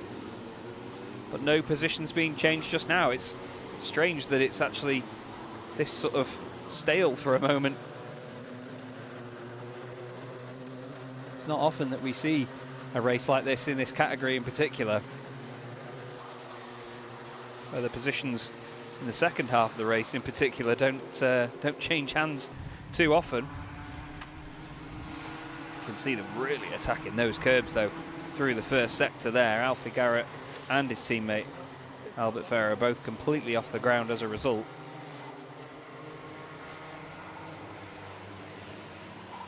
It looks like Pahal is closing in on them. On the last lap he actually did his personal best, 0.3 of a second quicker than both of the guys in front of him. So he's still hunting down a podium position.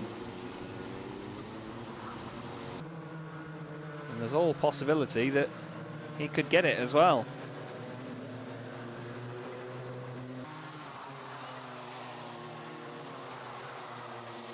The three of them are really closing up now, so Pahal has been in slipstream range and it's really dragged him up to the back and already down the inside of Albert Farrow, but again over the curbs, nearly making contact with Albert. Albert's looking around saying, where did you come from? Goes to the inside, does Pahal. Lovely move, and up into a podium spot. Farrow looking behind to say, flipping heck, is there more of them? Down the inside, and Pahal now bullied out of that position, and Ralph Martin now wants a piece of that. Oh, defensive stuff there from Farrow, maybe a little bit late, but Pahal has to dive out of the way. This is getting very feisty now for the podium spots. Pahal back down the inside, a little bit of contact on the way in. Watch Ralph Martin in this. He's going to try and get the cutback, and he's executed that beautifully. Round the outside of Pahal, now he's on the inside. He's going to say, look, you find it really easy to put your nose down the inside here. What about leaving room? Pahal says, fine, have it on the second part of the corner. 3 wide now, as out of nowhere comes Ethan Lloyd. He tries to make light of this. Down the inside again. Still battling away. Lloyd and Pahal, the two teammates. Let's see then as we're on to the final lap now. The two teammates are going to fight away by the look of it. Pahal suddenly finds himself down from a podium spot into 6th place. Incredible, but that's how quickly things can change around here in the UKC. And as we head onto the final half a lap, Pahal is saying, look, we should have gone after those guys and gone after the leader. But he's having a committee meeting with him about it down the back straight. But up at the front, Masiokas is about to round the final couple of corners, and with a 2-second lead, it's been a fantastic drive. And he takes the win in the final here at Rowrah this weekend, and you can see that means a lot to him. Very happy about that one. Alfie Garrett finishes in 2nd place, and with it loses the championship lead. Albert Farrow finishes 3rd, Ralph Martin 4th, and Dian Singh Pahal finishes 5th ahead of his teammate Ethan Lloyd. Side by side across the line there. Mere 1,000ths of a second between Davison and Uzanov. Actually, no, it was Carter Jackson and Freddie Walker. Mere 1,000ths between the two of them there. But there is your race winner. Benedictas Masiokas takes the victory. Obviously, all results that we see here are provisional. There may be stewards' decisions and penalties and things to be applied afterwards, but they all go on in the hours following the race meeting. So the results we give you here will be strictly provisional. And we hope that you'll indulge us in that and take our word for it, as at least I know what's going on the road. I can tell you that much, but I can't pretend to know all of it afterwards. So Masiokas is told. They're now checking the nose cones at this stage, I believe.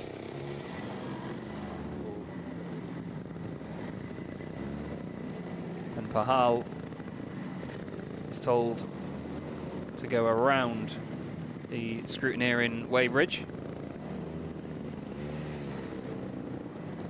think it was the top few that headed in there. Actually, the top 4 all went in.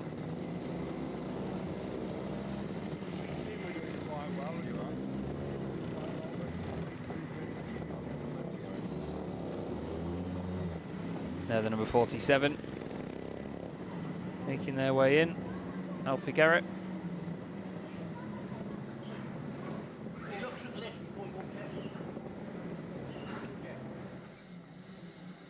And I believe we'll look at the on-the-road result then from the Micromax final here at Rowrah. And it's Benedictas Masiokas that takes the victory from Alfie Garrett and Albert Farrow, a top 3 for the team. And Ralph Martin finishing in 4th place ahead of Dian Singh Pahal. He's just ahead of his teammate Ethan Lloyd. Ansel Murray was in 7th ahead of Sebastian Crawford and Teddy Murphy. Then Oliver Woodhall in 10th position. Next up was William Davison and Dimitar Uzanov in 12th. Carter Jackson 13th and Freddie Walker 14th. As you can see, they've got the speaker out on the circuit for the next final, which will be coming up in just a few minutes' time. That'll be the Mini Inters to complete their weekend. Strong showing earlier on by Emerson McAndrew-Uren. He's taken all 3 victories so far this weekend, and Alfie Ward has taken all 3 second places. The other podium spots have been filled by Ryan White, Arthur Farrow and Otis Cleary, respectively, over heats 1, 2 and the Superheat. Other consistent performers this weekend have been, to be fair, Ryan White actually with a 3rd and 2 4th places. Max Jolly had a disqualification from Heat 2 earlier in the weekend, but had a great drive up from the back of the grid up into 5th place in the earlier Superheat. They'll be hoping to continue forward from that position when it comes to the final in a few minutes' time.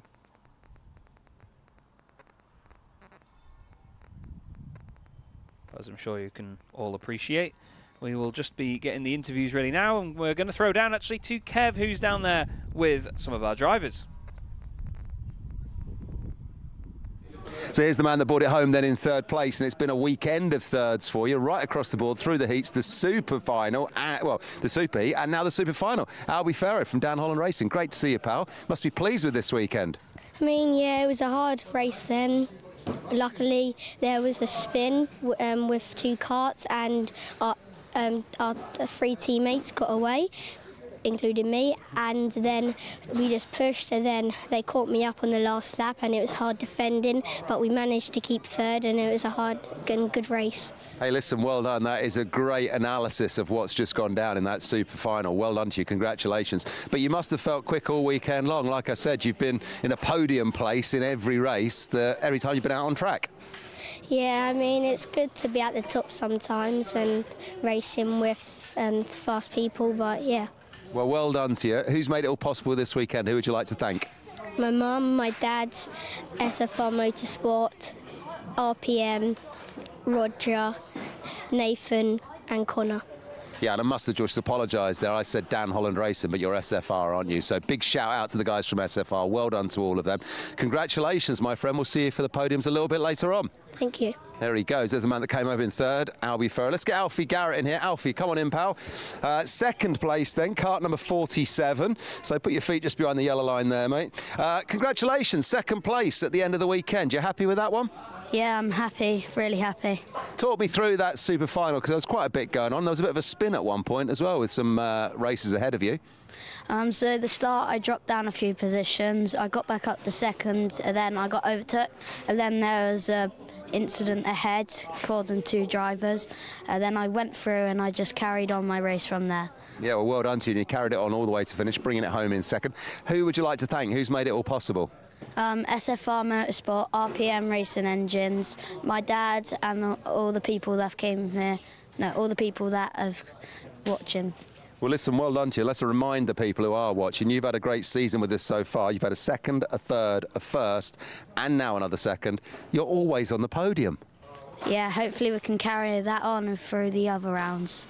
Well, I'm sure you can. Well done, sir. Go and high-five the rest of your teammates and get scrutineered and done. Congratulations to you. There goes Alfie Garrett. But let's bring in owner of the O-Plate, the man that came home first, Benedictus Masiokas. Benedictus, congratulations. It's another win for you, back on the top step of the podium. Thanks. Talk me through that race. How did it play out for you? Because it struck me that once you got out ahead, you kind of just were going to stay there and people were just chasing you. So I had a bad start, so I got 5th at the start, and then I overtook my teammate, Alfie Garrett and Crawford, and then Albert Farrow and Dian Singh Pahal they had like a big gap, and I had to catch up. And once I overtook both of them, I just started building a gap. Yeah, and you kept that gap all the way. When you're out ahead like that, are you sensing the guys behind you, you know, putting the heat on you? Do you feel the target on your back? Yeah. Well, listen, well done. You handled the pressure well. It's another win for you. We've seen you on the top step of the podium a couple of times, 4th last time, and now back on the top step. So congratulations. Who would you like to thank? Who's made it all possible? My dad, my mum, RPM, SFR, Nathan, and everyone else who helped me. Well, there you go. Everyone else who helped you. Well done to you, and thanks for that. Right, go and finish off the rest of the scrutineering, and we'll see you at the podiums a little bit later on. Well done. Okay, bye. So there we go. There goes Benedictus. Our first super final is off and away. Let's take a look at some of the highlights with Chaz. Thanks very much, Kev. Fantastic stuff to hear from our podium finishers there. And yeah, I mean, it was a busy start, wasn't it? Dian Singh Pahal starting from the very front row. A little bit of argy-bargy in the middle there. Ralph Martin ended up with the front of the cart off the ground. But in the early stages, it looked like Pahal was going to be the one for everybody to beat here. The number 16 of Crawford got in the action early on with a big slide there, but Masiokas and his teammates started to then gang up on Pahal at the front of the order. And this was the moment when it all started to change around. Alfie Garrett getting ahead of Albert Farrow, while Masiokas chased on in 2nd position to try and get the race lead. Pahal stayed strong though in the opening stages, and like I say, it looked like it was going to be him that everybody had to try and beat, but Masiokas here and there making moves, and that was the all-important move. He got the lead and would not lose it basically after that. His teammate Alfie Garrett would then follow him through into 2nd position as well, where he would also finish the race. But it was the battles behind that started to erupt there, as a huge send down the inside by Crawford cost Alfie Garrett 2 positions. Pahal hoping to move forward as a group in the later stages of the race. But then a pivotal moment in the race. Crawford getting through at the hairpin at the top of the circuit here, and then just a couple of corners later, some big contact between the two as Pahal put his nose down the inside with a move to try and get back through. Crawford unfortunately spun out of position, and despite having the fastest lap of the race, would end up in 8th position by the time the checkered flag fell. The 3 SFR carts were battling amongst themselves at the front of the order, but soon Pahal would make his way in amongst them, and with Farrow dropping into 4th place, it looked like he would lose that podium position overall.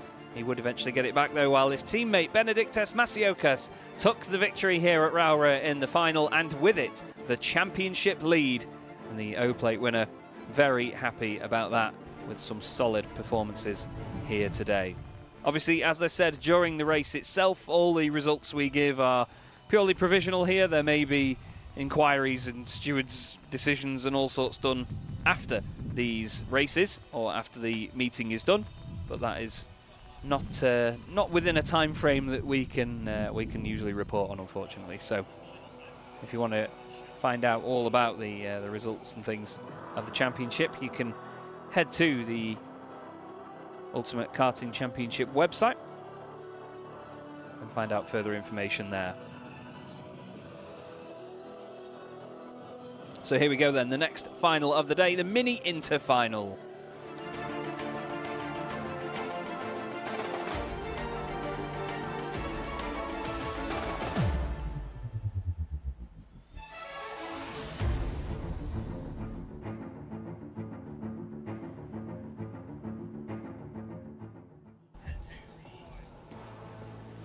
So here we go then, the mini inter-final. And the grid is formed as so. Emerson McAndrew-Uren having a fantastic weekend, winning every race so far. He starts on the front row with Alfie Ward, who, like I said before, has finished 2nd in every race so far. Ryan White is next up, with Arthur Farrow joining him on row 2. Then it's Otis Cleary and Soren Gallagher on row 3. Ryan Townsend is 7th, ahead of Eddie Duncan in 8th. Then in 9th position we have Harry Radcliffe and Hugo McCluskey. Then it's Ian Campbell and Buddy Hugo next up in 12th. Adam Batts and Max Jolly, keeping an eye out for Max in this one. George Quinlan 15th. Hamish Gordon didn't finish the earlier race, and hopefully we will have a full complement of drivers for this one. Stanley Stafford 17th, Hakeem Batts in 18th, and Teddy Higgs, after a knock into the barrier earlier, I should say, hopefully back with us in this one. It seemed like he was just slightly winded or something after the earlier incident, and I could see the number 42 car at the back of the grid there actually, so great to see that Teddy is back with us for this. A resilient young man wanting to take some points away from the others in this race.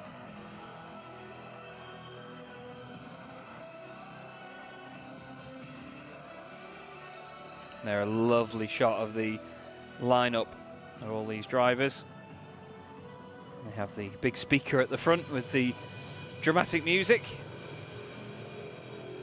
And we bring you all the prettiest shots here at Alpha Live, as you always know, for everybody to see. Fantastic shot there of the front row, the two drivers side by side. Many things that I could say as a commentator, but I'd like to work with Alpha Live again.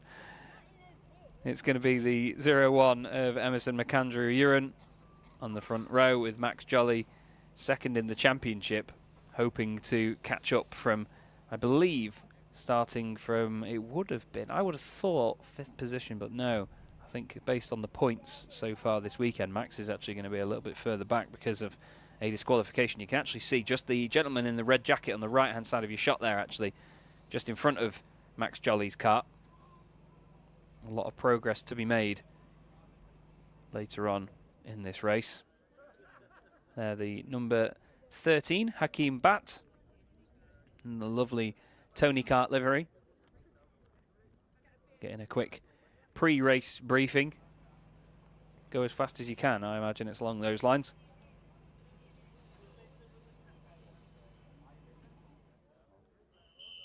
And there, the whistle is blown. The engines will start. Or at least the personnel will make their way off the grid before the engines will then start.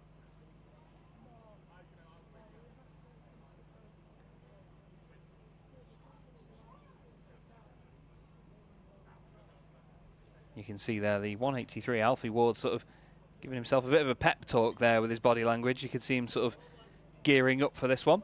Max Jolly just adjusting his gloves in the background there. Bit of a nerve-wracking moment this for the drivers. Like I said earlier on in the broadcast, when you have these long waits, when you're all sat on the grid, you know, you're around your competitors ready to get going. It is a bit of a nerve-wracking time because you've got longer to think about what happens when I get down to turn 1. What if this driver does this? What if I do that? You know, you have to play out all the scenarios in your head, how you want them to go, but you can never account for what other drivers are also thinking as well. It's the human element of motorsport that you could never replace, and it is what makes motorsport such an interesting thing to watch time and time again. In all forms as well, from the likes of karting all the way up from Bambino karting, all the way up to the senior categories and world stage events, you know, all the way through to the likes of Formula One and the top echelons of GT and endurance racing. The human element is the part that is so consistent and sometimes so consistently inconsistent as well. Gives us that sense of unpredictability that we love to see. Another green flag lap here then at Rowrah.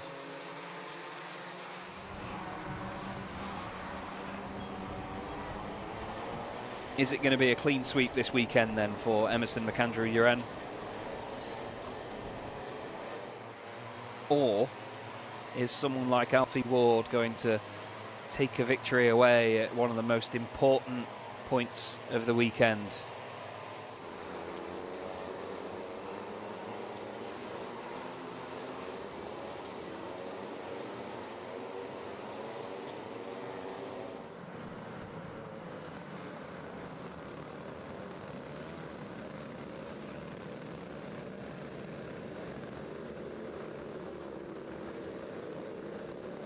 Here we go then. Heading up into the final corner. All nice and close together. A lovely low down shot there from our cameraman. Getting some great angles from that part of the circuit today. Let's get the action unfolded then, shall we? Emerson McAndrew-Uren leads them away for the mini inter-final here at Rowrah, round 4 of the Ultimate Karting Championship. And there's a lot of shuffling at the bottom end of the order there, but seems like at the front they kept it nice and tidy. A little bit wide into the hairpin there from one particular driver, as a little bit of contact between the top two, and, well, McAndrew-Uren nearly loses the lead, but doesn't quite. Max Jolly there in the thick of the battles. Ryan White in 3rd position there, ahead of Otis Cleary. I think it was Farrow that was making moves in the mid-pack in that hairpin. It was. That was the 117 just on screen of Buddy Hugo. They're the lead pair, sweeping their way through. Otis Cleary there in the number 22. 4th position at the moment. A little bit of contact there as Max Jolly pushing the driver in front around the circuit. Eddie Duncan, that was, the number 57. He was kindly encouraging Eddie to crack on from there. There's a little bit of movement there, the 164 in the thick of that. Hugo McCluskey looking down the inside of Ian Campbell, number 37, into the hairpin for the first time.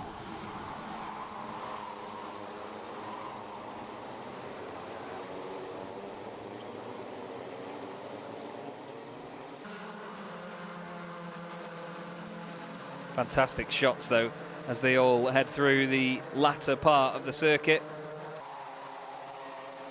And a little move down the inside there, actually. Didn't quite catch who that was. Trying to make it up the inside. I think it might have been Ray and Townsend. Just in front of Max Jolly, I think it was.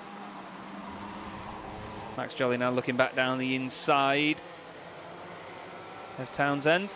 And making the move through, the 57 as well. And a little tap of the helmet there, Eddie Duncan saying, basically just use your head and move forward, let's think about this. Huge train of them.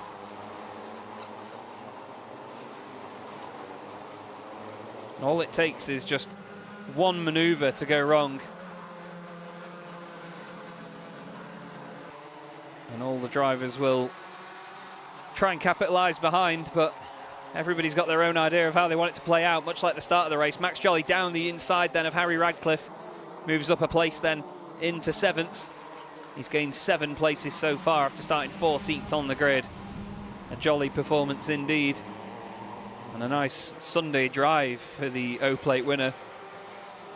Definitely one to watch as he continues to rise up the ranks in the world of karting. A big move down the inside there by number 164, Hugo McCluskey. Now trying to get past Ray and Townsend, who just swipes the nose off the 164 machine. The 37 just behind of Ian Campbell, hoping to get in amongst that as well. Some wonderful battles, though, in the thick of it here. 12 minutes plus a lap. And across the line, once again goes our leader, Emerson McAndrew-Uren. Fastest lap of the race, though, goes to Alfie Ward. 48.59 he just did on that previous lap. Ryan White, then Otis Cleary next.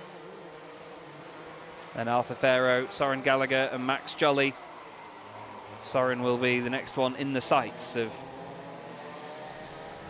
Max Jolly. So I was just checking the timing there, and there was only 5 drivers that didn't do their personal best on that previous lap.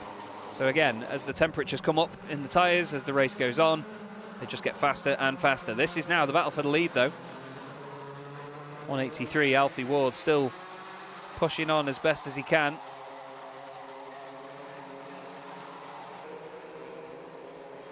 Let us know, of course, in the YouTube chat who you're cheering for in this one.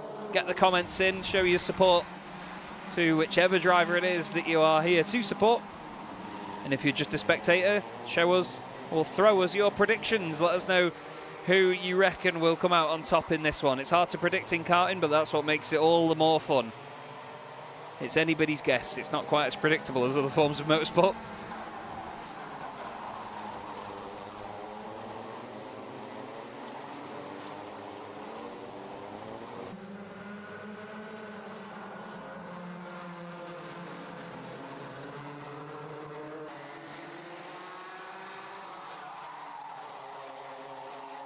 Fantastic shot of the lead three, though, all together.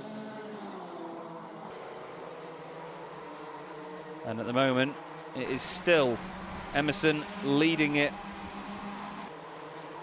Not really come under too much threat yet, although the fastest lap has changed hands now. Otis Cleary has the fastest lap of the race. Max Jolly there down the inside of Soren Gallagher, and you saw a little hand in the air there to say, yep, cheers, thank you, sort of sorry, see you later. Top five now starting to sort of magnetise together. We'll see just how quickly it transpires that ends up being more of a battle.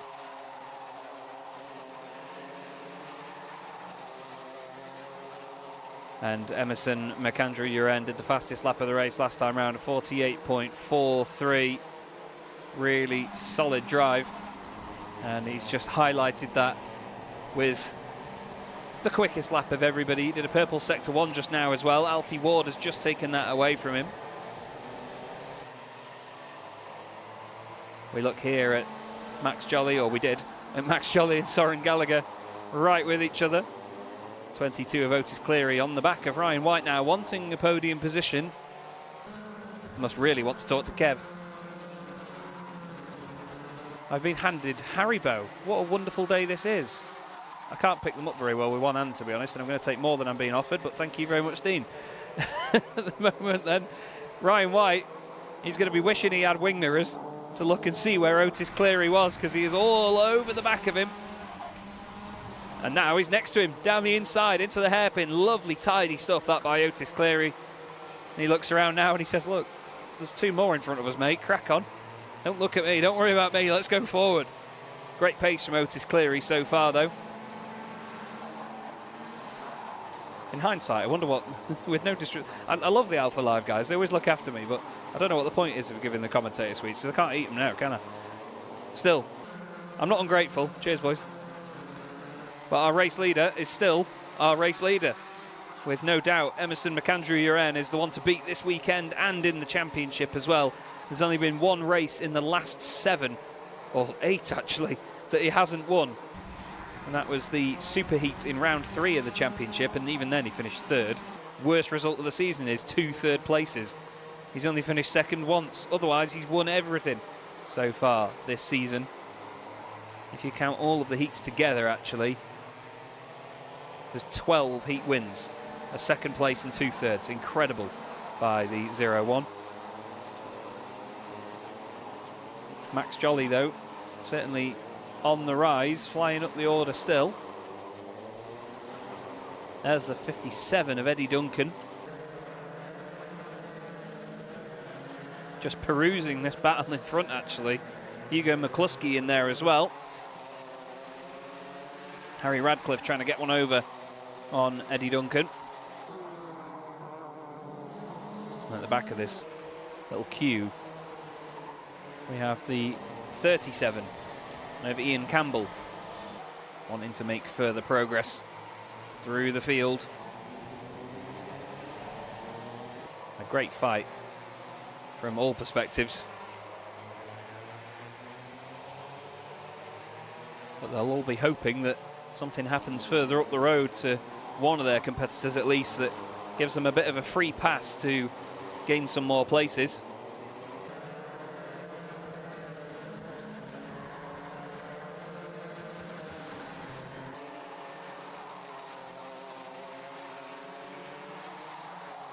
Some great racing going on, though.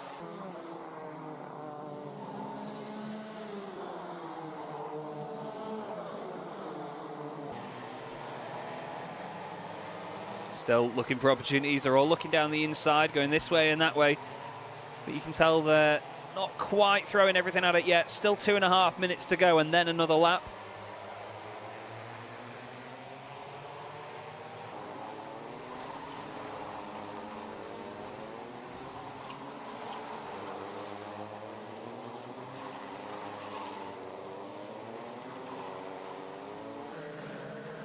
Just checking the times just to see who's really one to watch at the moment, but there's nobody breaking out in terms of the pace compared to other drivers. Buddy Hugo just did his fastest lap of the race on that previous lap. Here's a move then, 126 of Harry Radcliffe down the inside, gets shoveled over to one side by Eddie Duncan. He says, no, no, no, please do not come through here. But no, Eddie not able to defend that one enough. Into the hairpin they go, a little bit of a push. Not too much though, nothing overboard. A slap of the side of the helmet from Eddie Duncan. It's the clearest indicator of saying, think, let's battle together.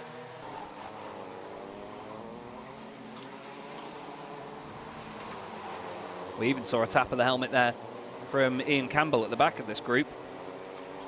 Hamish Gordon now part of this after a non-finish earlier on.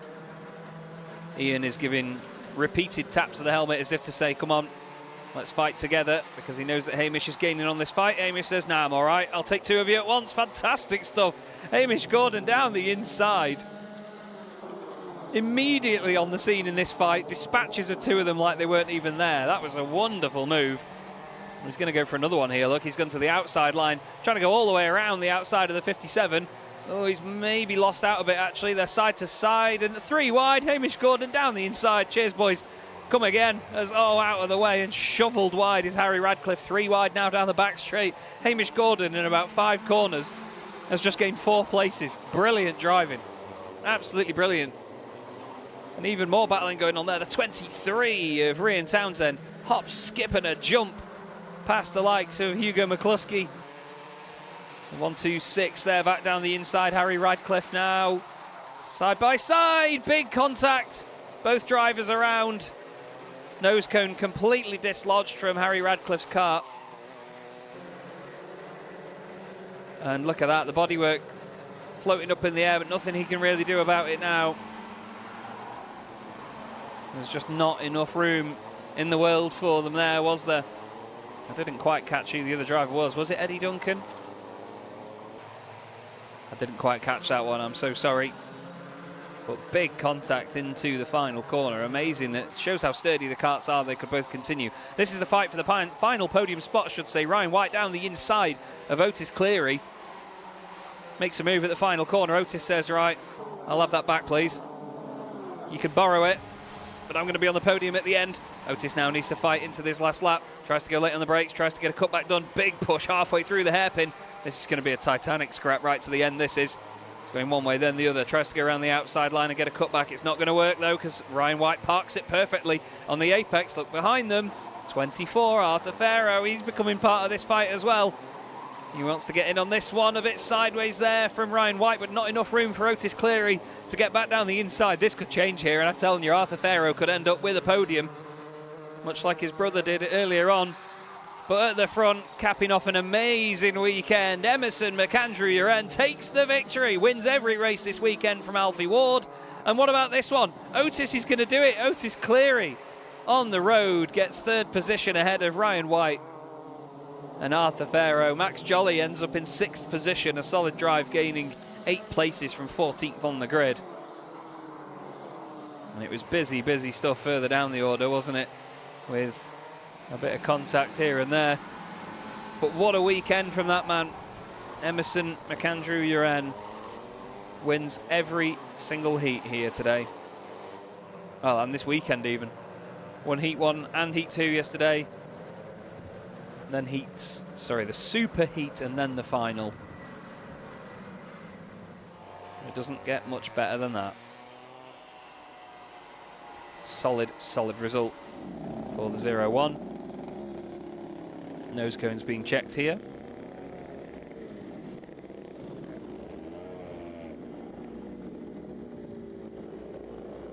A thumbs up from Kev.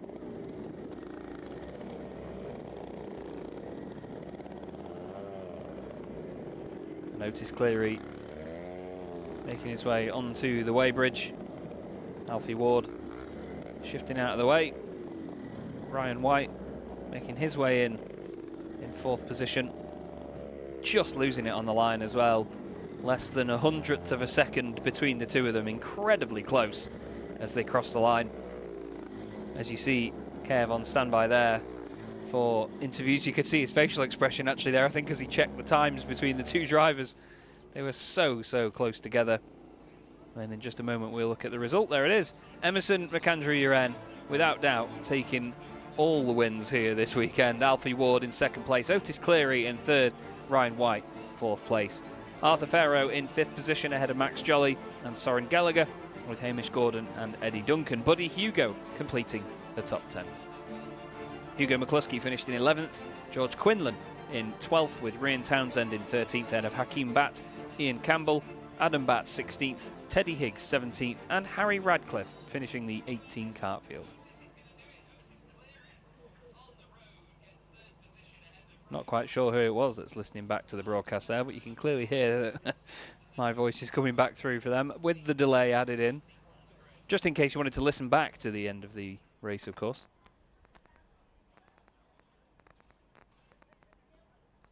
But again, just that shot there shows you just how scenic this place is. It's one of the most unique racing venues I've ever been to. It's absolutely fantastic here. I really do implore you to try and make your way over here at some point if you ever can. I've had the absolute pleasure of travelling to some wonderful racing circuits around Europe and over the globe, and FIA Grade 1 circuits and all sorts, and this has to be one of the most lovable circuits I've ever been to. I've never seen a racetrack in a quarry like this, and such a well-presented racetrack in a quarry as well. Great, great venue. Really is. Hopefully the first of multiple visits here. Not that I can hear that. I can hear the Alpha Live guys shaking their heads at the moment. They love me, really. We have good fun. We have really good fun. And obviously we all hope you're enjoying the coverage as well. Alpha Live doing a fantastic job. And so is Kev. Kev's down there ready for some interviews for us.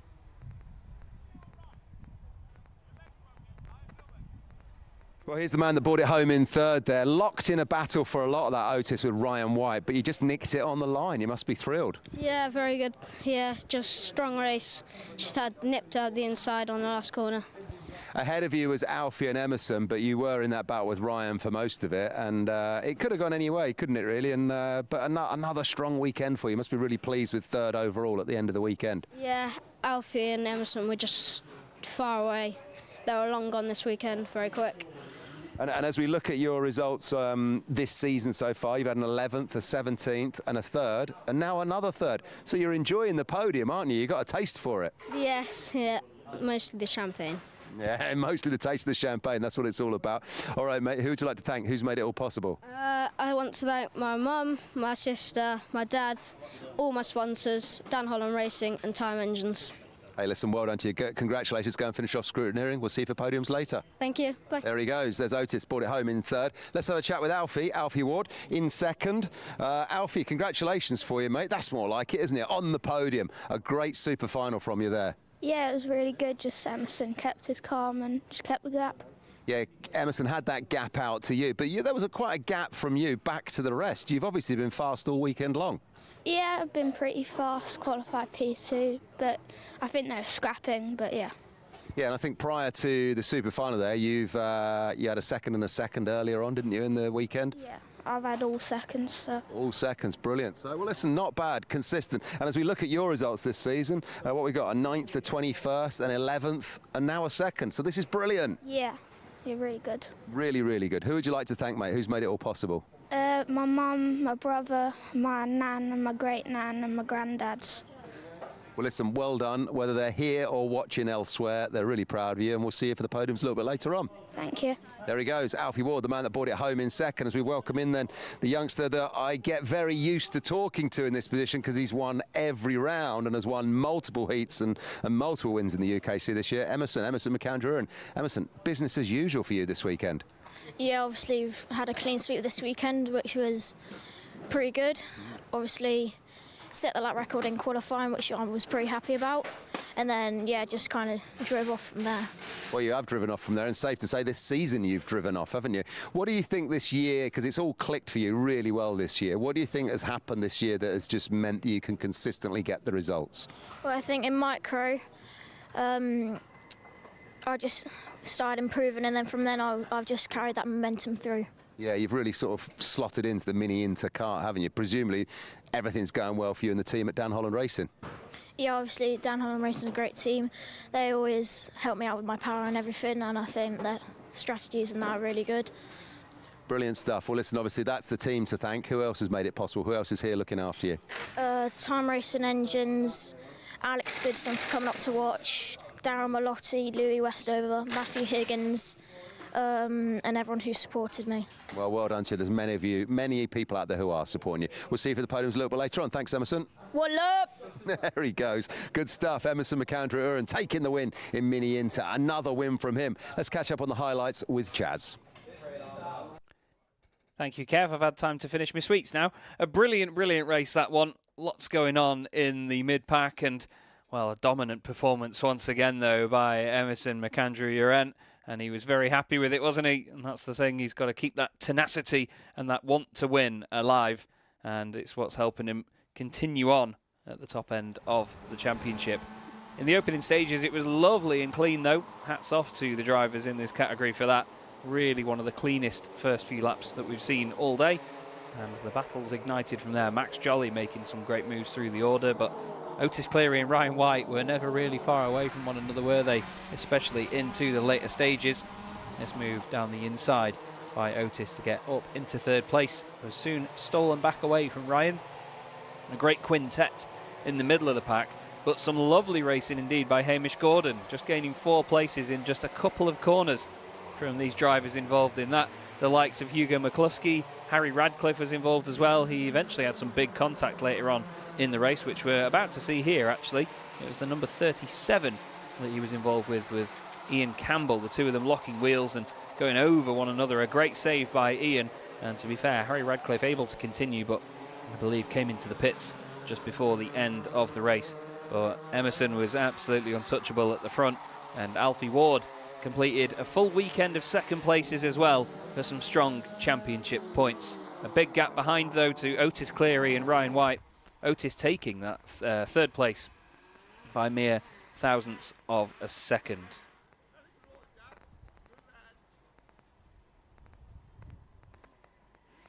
And you can see now the wind has died down slightly, still affecting the flags there on the right-hand side of shot.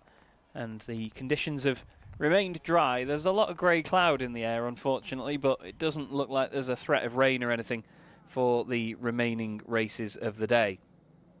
Things are about to get a bit bigger in size of kart as we go into the next category. It's going to be the Rotax 177s that are the next race on the bill. A championship again that has a dominant leader at the moment of Edward Matthews. But Edward had a little bit of a disturbance in his domination in the championship when Will Ellswood appeared at round 3 last time out. He won heats 1, 2 and then the super heat, but was 17th in the final. The final which actually Edward won.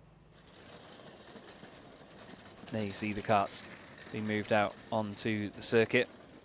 Drivers with them as well. A lovely parade of them past our cameraman there. They play the music out. I was worried that the number 22 kart was going to go over the top of the camera there, but luckily not.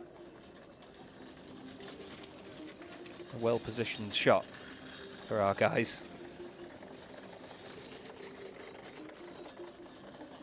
And they will all make their way now down to the grid. And with just a few minutes before the race, let's get the Rotax 177s underway, shall we?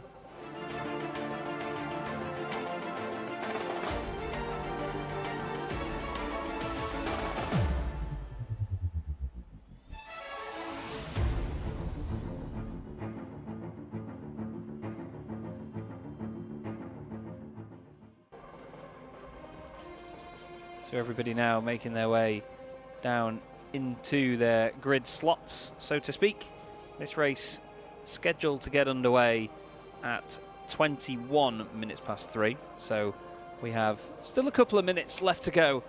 This is the first of the finals that we're going to see that is 14 minutes and a lap. The others that we've seen so far have been 12 minutes and a lap,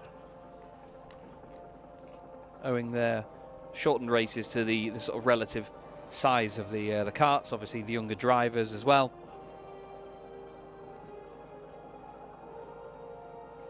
And we have on the front row of the grid Louis Large on the right hand side of your shot there. We'll take a look at the grid.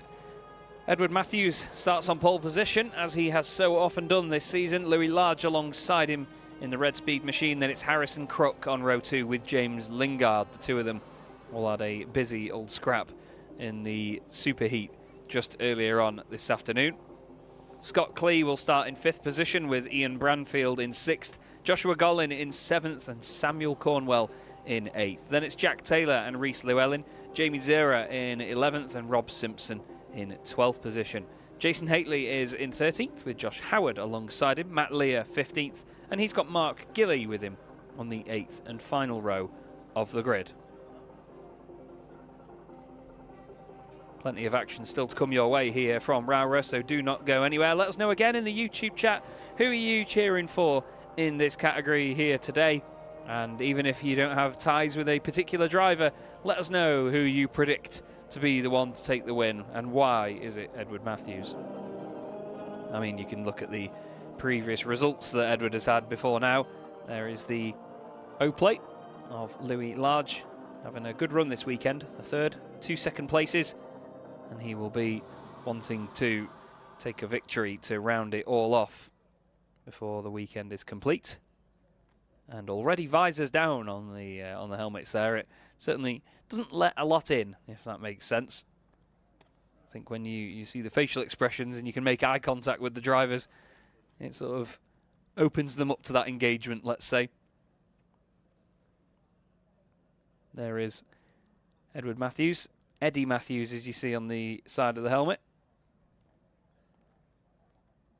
And a perfectly clean, full front bumper there for James Lingard. Don't know if that's a sign of things to come, whether he plans on using that, and that's why he's not wrapped it all pretty. But a great looking grid once again here. That is one of the key things that you can always take away from kart racing at this level. If you've never actually been to the events or seen it for yourself in person, you know, the presentation of the karts is always absolutely top drawer. At the end of a weekend, you know, they've got the odd scratch and little mark on them here where a logo's been smudged or tyre marks, but it's never anything that makes them look too scrappy. But they are always really, really well produced. There's Mark Gilley at the tail end of the order, just preparing, getting his gloves on. The whistle is blown. Personnel are to leave the grid and head back into the paddock, and the drivers will get ready. That is the effective 1 minute board here in this category of racing. And there the elegant sound of all of those trolleys. Beautiful noise. In a similar way to a car jack being one of the loudest things that you will ever hear in your life. A congregation of them is certainly not subtle.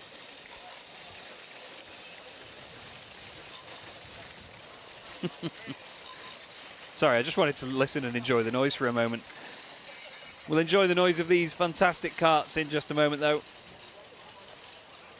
And it's going to be a busy, busy race, this one. The 177 category, just to reiterate as well, the 177 is the minimum weight for this category, 177 kilos driver and kart. Our cameraman able to run a lot faster than I can to keep up with them all down the start-finish straight. Fantastic commitment to those sorts of shots. You have to love it. And well, it's quite a smoky grid. Makes their way away on their first of 2 green flag laps here at Rowrah in this beautiful setting.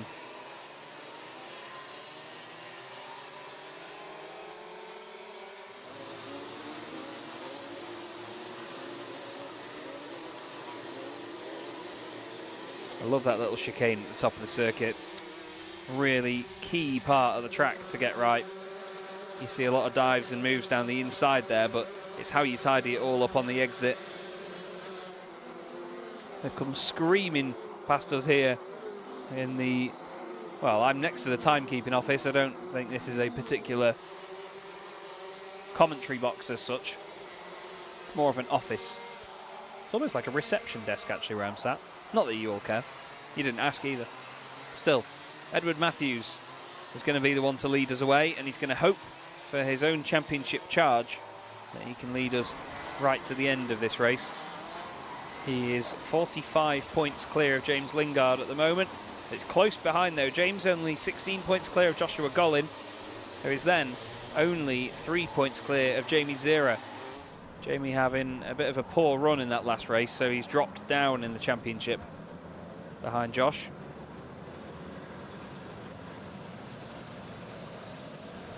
Josh is starting 6th on the grid, I believe, and Zera starting down in 11th, so even more opportunity for him to gain some time.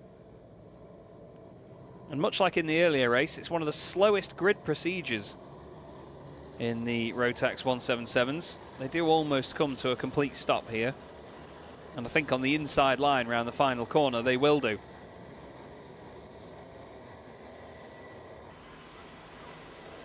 Let's get it underway then. Round the final corner, across the tram lines they go, and Edward Matthews leads the Rotax 177 final around the first corner here at Rowrah. And it was nice and tidy in single file through those first couple of corners as well. Second place, Louis Large, already under attack. But it's Harrison Crook that is right behind him. Then James Lingard in 4th position. Scott Clee and Joshua Gollin in the mix there as well, with Ian Branfield in there.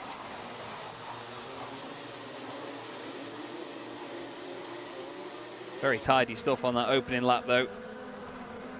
And Louis Large has now got Harrison Crook all over the back of him in this later sector of the lap. Crook not looking down the inside just yet though. He doesn't want to let Edward Matthews get away. He needs to think about the bigger picture here. Doesn't want to fight it too hard in the opening stages.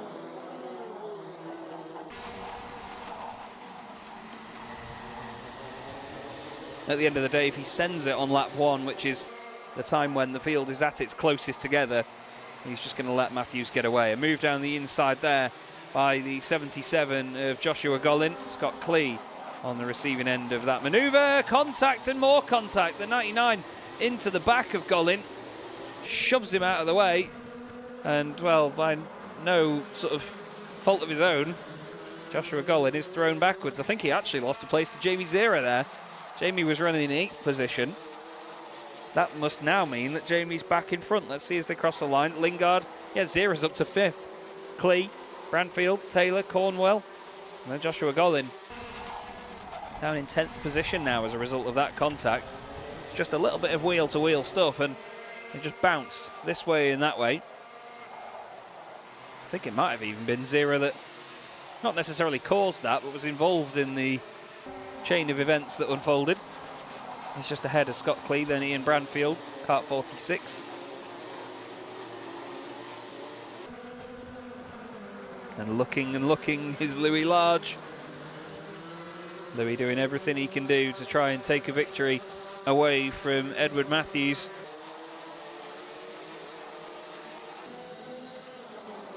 But Edward has been supremely quick at the front of this pack all weekend.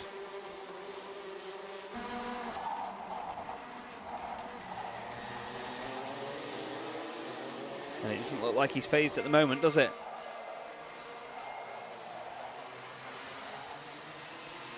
A little bit of a manoeuvre there. Having a look, and to be fair, it was Jamie Zera. He looked back at Scott Clee, and Scott sort of put his hand up as if to say, well, come on then, go forward. Don't worry about looking at me, sunshine. Just keep your foot planted and get on with the task at hand. Look at the way they lift the rear wheel off the ground. It's always a fantastic sight as they head into the final few corners. Edward Matthews again does the fastest lap of the race, a 46.48 on that tour. Louis Large a 10th of a second off. Harrison Crook, pretty much identical time to Louis.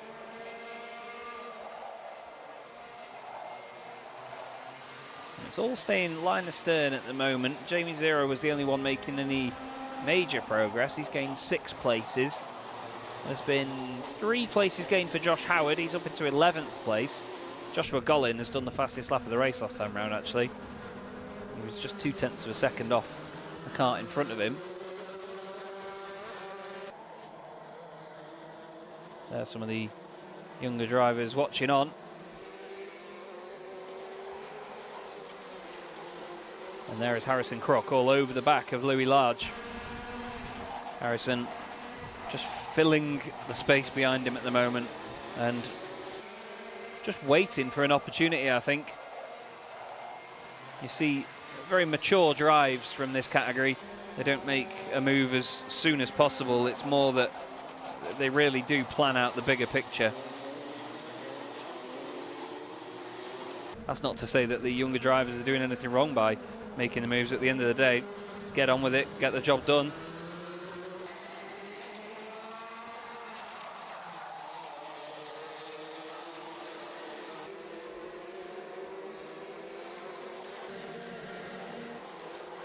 But Louis Large is doing everything he needs to do, and he's doing it in the right way at the moment, holding on to that second place.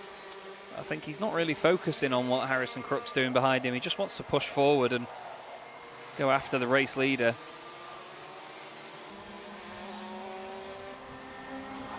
But Edward Matthews unfaltered at the moment. Really putting in a solid showing here.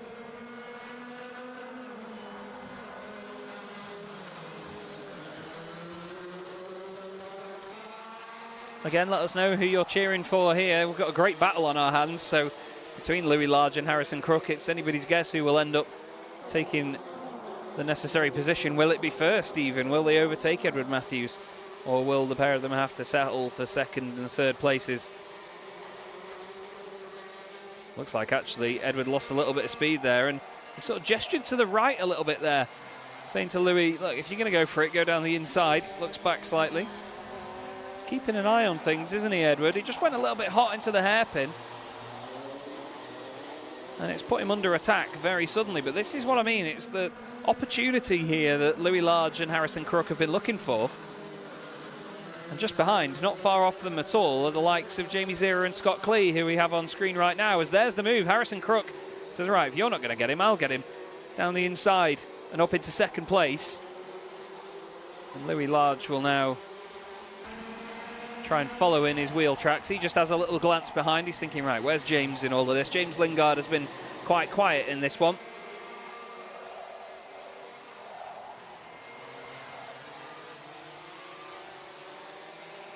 We saw a little bit of an adjustment there from Louis before he got into that hairpin, so see what happens in the later stage of this race. I don't know whether I think he's opened the rad up a little bit more, hasn't he?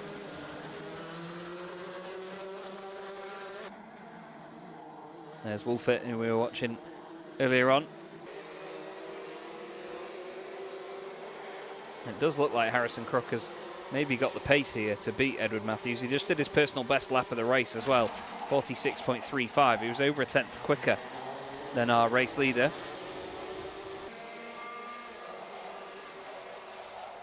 Is he able to do anything about beating him, though? He's got to get the move done yet.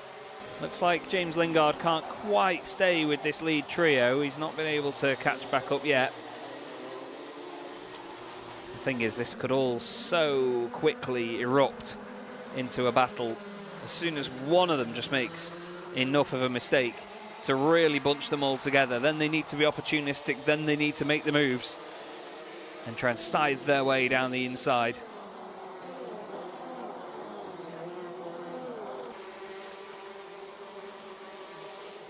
Got shouts for Joshua Gollin in the chat. He's still got the fastest lap of the race so far, 46.31.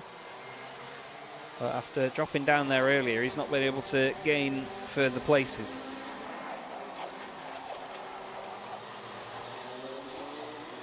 Josh is right up behind Jack Taylor, though. The 77 right behind the 99. And right now in front of us, though, we have Harrison Crook all over the back of Edward Matthews.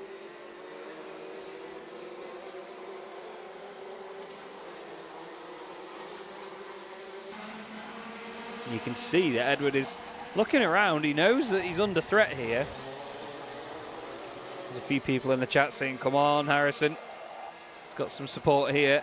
I know that when there is a dominant factor in a championship, like we're seeing with Edward Matthews, a lot of people do want to see them dethroned slightly in a meeting or two at least. A mixture of winners is always exciting. Harrison Crook has only won one race this season, and it was a super heat back in round 2 of the championship. He's had 7 other podium appearances this season, but none of them coming in finals except for one, which was at the very first round of the championship where he finished 3rd.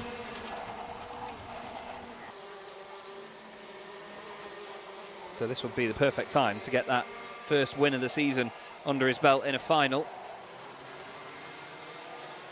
He's currently 5th in the championship as well, and again, not far off the likes of Jamie Zera or Josh Gollin. Only 15 points back, in fact, but there's only 40 points between himself and Jack Taylor in 8th in the championship. And for context, 40 points is what you get for winning a super heat. You get 36 for winning a heat. You get 45 for winning a final. A bit of frustration there visible on Jack Taylor, as Josh Gollin has got past him, and now Josh wants to line up Ian Branfield. Down the inside he goes. Lovely move that by Josh. I couldn't figure out if he was wearing a fully white tuxedo or something there, or whether he's just been in the cafeteria helping cook before he heads out back out on the circuit. Someone did say in the chat he was going to be cooking, and he really is. Yes, chef indeed. But Josh Gollin has moved forward now up into 7th place. Scott Klee will be his next target. There's the number 34 kart of Josh Howard. Just behind him is Rob Simpson and Jason Haitley. Gollin and Taylor both moving ahead of Branfield actually at the end of that lap. So Branfield losing 2 spots. We see him on screen now trying to get that position back from the 99. And back to our race lead battle. We have Edward Matthews and Harrison Crook together, 79-72, and then the O plate of Louis Large. Still 2.5 minutes left to go in this race here, with a lap to go after that.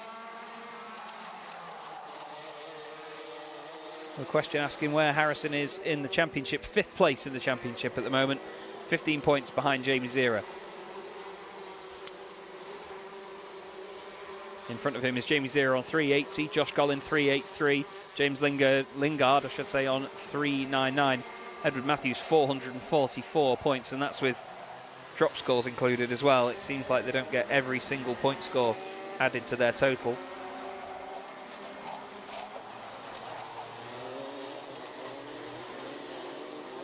Great chase this by Harrison Crook. It's just not quite been enough to unsettle our race leader. Still over 1.5 minutes left to go.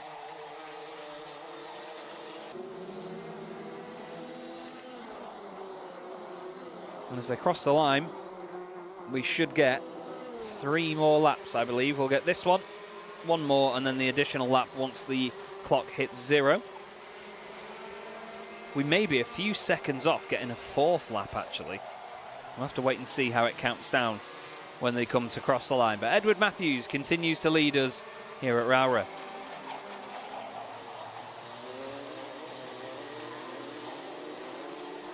The last lap by Harrison Crook was 1/10 of a second off, actually. So all of a sudden his charge has been halted slightly. He wasn't miles off, though, at least, but he also wasn't completely all over the back of our race leader and championship leader. He's been in very dominant form as Edward Matthews, hence the gap in the championship, using all of the road out there. They're allowed to do so. Little battle going on there for 4th position as Jamie Zera continues to move forward. Just behind them they have Scott Klee. Joshua Gollin up into 7th place, but hasn't been able to really reel in the other drivers since then.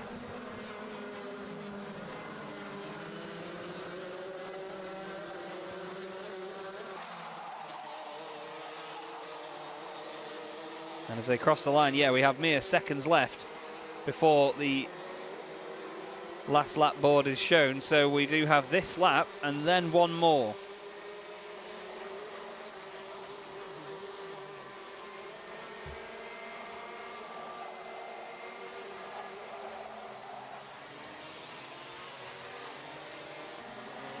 We look now at James Lingard in 4th position, just ahead of Jamie Zera, and Jamie sends it up the inside from what seemed like about 15 miles back. And with the Prancing Horse logo on the back of his helmet, certainly sent it down the inside there like the Prancing Horse would. Not sure if Jamie Zera's got something written on the front of his visor, you know. I think he's got some sort of design across the front of it. It looked like he's got some sort of text on it. I don't know. Louis Large holds on to 3rd place. Zera now up into 4th ahead of James Lingard. Scott Clee is in that fight as well. There's definitely something on the front of Jamie Zera's helmet. Up towards us comes the race leader, and this will be the last lap. Great performance once again this weekend by Edward Matthews. It's actually going to be the first time this season that he's taken a clean sweep of a weekend, and he's going to do that here at Rowrah. Round the final corner, hands together for Edward Matthews. A fantastic weekend, and as you can see, he's very happy with that. Harrison Crook finishes 2nd, Louis Large finishes in 3rd, ahead of Jamie Zera and James Lingard in 5th. Thorough entertainment from the Rotax 177 category. Not quite as busy and chaotic as some of the other races we've seen so far this weekend, but I tell you what, still a good time was had. For your race winner, Edward Matthews, Harrison Crook and Louis Large, I think, had a bit of a chat back there. Now, well done indeed from Louis Large. I think a number of them will come by and congratulate him. You can see them, look, running out to the wider part of the circuit, picking up some of the dust and the marbles and so on. There is a minimum weight in this championship, so obviously they want to pick up everything they can. Minimum weight being 177 in that category. Look at the smoke and things being burnt off from the carts over there. The driver's now led in. James Lingard cleared and good to go.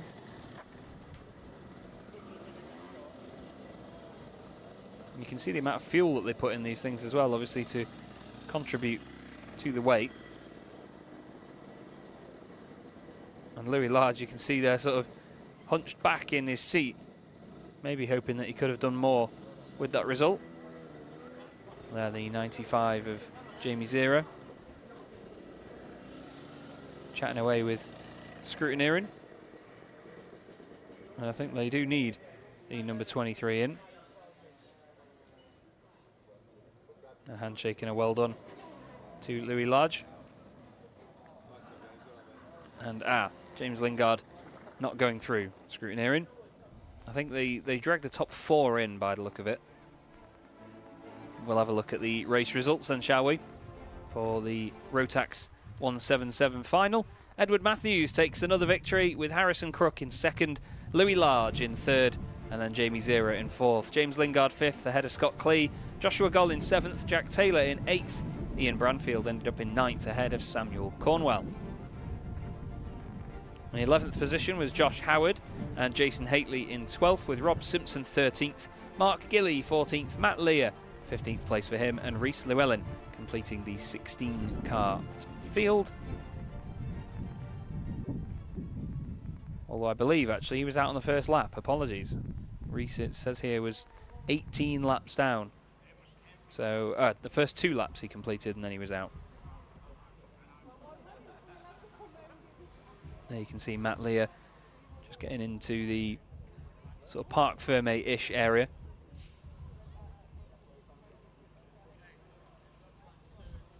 And the guys will then go and discuss their individual races. And then they'll get the carts and the machines back to the paddock. And a handshake and a well done to Matt Lear. But it's great to see them have the debrief and the chats with their engineers. And obviously in just a moment they'll be having a chat with Kev as well, who will be preparing for interviews down there with the top 3 finishers. Again, just a reminder that obviously the results we give Here on the live stream are all the provisional results in case there's anything done afterwards. Let's go down to Kev, shall we, and see what the drivers have got to say. So here we are then with the man that brought it home in third, and what a result, Louis Large. I mean, you just told me your first time back in a kart in 12 months. Yeah, absolutely. Last time we raced was actually here. We did a race here last August, and then we've stepped away, set a team up, and in the meantime I've had some parental responsibilities. We had our first child born earlier this year, so haven't been able to be in the kart. Using this as a chance to get the rust off and get back at the sharp end, ready for the national trophy at the end of the year. So we're really pleased with the pace, really pleased with the result. Yeah, well done to you, mate. I mean, that's incredible because, you know, so much experience in that field, including your own. But a strong weekend, a third, a second, and then bringing it home on the podium at the end there in the super final. So you know you're still quick. Yeah, which was a nice surprise. You know, we came with the intention of getting closer as the weekend went on. We've raced against Jamie, yeah, you know, we've raced against Matthews, we've raced against Lingard for years. So we know how quick these boys can be, Krug as well. I think the length of the final caught us out. You know, the next strength started to go by the time we caught Eddie, but we were really impressed with the pace. The engine's been great, the kart's been set up really well. My old man's on the spanners, which is always nice, and just a really positive weekend and a good way to end it. Well, congratulations with your parenthood, by the way, as well. That's been great for you. Shame we haven't seen you every round of the UKC, I'm sure, but maybe see you for the next couple? Yeah, absolutely. The plan is this, Warden, which is our home track, and then both rounds of the national trophy. So really looking forward, tracks we do well at. So yeah, hopefully some more good racing to come. Brilliant, well done. Who would you like to thank? Who's been with you this weekend? So I've had my old man, Darren on the spanners, LRG Motorsport setting up the kart, Nigel, HRS Engines with the power, and everyone back home who gives me the ability to come away. You know, leaving a small child at home is always difficult. So, yeah, everyone that chipped in at home to get me away is always really appreciated. Brilliant. Well, I'm sure they're all super proud. Huge congratulations. We'll see you for the podium a little bit later on. Thank you. There he goes, third place man, Louis Large. Let's get Harrison out here. Brought it home in second. If I can just grab Harrison Cook, maybe. Stand by. Harrison Cook. Let's get a quick word with him. He's deep in scrutineering. Here he is. Stand by. Here we go. Be with us in just a second. He's got himself on the podium, started round one with a third place, then he had a fourth, then an 18th. But let's just see if we can get him out here. I'm going to have to give him a quick nudge again.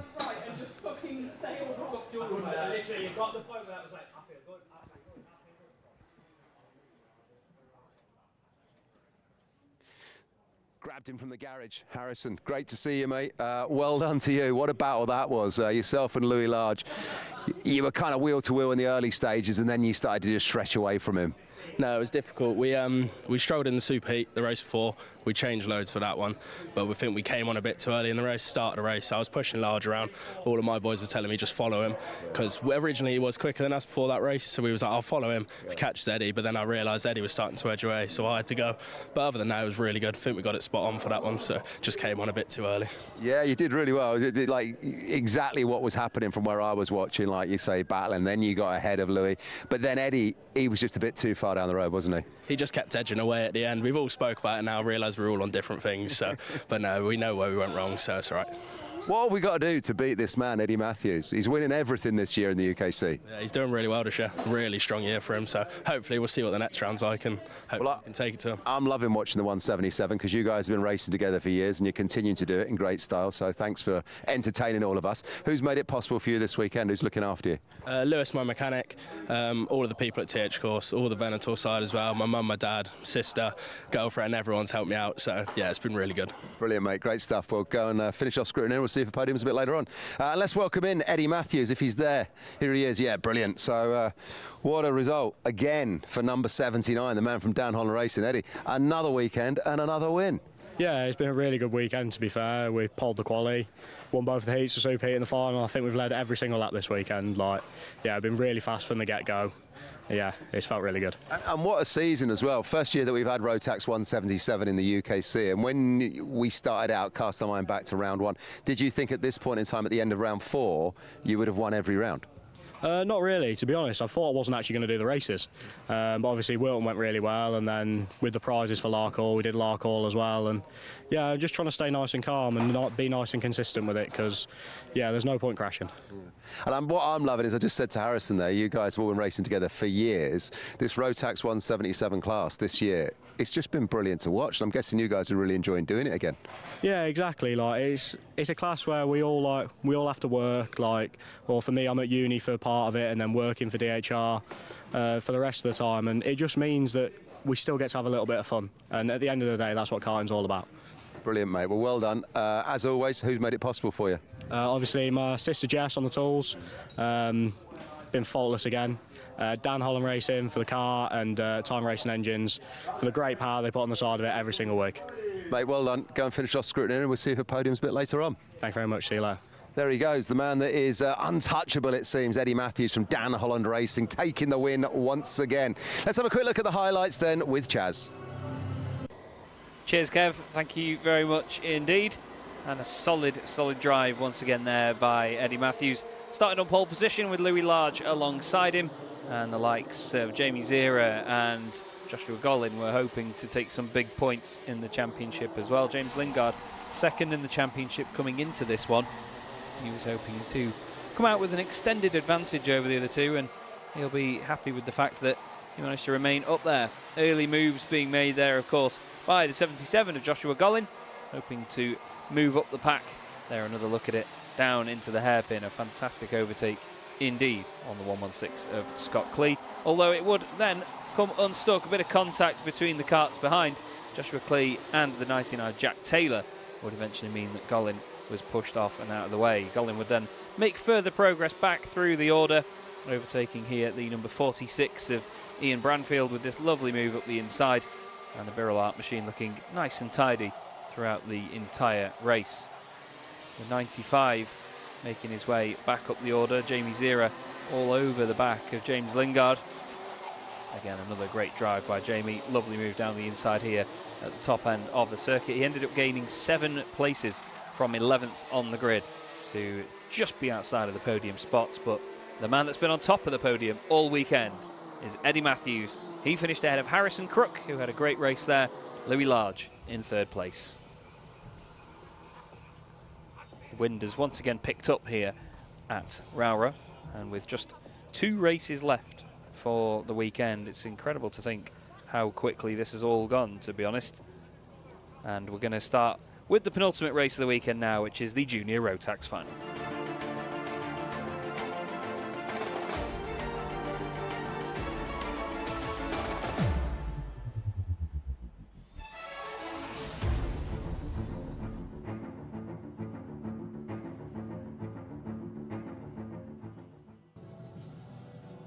And here we go then, the Junior Rotax Super Final all lined up and ready to go on the grid.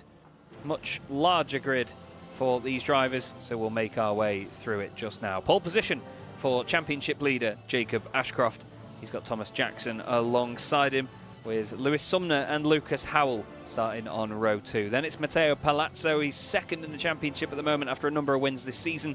Jared Fox-Whiteley joins him on row 3. Daniel Minto next with Riley Bishop on row 4, ahead of Luke Sawyers and Alfie McBain completing the 10. Then it's Kian Bernard and Charlie King on the 12th spot on the grid. Albie Lapper is 13th, hoping to make some progress through the order. Max Colbert 14th. Finley Smith and Charlie Wolfett, who we saw just earlier watching the 177s. And it's Finley Buck and Rory Armstrong on the 9th row. Blair Smith and John Buchan on row 10, ahead of Zach Starbuck and Jake Gruffety. Connor Large is 23rd on the grid, I should say, ahead of Jensen Chalk in 24th. Then it's Riley Morgan and Blair Smith. Then it's Daniel Kilpatrick and Nathaniel Gray starting in 28th place. Bella McConville and Joseph Mills complete the top 30. Then it's Eli Badan and Louis Radcliffe next up in the order. Sam Mott 33rd and Luca Holmes-Bellac in 34th. Obviously the last 8 drivers there in this huge field made their way through in the repechage earlier on. Eli Badan putting in a particularly fantastic performance to get that win from the very back of the grid. Certainly excited to see just how this one plays out in the end.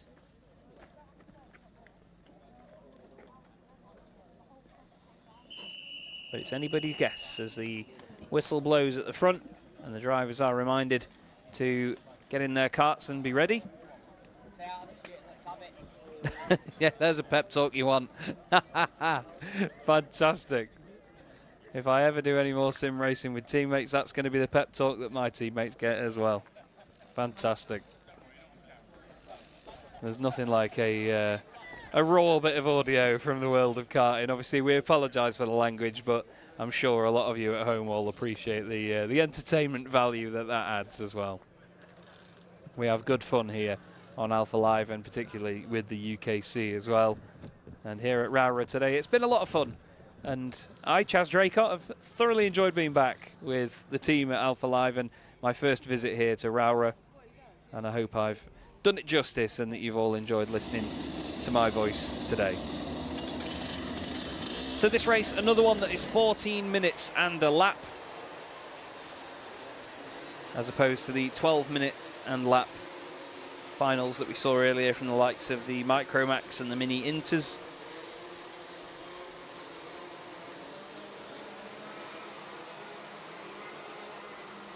But a huge field getting underway now to warm their tyres and prepare the karts for this next race. Their final race of the weekend, though.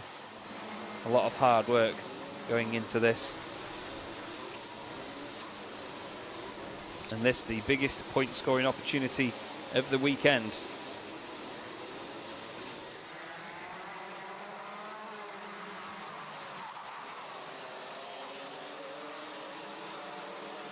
The speed that they're doing, even on the green flag lap, is pretty remarkable.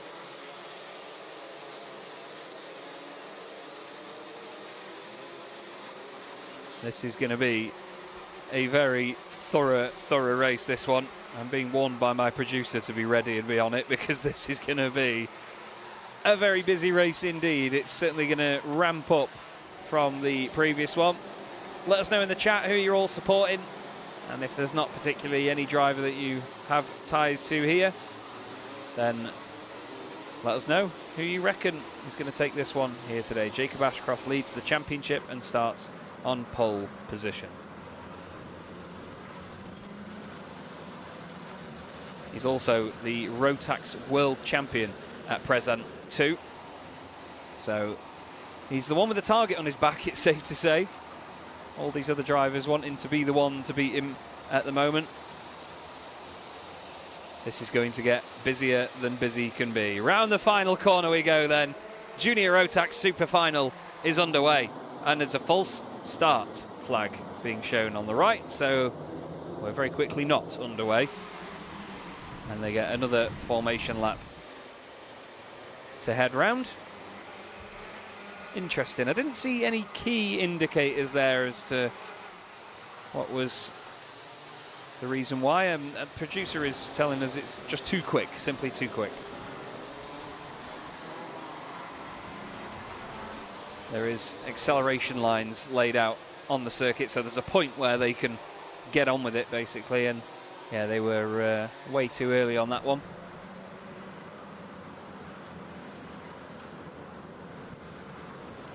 So they need to now be set up to get going once again. We'll look out for it, actually. I'm being told it's at this circuit, it's a yellow line about 15 meters before the start-finish line, so we'll keep an eye out for it as they head around the last corner. And Jacob Ashcroft and Thomas Jackson on the front row, a little bit eager for that one. There we go then. Underway once more. There was a little bit of a move to the right in the middle of the field there. Actually, 7th position, Riley Bishop, I think, going left to right and making a little jink to try and defend that inside line. There's a kart off in the background, but managing to keep it all together. A bit of contact here and there in the hairpin. A lot of karts hopping and skipping and jumping. Wheel-to-wheel contact, not too friendly in these machines. 2-3-2 making moves. That is Riley Bishop as well. 4 wide on the exit of a hairpin doesn't always work. 3x2 down the back straight they go, and Alfie McBain in the middle of that. The number 88 getting in a bit of contact as well. Wheel-to-wheel stuff there, and tyres, puffs of smoke everywhere. They really do sort that out nicely, though, on the exit of the chicane. And look, there's a big gap in the field now. And look at the train of them further down. Absolutely nose to tail The 155 in the thick of that too, as off the road. Number 74 having a little bit of an excursion there. Further down the order, that is Charlie King that lost some places. As a result, there's a car off the road and a driver at the side of the circuit very unhappy. Heading down into the hairpin for the second time. Everyone trying to figure out their positions. It's Jacob Ashcroft, Matteo Palazzo, Lucas Howell, Thomas Jackson, and the 155 off again there. That's Eli Badan. He had a great race earlier on in the repechage, but that good fortune has not been carried through, unfortunately. Hit into the back there of the 27 machine. A bit further down the pack, that was Jake Grufferty. But at the front, Jacob Ashcroft leads, Palazzo second, then it's Lucas Howell in third place. Thomas Jackson was on the front row of the grid at the start of this race, but he's now under pressure from Jared Fox-Whiteley and Riley Bishop. Daniel Minto in there as well. Cian Bernard wanting to gain places. Very busy indeed, as there is the move by Riley Bishop down the inside. Thank you very much. Great opportunism there by Cian. No, it's not Cian Bernard, I do apologise. It's the 282, not the 182. Daniel Minto down the inside. Riley tried to get past Jared Fox-Whiteley, and then, well, they both lost a place as a result. Netted Riley Bishop nothing, actually, because he gained one, then lost one. Right in that fight with them, though, is Cian Bernard and Lewis Sumner. Luke Sawyers will be the next one down the road from those guys. I can tell you the smell of these wonderful carts coming through the window is just amazing. Matteo Palazzo was the owner of the fastest lap for a moment there, but Daniel Minto now has that one. This is the battle for the lead. Jacob Ashcroft and Matteo Palazzo right together. Palazzo in the dark blue and white machine. Look at that defensive move there from Jacob Ashcroft. Knows exactly where to put it, or does he? Palazzo gets a great run. Look at the speed off the corner there by Ashcroft. That wider line on the exit really did help him out. And the reigning world champion is putting on a heck of a defensive drive here already in just the opening few laps. Right behind them, though, Lucas Howell wanting a piece of the action as well. Howell looks to the inside. He's going to work on a cutback on both of these pair. They've got to be really wise to it, though. What about Thomas Jackson and Daniel Minto here? Down the inside goes Howell, and through into second place goes Thomas Jackson. It looks like, though, Jacob Ashcroft isn't quite at full chat here. I wonder if he's got a problem. He's looking around as if he has. He knows that he's got to defend harder than usual here. Big move down the inside there by the 16. Matteo Palazzo back up another position. He's got Riley Bishop to fight with now. Goes defensive into the hairpin. He's saying, use your head, think about it, go forward together. Second place is now Jacob Ashcroft as Thomas Jackson has gone into the race lead. Daniel Minto wanting in on this now. Lucas Howell, fourth place for him. Then a slight gap back to Palazzo. Is Ashcroft able to still capitalise despite having an issue?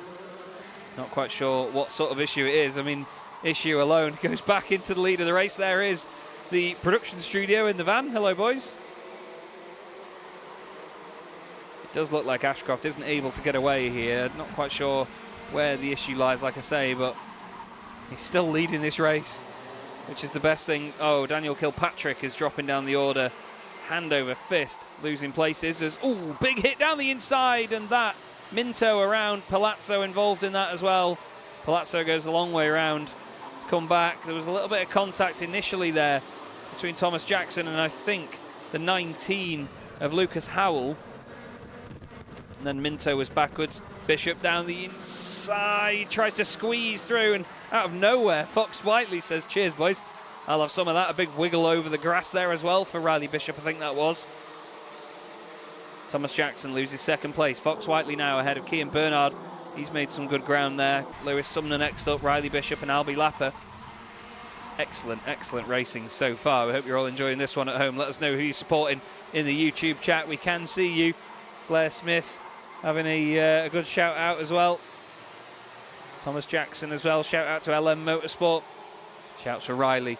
Also, Riley Bishop, 232. He's got, I think, is his teammate in front of him, Sumner, both in the same overalls and colour schemes, so at this level you'd hope so.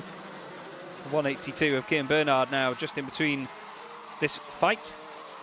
Cian Bernard is holding on as best he can, but it's Fox-Whiteley there, not even bothering to have a little look back.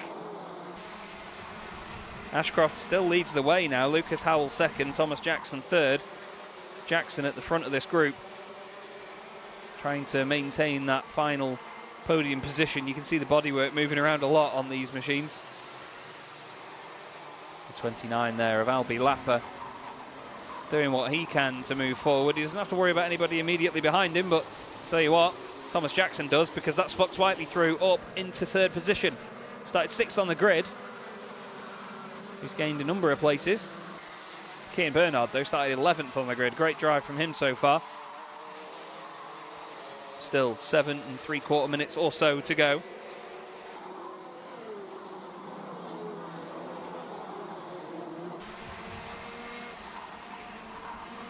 And now the defensive driving begins there by Fox Whiteley. You can see, put it in the middle of the road. Tried to hide as best he could. A little point forward there from the 182 of Cian Bernard, and down the inside. Thank you very much, says Albi Lapper. He's got ahead of the two teammates now of Riley Bishop and Lewis Sumner over these last couple of laps.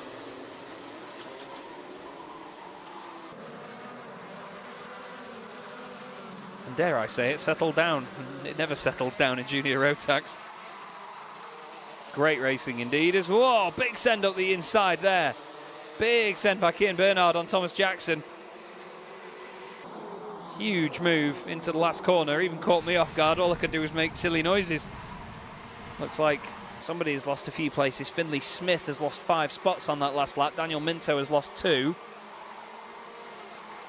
Again, Cian Bernard involved in the fight, and once again Albi Lapper opportunistic. Not as opportunistic as Riley Bishop though. Thank you, says the 232. Up on the right hand side, he says cheers, and he's away. But it looks like Thomas Jackson swallowed up by that group there. He just lost 3 places out of that hairpin down towards the next corner. And he's lost another one as well. He's wide there, and another position on top of that as through goes Charlie Wolfett in kart 95. Tough stuff. Very tough stuff.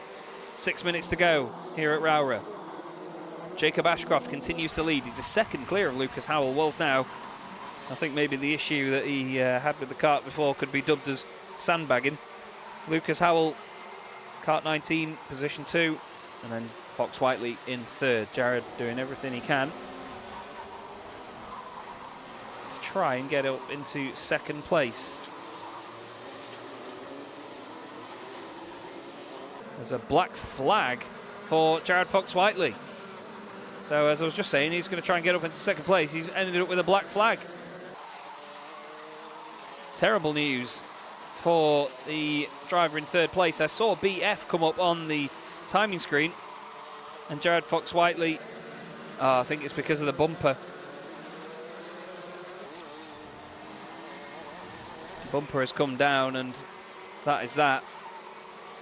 As on screen, the main shot right now, Cian Bernard trying to hold on to that 3rd place that he's just inherited. Riley Bishop in there with him, Albi Lapper behind, and it's Lewis Sumner. It's side by side in the background there between Rory Armstrong. He's come out of nowhere. Charlie Wolfett in that one as well. Rory Armstrong in the 266 machine towards the tail end of this sextet. The DHR Dan Holland Racing machine. It looks actually like Cian Bernard is getting away. But for how long can he continue that going? Because it's hard to get away from a group like this at this talent level. And it's now going to become a septet as Thomas Jackson closes back in. Although then again, it was like there was a bungee cord on the back of the cart in front of him as he suddenly disappears away from it. Thank you, says Rory Armstrong. Strong indeed. Elbows out. Down the inside and a position gained. And another position gained potentially for the 29 of Albi Lapper. But once again, who's the opportunistic driver? It is Riley Bishop. He just sits there and waits for them to all make mistakes. 2 places gained. Cheers. Cian Bernard was being overtaken there by Albi Lapper, and now they've both just dropped a place each. Riley Bishop finds himself in 3rd from 8th on the grid. Contact warning for Lewis Sumner, Riley's teammate. He's the bright green kart in the middle of this now septet. It's nearly an octet. As down the inside once again goes Armstrong, and Albi Lapper hung out to dry there, and down the inside Thomas Jackson can't really do anything about it. Lapper says no, I'll have it back, thank you. Sumner also barged out of the way. Contact warning for Albie Lapper now as well, funnily enough. These guys all getting contact warnings, so there's no others coming through just yet. Perfect time to figure out what the letters mean on the timing screen, actually. The penultimate race of the day. Well done, Chaz. Jacob Ashcroft does the fastest lap of the race, 46.27. Everyone else in the 46.4s and 46.5s, actually. And even then, in this battle, they're all in 47s. So Jacob Ashcroft, whatever that issue was earlier, a Control-Alt-Delete has sorted it out. And he now has a fantastic run at the front of the order to go on and take another win. He's not won a final since round 1, actually, though, was Ashcroft. He was 8th in the final at round 2 and 2nd in the final in round 3 last time out. Big move again down the inside by Albie Lapper, but again, a mention of the fact that he's on a contact warning for stuff like that, so he needs to be careful. Lewis Sumner there was making a move down the inside of Thomas Jackson. Just 2 minutes left of this race. I can't believe how quickly it's flown by. There you go again. Albie Lapper, contact warning. A little bit of a swap of positions there as Rory Armstrong gets past Cian Bernard. Bernard gets hit from behind as well by Charlie Wolfett.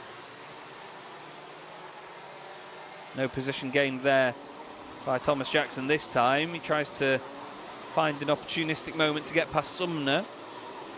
Doesn't come together for him. But it's still Ashcroft, Howell, Bishop, Bernard, Armstrong, Wolfett, Lapper, Sumner, Jackson and Sawyers, the top 10 here at Rowrah in the Junior Rotax Super Final. What a great race this has been. If not race of the day, one of fantastic action so far in this epic category. Just one more race to come after this, the Senior Rotax Super Final. And then our day and our weekend here at Rowrah is done.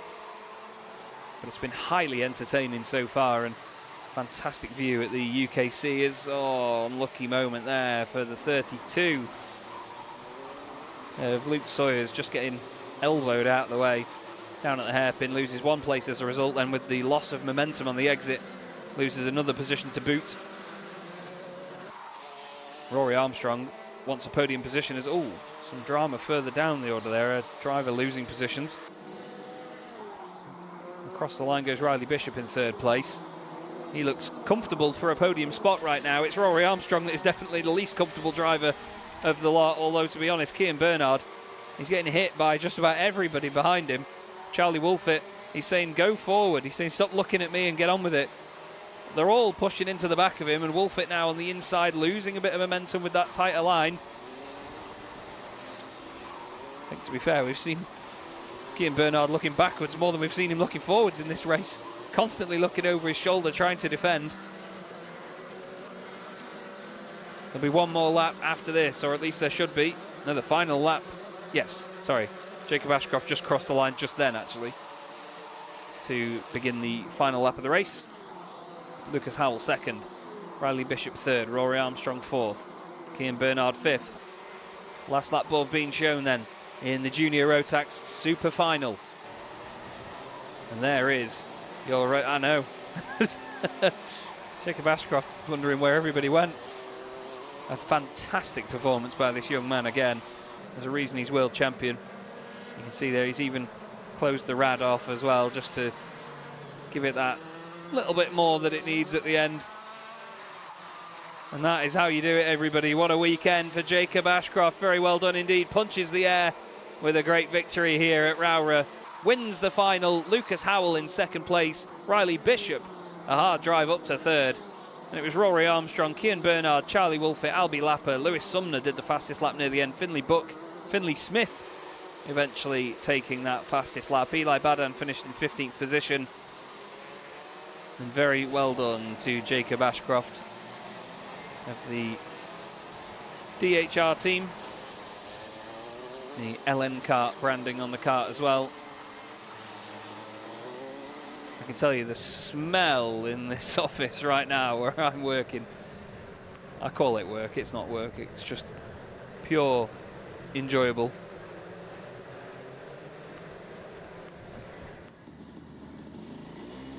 And now the karts head back in, and look at the nose cone damage there on the 19 of Lucas Howell. As long as the thing is still attached, it doesn't matter really if it's dented in or anything. Everybody checked. 95 is all good. Top 4 all in. Rory Armstrong just next to our cameraman on the left here, getting out of his car.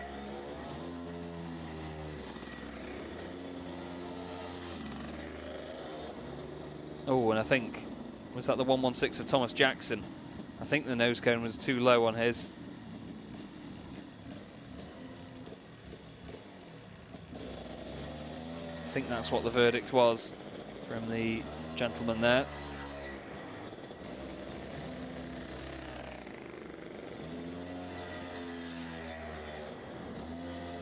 And you can see some of them know it's all right, so they barely even stop.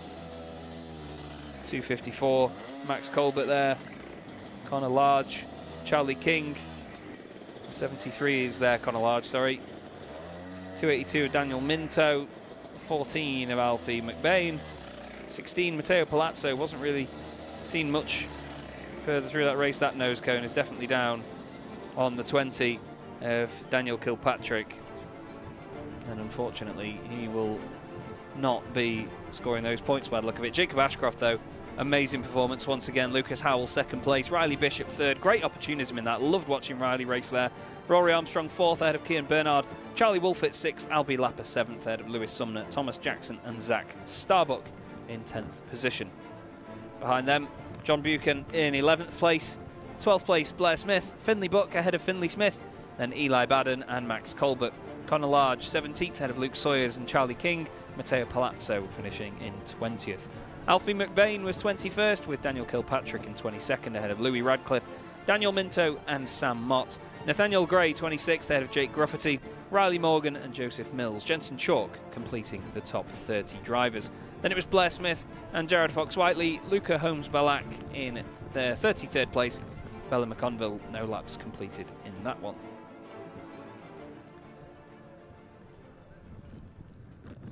Well, we are ready now for interviews with Kev. We'll throw down to him in the paddock. Well, here I am then with the man that brought it home in third. And congratulations, Riley, your first podium of the year. You must be absolutely thrilled. Oh, I am. Honestly, it's been such a difficult weekend. We've gone from, I think it was really fast through practice, qualifying there or thereabouts, and then the heats we're up there, and then we fall back off, and then we catch back up again, but the lap time showed that we should be up there. And then this race, we started, I think it was P6, and we went through, got into, I think, fourth, and then I got overtaken, and then the two in front of me that were battling for third crashed out, and then it just let me through. And I was like, oh my God, yes, yes, yes, yes, yes. And then going through the whole track, I was just keep checking over my shoulders, like, is the back gap getting bigger? And it got bigger and bigger and bigger, and I was like, oh yes. And then when it was start finish, I was like, get in. Mate, fantastic. Really, really good to see. I can just, your excitement is tangible. But yeah, I mean, what happened was really that you three did stretch a lead, and then it was all going on behind you. So like you say, you've had the pace, and clearly you have had previously. I mean, 8th in round 1, then there was an anomaly, 25th in round 2, 6th in round 3, and on the podium here at round 4. You must be really thrilled. Who's made it all possible? Oh, my dad, X-Kart, TV Kart, Matt Street, the Motorsport Mentor, Driving Force FFM, Run For Your Mind, and Force Motorsport as well for the speed as well. And then my family, my friends, and my girlfriend. I like to thank them all. Get in. There we go. There's somebody who's very happy. Who's that, Dad? Yeah, that's my dad. He's always happy for me. Well, he should be this weekend. You've done brilliantly well, mate. Huge congratulations. And now we look to rounds 5 and 6. 2 to go in the UKC. Could be good at the back end of the season for you. Could be very good. I'm good at Wimbledon. Last time I was out there, I won there. PF, we're on the top 3 for that. So should show some good results for the next round. Mate, exciting times. Go and finish scrutineering. High five your dad, and we'll see you for podiums. Thank you very much. There he goes. Brilliant stuff. Genuine excitement from Riley. Let's find Lucas Howell if we can. Lucas, where are you? Come on out, mate. Put yourself on the spot there, sir. Feet on the line there. Mate, congratulations. Second place at the end of the weekend. Talk me through it. Yeah, so it started on Friday. We were a bit off the pace, like in the wet and dry.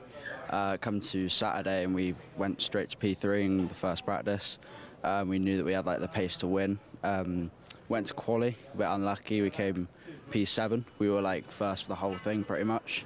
And then went into the first heat, finished 4th from 9th, I think. And then went into the second heat, P2, well P3 on track, but P2 with a penalty. And the super heat got a bit unlucky again. A little bit of a racing incident caused me to drop back. Fought my way through, and then in the final just literally slotted into P2 and stayed there the whole race. Mate, congratulations as well. And I tell you what, a credit to you and your race knowledge, reeling off everything you've done from Friday through to Sunday. Well done. The mark of a very measured racer indeed. But I mean, listen, what a great weekend for you. Previous to this, a 7th, a 15th and a 13th in the championship over the last 3 rounds. This weekend, it's just all come right, obviously. We found, well, the first round was decent, had quite a good final. The second round was just shocking, really.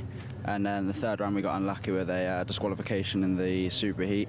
But in the end, no, we come here and found P2, which we're happy with. Yeah, and you found some clear air as well. Behind you, obviously, you had a big gap, but the gap up to Jacob Ashcroft, it's just too quick. What have you got to do to beat this young man? Become world champion. Yeah, really. He's like in a league of his own, pretty much. There's not much he really can do. Well, listen, mate, well done to you. Who's made it all possible this weekend? The team, TH Course, my family for the endless support, Sam Hugh and Jacob Elliott, and Teddy Clinton back at home. Brilliant, well done, mate. Go and finish off screening and we'll see you for the podiums a bit later on. And let's welcome in that world champion, the man that is untouchable, Jacob Ashcroft. Come on in, Jacob. Pop yourself on the spot there, mate. Listen, nobody can catch you at the moment. From Le Mans to Rowrah, you're unstoppable. Yeah, it was a very good race. Not at the start, it wasn't very quick at the start. I don't really know why, but it then came on at the end and I was rapid. You were really rapid. That gap from yourself back to Lucas and then Riley behind him, it was just, I don't know how many seconds it was in the finish, but it was just huge. It was vast. So clearly, you're just on a rich vein of form. Yeah, I've been driving very good recently, so hopefully I can keep that form up all year. And a quick word about last weekend. I mentioned it there. Le Mans must be really thrilled with that. Dan Holland Racing doing the business for you, all of you out there. Once again, Emerson and Macaulay as well. Yeah, Le Mans was a really good week, but the past 2 years I've had problems in the final where I've started pole, so 3rd time's a charm and I managed to do it that year. Well done to you. And as we look at the UKC, 2 more rounds left with us, and you're the man to beat. But I don't know whether anyone's going to be able to do that, are they? I've got a very big lead and I've now just made it a little bit bigger, so see what we can do in Ward and see if we can wrap it up there, or if needing to go PF, then I'm all ready. Awesome. Who's made it all possible? Dan Holland Racing, definitely. Time Racing Engines, Russ, my dad on the tools, and my mum for cheering me on. Well done. We'll see you for the podiums a little bit later on. Thanks, Jacob. Thank you. There you go, the young man who is untouchable in junior Rotax in the world right now, doing the business here at Rowrah in Cumbria once again. 1 to go here, and it's senior Rotax, but before that, here's Chaz with the highlights. Thank you very much, Kev. Fantastic to hear from our top 3 there, and Riley Bishop indeed very, very happy. It's great to see that lovely little celebration there with his dad. You could see just pure emotion outpouring there. Here's a quick look back then at the race itself, and boy, where to start. What a fantastic battle all the way through, and Jacob Ashcroft certainly didn't lead every single lap of that one. It looked like as he said himself, he had a problem. He didn't quite have the speed in the opening stages, but it came back and gave him the performance that he needed to take another important victory. But it was the 116 of Thomas Jackson that was looking threatening for a race victory from the start, but unfortunately it faded in the later stages. Minto and Palazzo there having contact with one another. Minto would go on to finish down in 24th place, Palazzo in 20th position. Great fight in the middle of the order, and a lot of these drivers all just trying to find as many opportunistic moments as they could. It was Riley Bishop that was the real opportunistic driver throughout that one, but Ashcroft once again showing everybody exactly why he is current reigning world champion, and here at Rowrah he put on a stellar performance. And as you can see, still very happy with that. Maybe world champion, but it hasn't made winning any form of boring for him. He does win a lot, but what's wrong with that? You only have to admire the incredible performance of him and his team and everyone involved.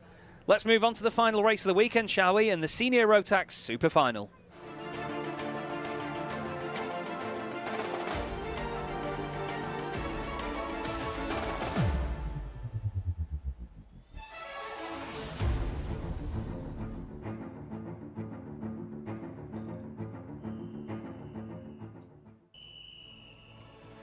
So the whistle is blown. The personnel will now make their way off the grid, and here is how it lines up. Macaulay Bishop on pole position with Gabe Fairbrother alongside him. Angus Scrivener and Cian Geraghty just behind them on the second row. Row 3, we have Joshua Turnbull and Louis Merica, then John Brown and Tristan Rennie. Then we have Morgan Hudson-Brown and Alexander Cull, and Max Taylor with Harrison Crowther in 12th.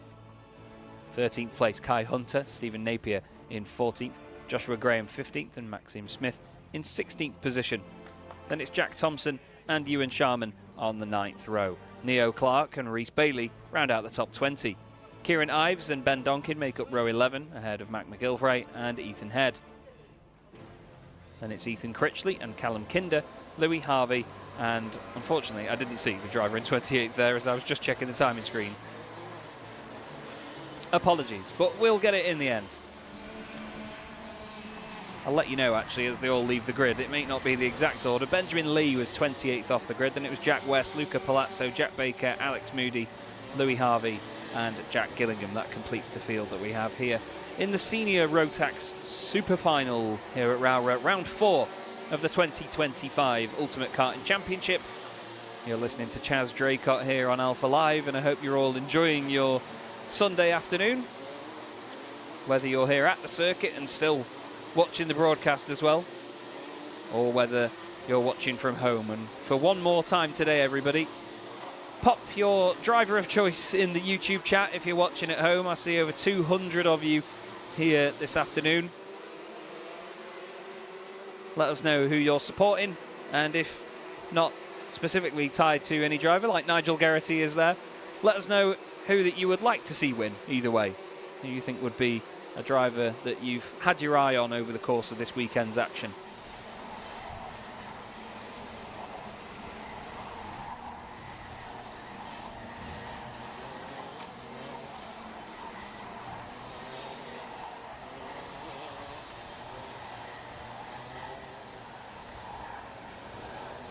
You can see there some of the drivers choosing to weave very aggressively, others maybe not. Macaulay Bishop at the front of this one with Gabe Fairbrother just behind, laying some rubber down on the circuit with some very aggressive weaving. The pattern that it leaves on the circuit, very, very interesting indeed. Making sure that the steering rack is definitely working. To be honest, it's like a little strength of, a test of your neck strength as well, throwing it around like that. Some of the drivers sort of mimicking the iconic shot of Kimi Räikkönen back in Formula 1, where everybody else was weaving around and he was just going in a solid straight line and not bothering with any of it.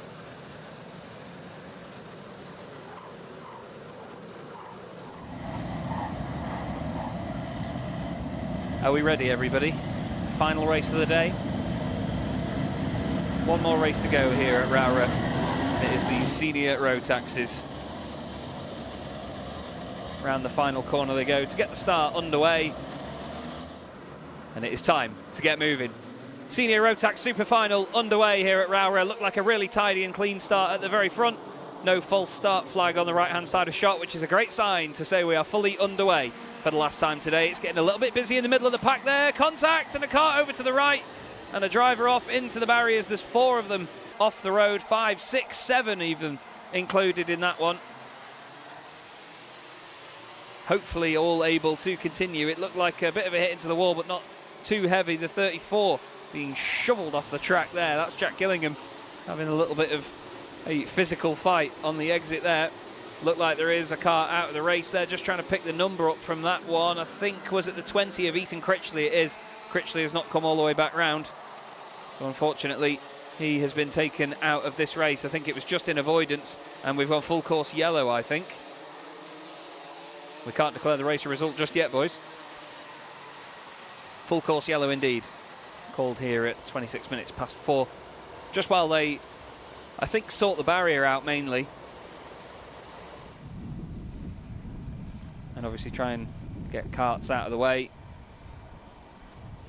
But it's Macaulay Bishop, and it is, yeah, the 20 and the barrier being sorted out there on the right-hand side. Macaulay Bishop leading the way from Gabe Fairbrother, Angus Scrivener, Cian Geraghty, championship leader, Joshua Turnbull 5th, and John Brown. And then Morgan Hudson-Brown, Max Taylor in the S plate, Kai Hunter with the O plate, and Tristan Rennie. Out of the race also there, the 28 of Harrison Crowther.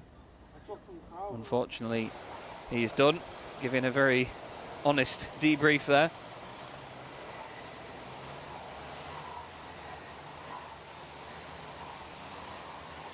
It seems like there was a number of them all involved in that fight. Waiting to see how many of them have come through. Neo Clark it was actually that was in the pit lane there. I do apologise.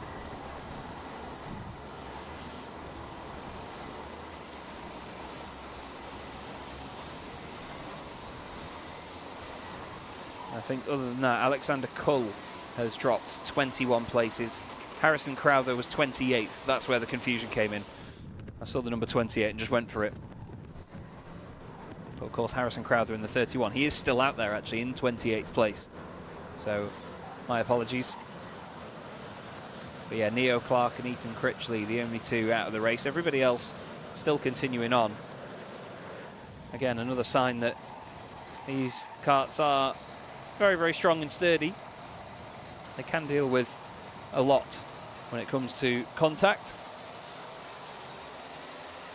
And we now get back underway then, back to green flag racing. A little bit of a defensive move there actually going on from Joshua Turnbull, having to move over to the right to keep John Brown behind him. And look, even more movement as well as they scrap in the middle of the pack there. That is the O-plate holder Kai Hunter trying to get in. Look, even more movement as well as they scrap in the middle of the pack there. That is the O-plate holder Kai Hunter trying to get in amongst it. He's got Max Taylor around him as well, and just up the road, Turnbull having a right old fight. The 17 there of Morgan Hudson-Brown running wide. Moving over to the right was Kai Hunter. Oh, it's getting very feisty between those two just up the road, John Brown and Turnbull. Hopefully that doesn't escalate further, because they were really throwing the kitchen sink at one another. And to be fair, Tristan Rennie is now right up behind his teammate as well. He's moved up from 10th position on this lap and gained a few places. A big gap to the lead quartet. There's, some contact there down the start-finish straight. One of the drivers' front end going up in the air, and out of the race by the look of it is the current O-plate holder. Seems like damage to the front left. There's some more contact down there at the hairpin. Kart's going slowly over on the right, and it's a flat tyre from Kai Hunter. As down the inside there is another move. Tristan Rennie making further progress there, getting past Joshua Turnbull. Just behind them, Max Taylor now, the S-plate holder. As whoa, into the pits there. Forgot that's where the pit lane entry was there for a moment. Scared the life out of me. Literally made me jump in my seat then. Somebody else coming into the pit lane. We'll confirm exactly who that was in a moment. I think you can see, actually, it's John Brown. John dropping down the order. He had a lot of contact earlier on, and I believe we're now back under full course yellow again. Are we? There's apparently a yellow flag on the graphic. And the timing screen has gone yellow as well. I know, back under full speed racing now. There's the number 8, Joshua Graham down the inside. And there is John Brown in the pit lane, unfortunately. Kart 95 taking no further part in this race. Stephen Napier is also out of the race as well. Macaulay Bishop still leads. Gabe Fairbrother second. Angus Scrivener next. Cian Geraghty behind him. Tristan Rennie 5th. Josh Turnbull and Josh Graham and Max Taylor. Jack Thompson and then Louis Merica completing the top 10 drivers.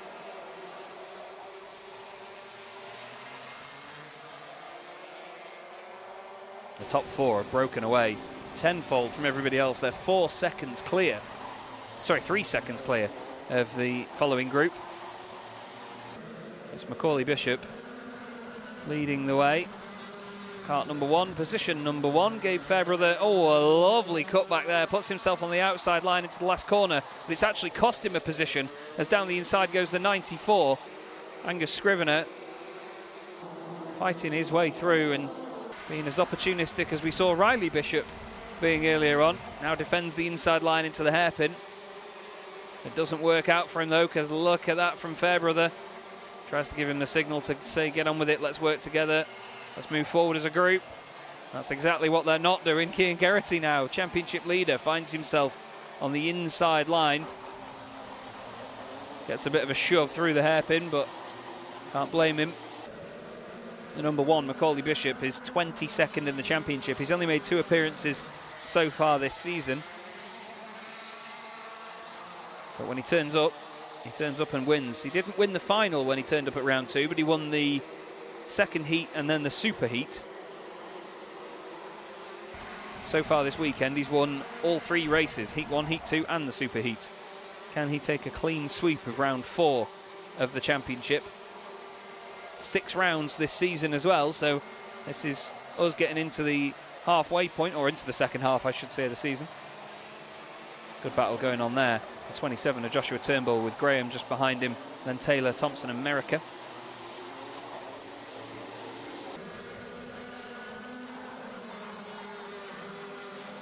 Don't think anybody else has dropped out of the race just yet. I say yet because it's been quite the attritional race, this one, unfortunately.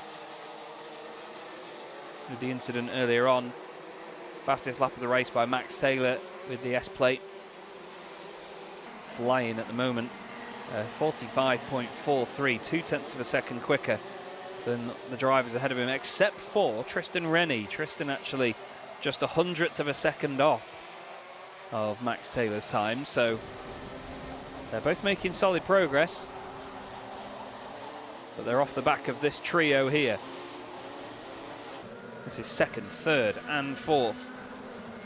3 of them wanting 2 podium places. Down the inside, a big send by Cian Geraghty, and look at that, it opens the door for Gabe Fairbrother. What a move that is. Fantastic stuff that by Fairbrother. Cuts back down the inside of Angus Scrivener and then slides on through on Cian Geraghty. That was gorgeous stuff as all back on the road comes the 40. Slides on through on Cian Geraghty. Back on the road comes the 45 of Luca Palazzo. He's just had a drama. Scrivener now holds into... It's back to Cian Geraghty. Sends it back on him, says thank you. He's having a look. Sort of confirms the signal and they say, right, okay, let's work together a little bit maybe. Let's move forward. Is it a bluff? Who knows? Gabe Fairbrother, though, that was one of the most opportunistic moves of the day. That was a delightful thing to watch. Down the inside through this left-hander. Managed to make it work. Then down the inside into the final corner. Great bit of racing that was. Phenomenal stuff. Cian Geraghty now. 3rd position. With Angus Scrivener in 4th. Just behind these guys, though, Tristan Rennie and Max Taylor, 2 teammates, I believe, hoping to spoil the party. They're bringing with them Jack Thompson as well. Sorry, Joshua Graham and then Jack Thompson.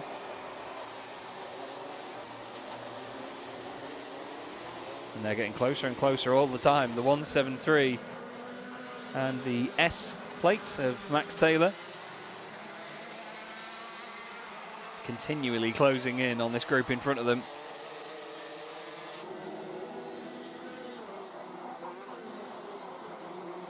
Four minutes left to go here at Rowrah in the 4th round of the championship. This is the senior Rotax super final.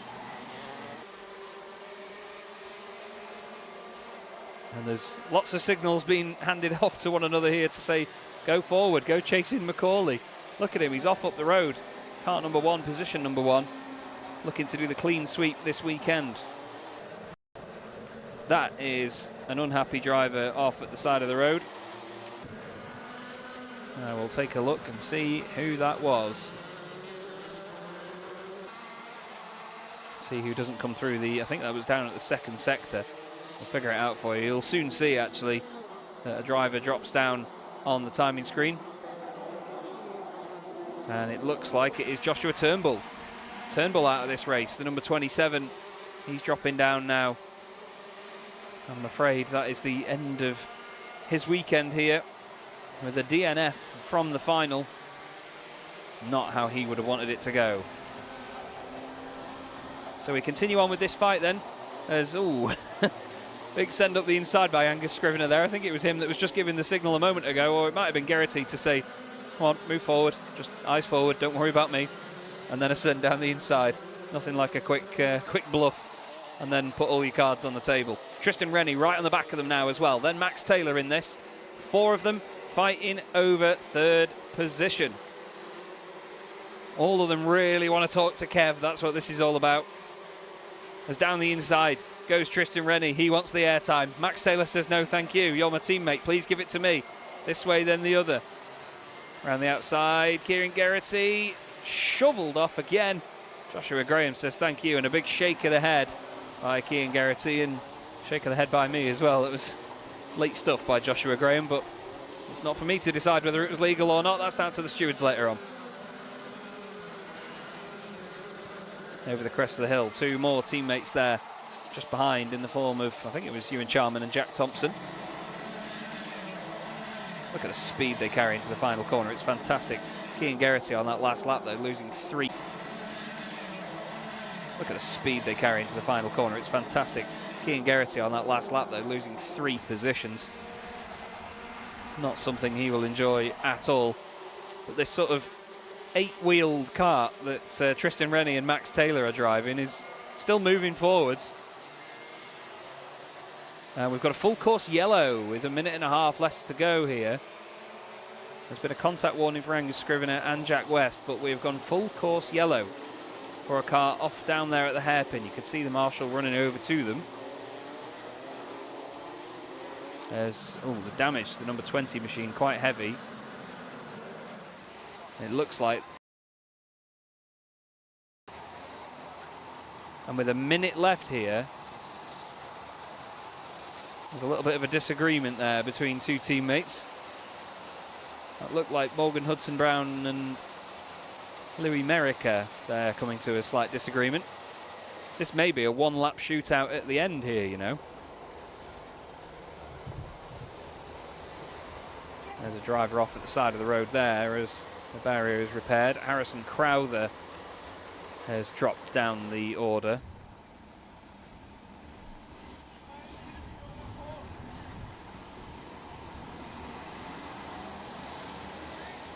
And they're being told to slow down. I mean, they're going as slowly as they can, I think, Sunshine. There's a number of carts off down there and in that hairpin.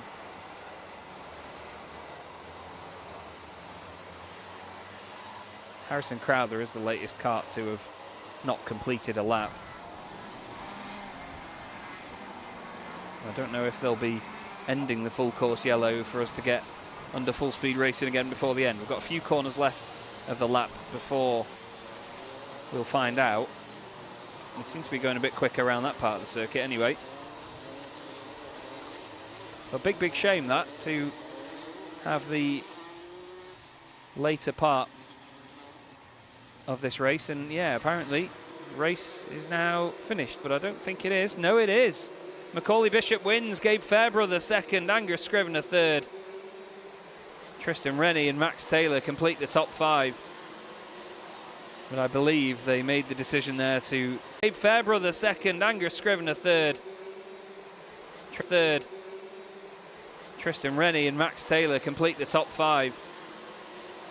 But I believe they made the decision there to end the race there, almost like when you get a red flag after 75% distance. Macaulay Bishop, well, it wouldn't have been the way that he wanted to finish that race, but at the end of the day, he finished it in front of everybody else. And a fantastic display.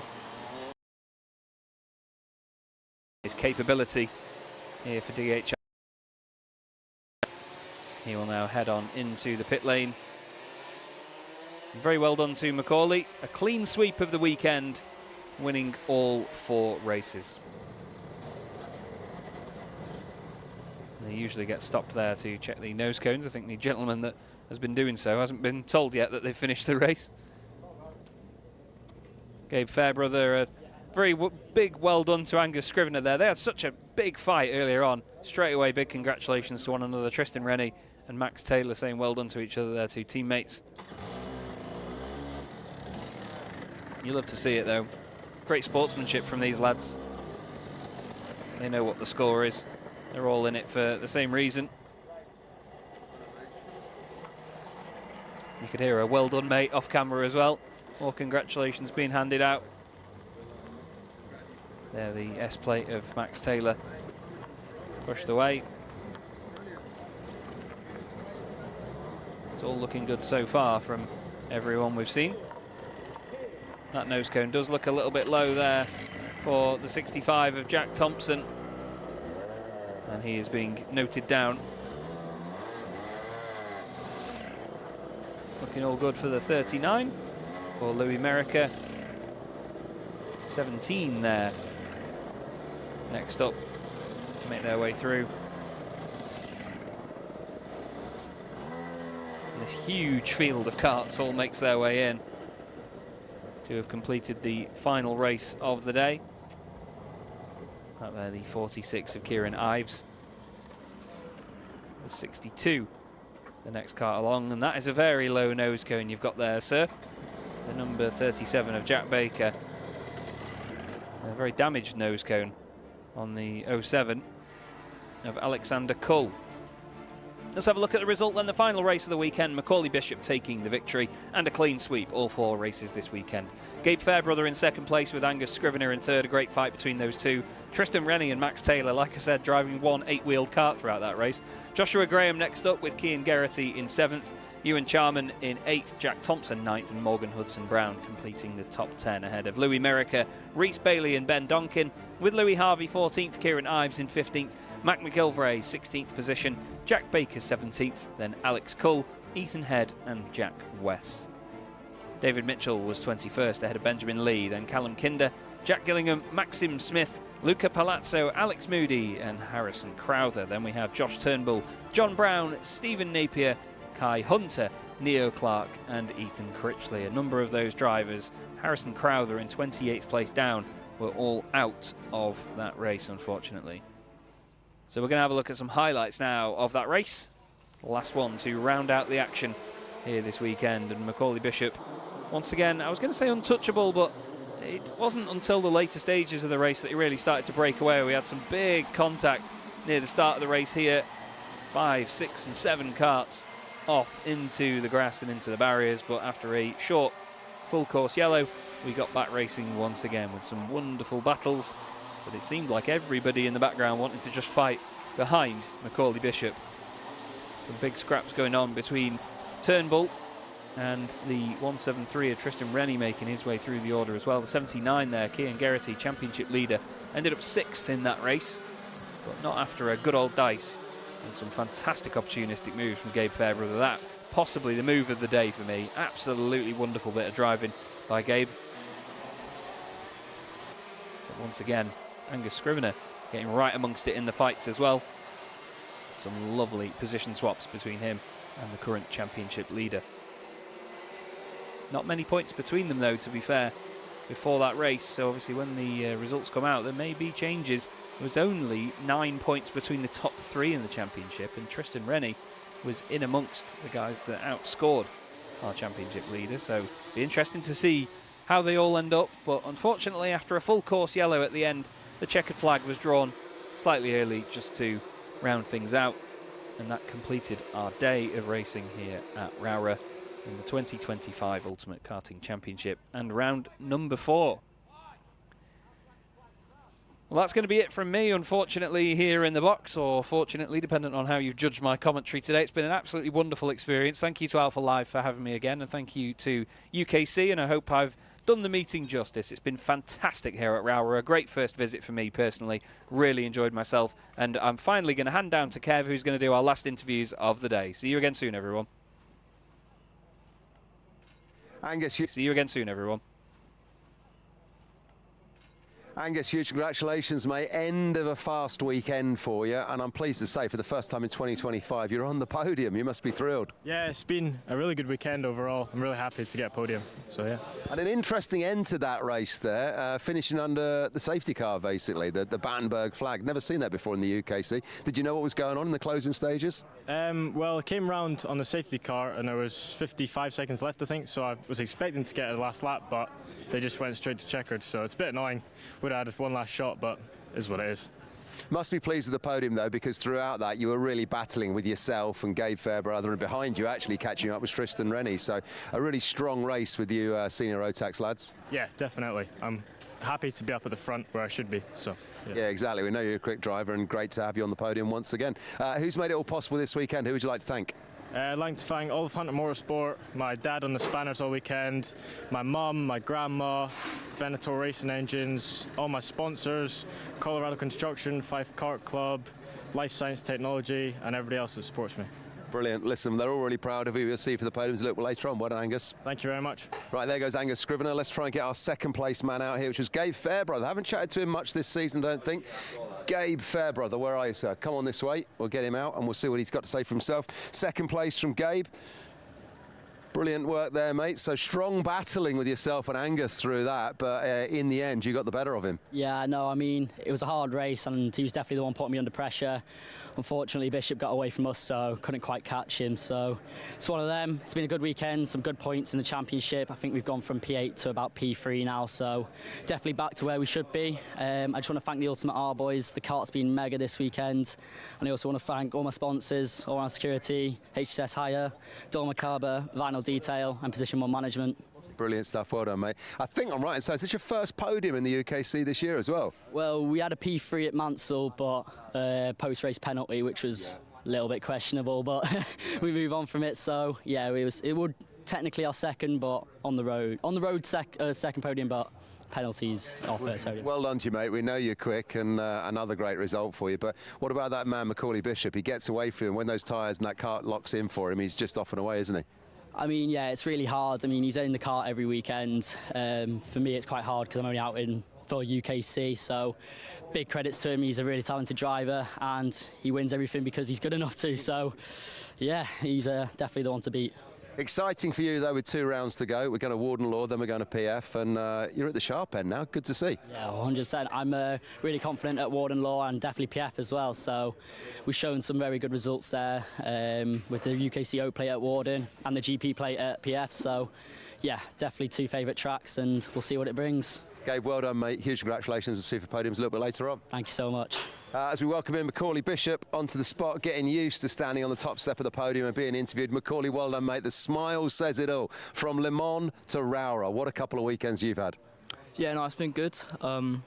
Yeah, I've been on a roll recently. Won like 4 out of the 5 major finals in the summer. So no, this is number 6. No, number 5 rather. So no, it's good. We got some good momentum. So we just need to try and carry it to the other races like the GP plate, British and all of that. Obviously, it's easier said than done. But yeah, we're looking good. When I was watching that super final just there then, it seemed like in the early stages of the race you're all bunched up, there was a bit going on, but then either you found your form or the kart sort of came in for you, and then in the latter stages of that, no one was going to catch you. Yeah, I mean, I've got a good start into first straight away. Fairbrother was right behind me, had to defend for a couple of corners, got a gap and then just started managing it, and then the Battenberg come out. Yeah, we slowed down for about a lap. Got another good restart rather. Yeah, got another gap and then just managed it. Yeah, we had a massive gap. Yeah, and just when I saw that gap, I just knew that the race was over. So yeah, there wasn't really much they could do. Yeah, and then in the finish there, an interesting finish, finishing under the Battenberg as well. Were you getting set to just take off for another lap or two? Well, yeah, they put a checker flag out a lap early. So I just bolted around the last corner to get obviously another good restart for the last lap, but it's already checker flag, so it's just done it for me. Well done, mate. Promising rest of the season for you to look forward to, I'm sure, after a run of great results, and congratulations to Le Mans again last weekend. Who would you like to thank? Who's made it all possible? All of DHR, their support's really good. Daryl for tuning up the car, Time Racing Engines, and my brother on the tools. Well done, mate. We'll see you for podiums later on. Thank you. Lovely, huge congratulations then go to Macaulay Bishop, taking another weekend win. And with that senior Rotax result, that just about wraps up our live coverage here at Rowrah. It's been a brilliant weekend in Cumbria once again. Is this the prettiest racetrack in the country? It might just be. Thanks to you for watching wherever you have been. Thanks to Chaz on commentary this weekend, doing a stellar job. And James and all of his team from Alpha Life have been bringing you the pictures. It's been a brilliant, brilliant weekend all round. If you want to keep up to date with us, please do. It's at UKC on Instagram. Instagram. I'm Kev Harris, so find me on Instagram as well. Go with Kev. And next time, of course, you can join us live when we will be, when will it be? Mid-August, 15th to the 17th of August, round 5 from Warden Law, Karting Northeast, the circuit that's been voted the people's favourite many times with us here at UKC before. So that's it from all of us here in Cumbria. Until next time, see ya.